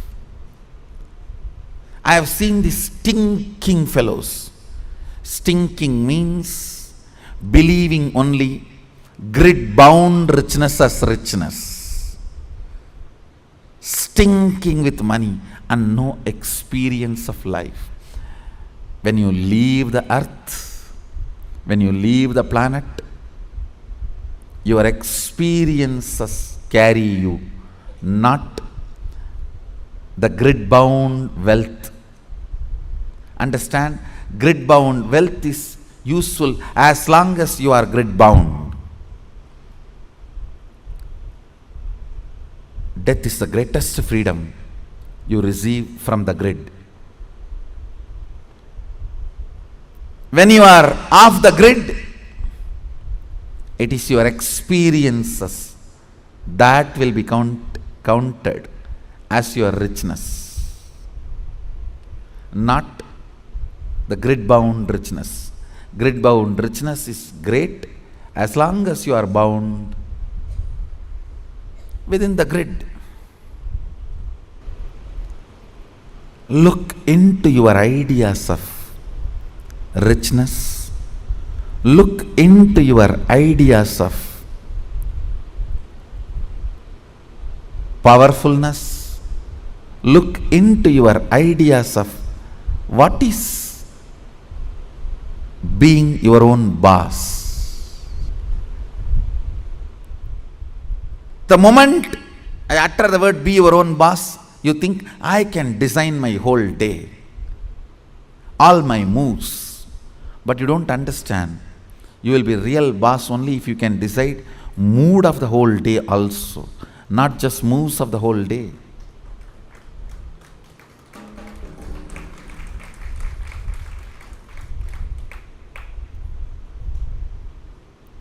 I'll say mood and moves both should be in your freedom. If I have to choose, I'll choose the moods than the moves. I'll choose the moods than the moves.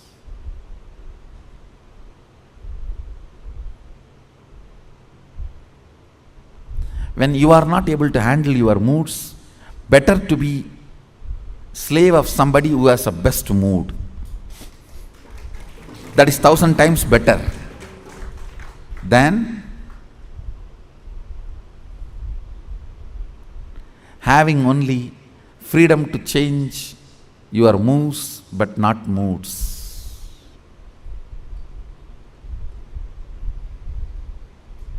Few minutes, dig out your incompletions, ideas you carry about being your own boss. If you suddenly win a lottery and from tomorrow, no why tomorrow, today, from today, you are your own boss, what are you going to do? How is your life is going to be? And your ideas, theories, theologies, why you want to be like this? What is the reason you want your life in this way?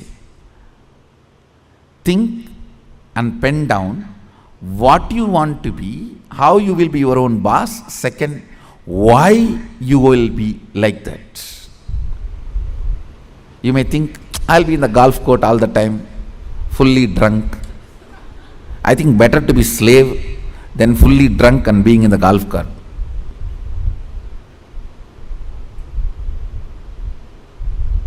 Why you want to be like that? Because that is what is your idea of being your own boss when you were a slave.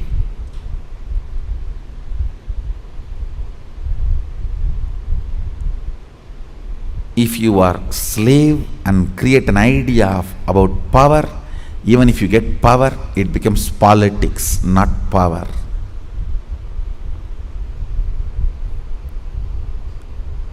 If you have an idea of poverty and you get wealth, you don't become wealthy. Wealth stinks around you. That's the reason we are poor. Look into your ideas of poverty, ideas of wealth, ideas of slavery, and ideas of powerfulness, ideas of being a worker, ideas of being your own boss. Write first ideas. Second, ask why that idea got developed into your system. You will understand your incompletions. Incompletion means the past thoughts, emotions, patterns, hangovers, residues sitting in the present and suffocating you, not letting you live your future. Understand? Even if you live richest life as per your imagination which you developed when you were poor, you will not be living rich life. You will be living the rich life as you imagined when you were poor. It will only be the poor man's rich life. It will only be the worker's boss life. It will only be the slave's free life. More than richness, you need to understand what for you need rich life. More than power, you need to know what for you need power. More than being your own boss, you need to know why you want to be your own boss. The first principle is acid wash your incompletions. I'll lead you into the second principle after this. So take few minutes and pen down why you want to be your own boss. What do you mean by being your own boss? Pen down the answer for both the questions. What you think of being your own boss, your ideas, and why you want to be your own boss. Please pen down answers for both the questions. The second principle, understand? I'll repeat the first principle. First principle is acid washing your idea of be your own boss, and what do you mean by being your own boss?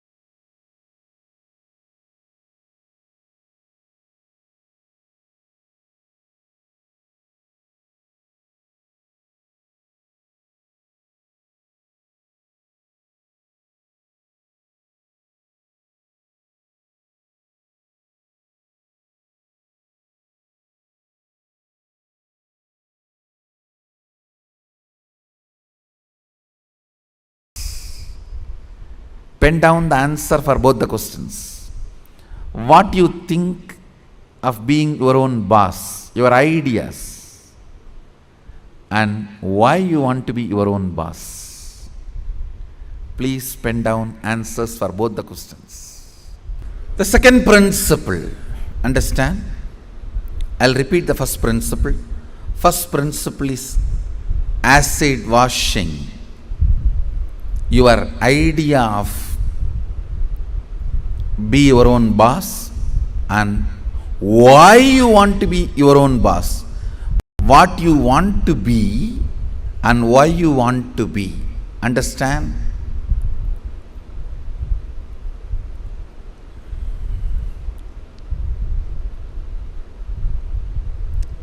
Knowledge, clarity, Saraswati, understanding is the foundation on which anything can be built. People always tend to say, oh, I don't understand all that, Swamiji. You just say what I have to do, I'll do. You will not do if I just say. Even if I make you understand, you won't do. It's different. Whenever people come and tell me, oh, these are all too much, I cannot understand. You just tell me what I have to do, I'll do. I have always seen those people are worst failures. Understanding is the foundation. It's a basic necessity. Please understand. It is from your understandings you collect cognitions. Cognitions. From cognitions you manifest. It is from your understandings you collect cognitions. From cognitions you manifest. So even in the understanding level, if some things are not there, it is missing, then no way you are going to cognize it and manifest it. So the first principle is why you want to do what you want to do. Even with this understanding, thinking through, internalizing, how many of you realized many of your ideas of boss is silly? Raise your hand. Relax. Understand. If you cognize you are sexually suppressed and your idea of freedom, the moment you grow up and get your freedom, first thing you will do, you will become a womanizer. If you cognize you are deprived of food,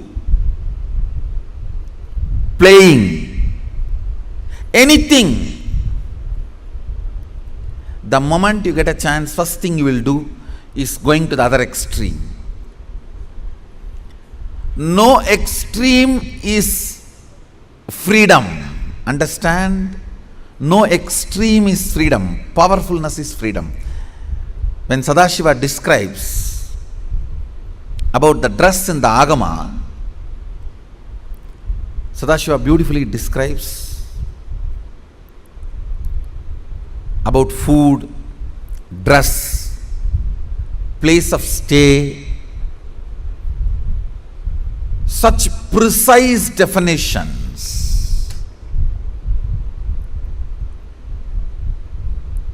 If you are new to Hindu tradition, I will introduce the word Agama. Agama means Sadashiva expressed, Devi received, and Vishnu adopted that as a software to run the universe. Agama is oldest and most updated software to run the universe.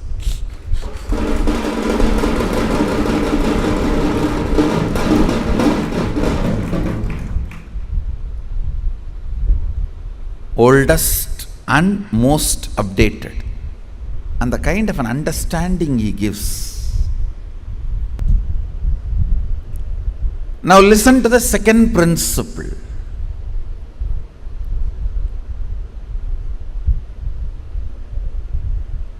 Neither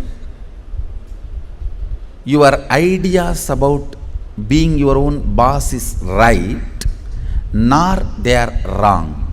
Listen carefully. Coming to the same understanding principle, neither your nudity nor your modesty is right or wrong. If you are feeling empowered by covering yourself, that is your dress code. If you are feeling empowered by exposing yourself, that is your dress code. What all the ideas about being your own boss empowers you? Listen, when I say empowering, making you feel powerful, joyful, ecstatic, I tell you, sometimes you do some politicking and jump into the seat of the boss. Then you know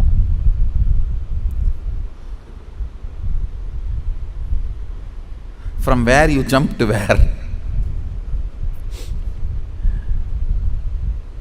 Potato felt the pot and the water in the pot is too hot and it jumped into the fire. Because the pot and the water in the pot is too hot, potato jumping into the fire. Precise stupidity you do because the seat of a worker seems to be too hot, you jump into the seat of the boss. Understand, feeling empowered matters. Feeling complete matters. You may say, no. If I just grab the seat, in 6 months I will become all right. You may become insensitive, but you will not become all right. That is like astrologers telling, oh, next 7.5 years you have Shade Sat, after 2.5 years Rahu, then again 3 years a very bad Grahas. Then if you ask, oh, after that I will become all right. No, you will be habituated. Now that is exactly, if you are consoling yourself, let me grab the seat by hook or crook, then in 6 months I will become all right. No, you may become insensitive, but you will not become all right. And one more thing, whenever you become insensitive to some parts of you, that develops as a blind spot and continues to torture you. Understand? Continues to torture you. Completion matters. Feeling empowered matters. To be your own boss. So second principle, listen. Second principle is completing your cognition of slavery, being a subordinate, being a staff, being worker, not being boss. Completion is the second principle. Of course, third principle is responsibility. I call it responsibilism. I want to make this responsibility as a religion. As on now, the religion we practice, at least in India, 3C: cricket, corruption, cinema. 3C is the religion we practice. For any problem, the solution we look is cinema. That's the largest referred spiritual solution center. Now, whenever you have a problem, where you look at, in that movie how he does, in this movie how he behaves. Our education system is basically a visual based system. That is why if you see all our temples and monuments, I can challenge, no other civilization produced such large amount of monuments. I want you to know 1 crore means 10 million stone carved monuments exist in India. As per the government report, stone carved monuments I'm not talking about RCC. We don't respect anything which is 1,000 years, less than 1,000 years old. Only if something is 1,000 years old, we even respect. And only if it can withstand 1,000 years, we call them as something decent structure. See, because basically our cognition is janmas, not birth. Understand? Janmas. Janma is different from birth. The word birth is not complete translation of the word janma. Janma means happening. It's from the samdhatu, sambhava. Janma. Birth means it's totally different. The very idea of birth is totally different. Born. We don't believe in birth. We believe only in happening. Sambhava. We are happening. Born means something created out of nothing. No. We are sambhava. Happening. Listen to this truth. The second principle is completion with all the reasons with which you are living, the reasons which are pushing you to become boss. Understand? When you, any reasons you have to become boss, relive them. If they are powerless cognitions, incompletions, they will die. If they are powerful cognitions, they will become strong. That's all. See, reliving is literally acid wash. All the unnecessary things will be washed, necessary things will be strengthened. Listen. Reliving is nothing but manana in Vedic tradition. Internalizing. Many times you grab out of greed and that does not get digested. That's what you need to sit and chew. Ideas also you grab out of greed, but it does not get digested. It sits inside your head undigested. Digesting them is manana. Digesting all your logically, emotionally accumulated, acquired ideas into your cognition properly is completion.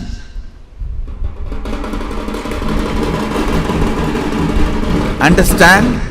In your length, logic, breath, emotion, visualization, the ideas, concepts you grabbed, dumped,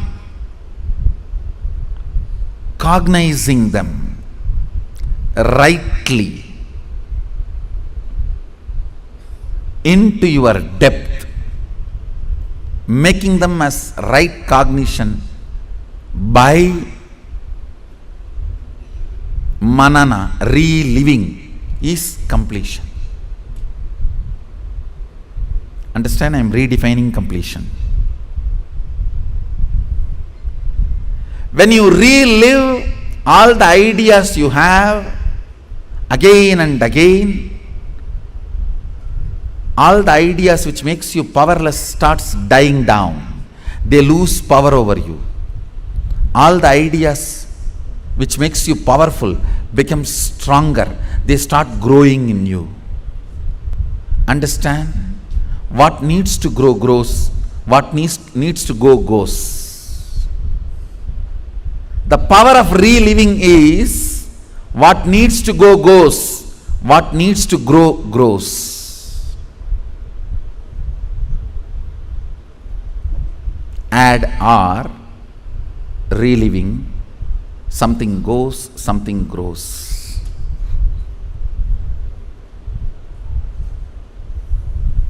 Let me explain clearly the principle of reliving.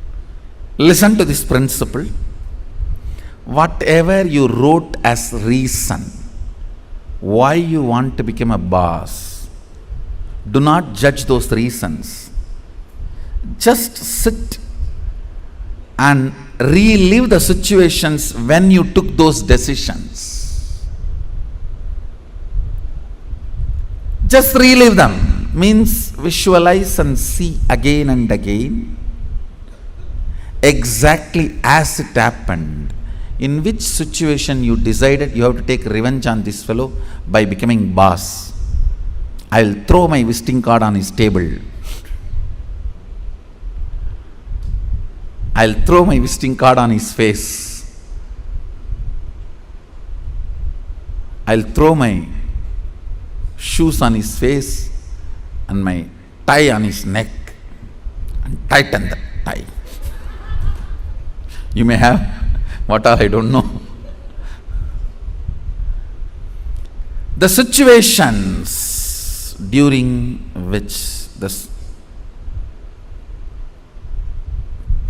you took the decision to become boss, the reason you want to become boss, relive them. Whatever you wrote, can you just read for few minutes so you can understand what I am saying and enter into manana, reliving. Now, relive every situation in your life in which you decided to become your own boss. The incidents, situations made you decide to be your own boss. Relive them.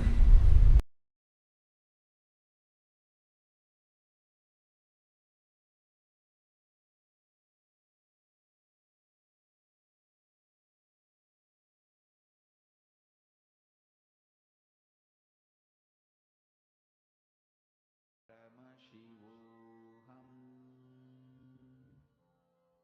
Om Nithyananda. Paramashivoham.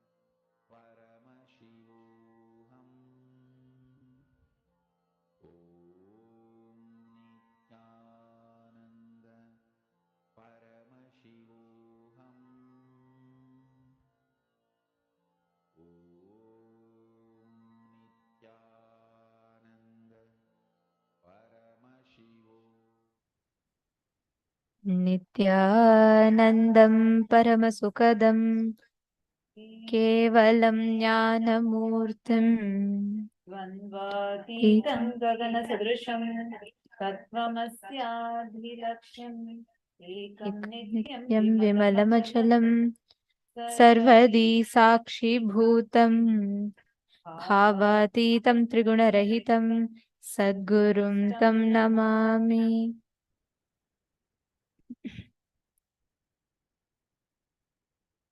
Nithyanandam, today we are joining with all of you here with a very, very important and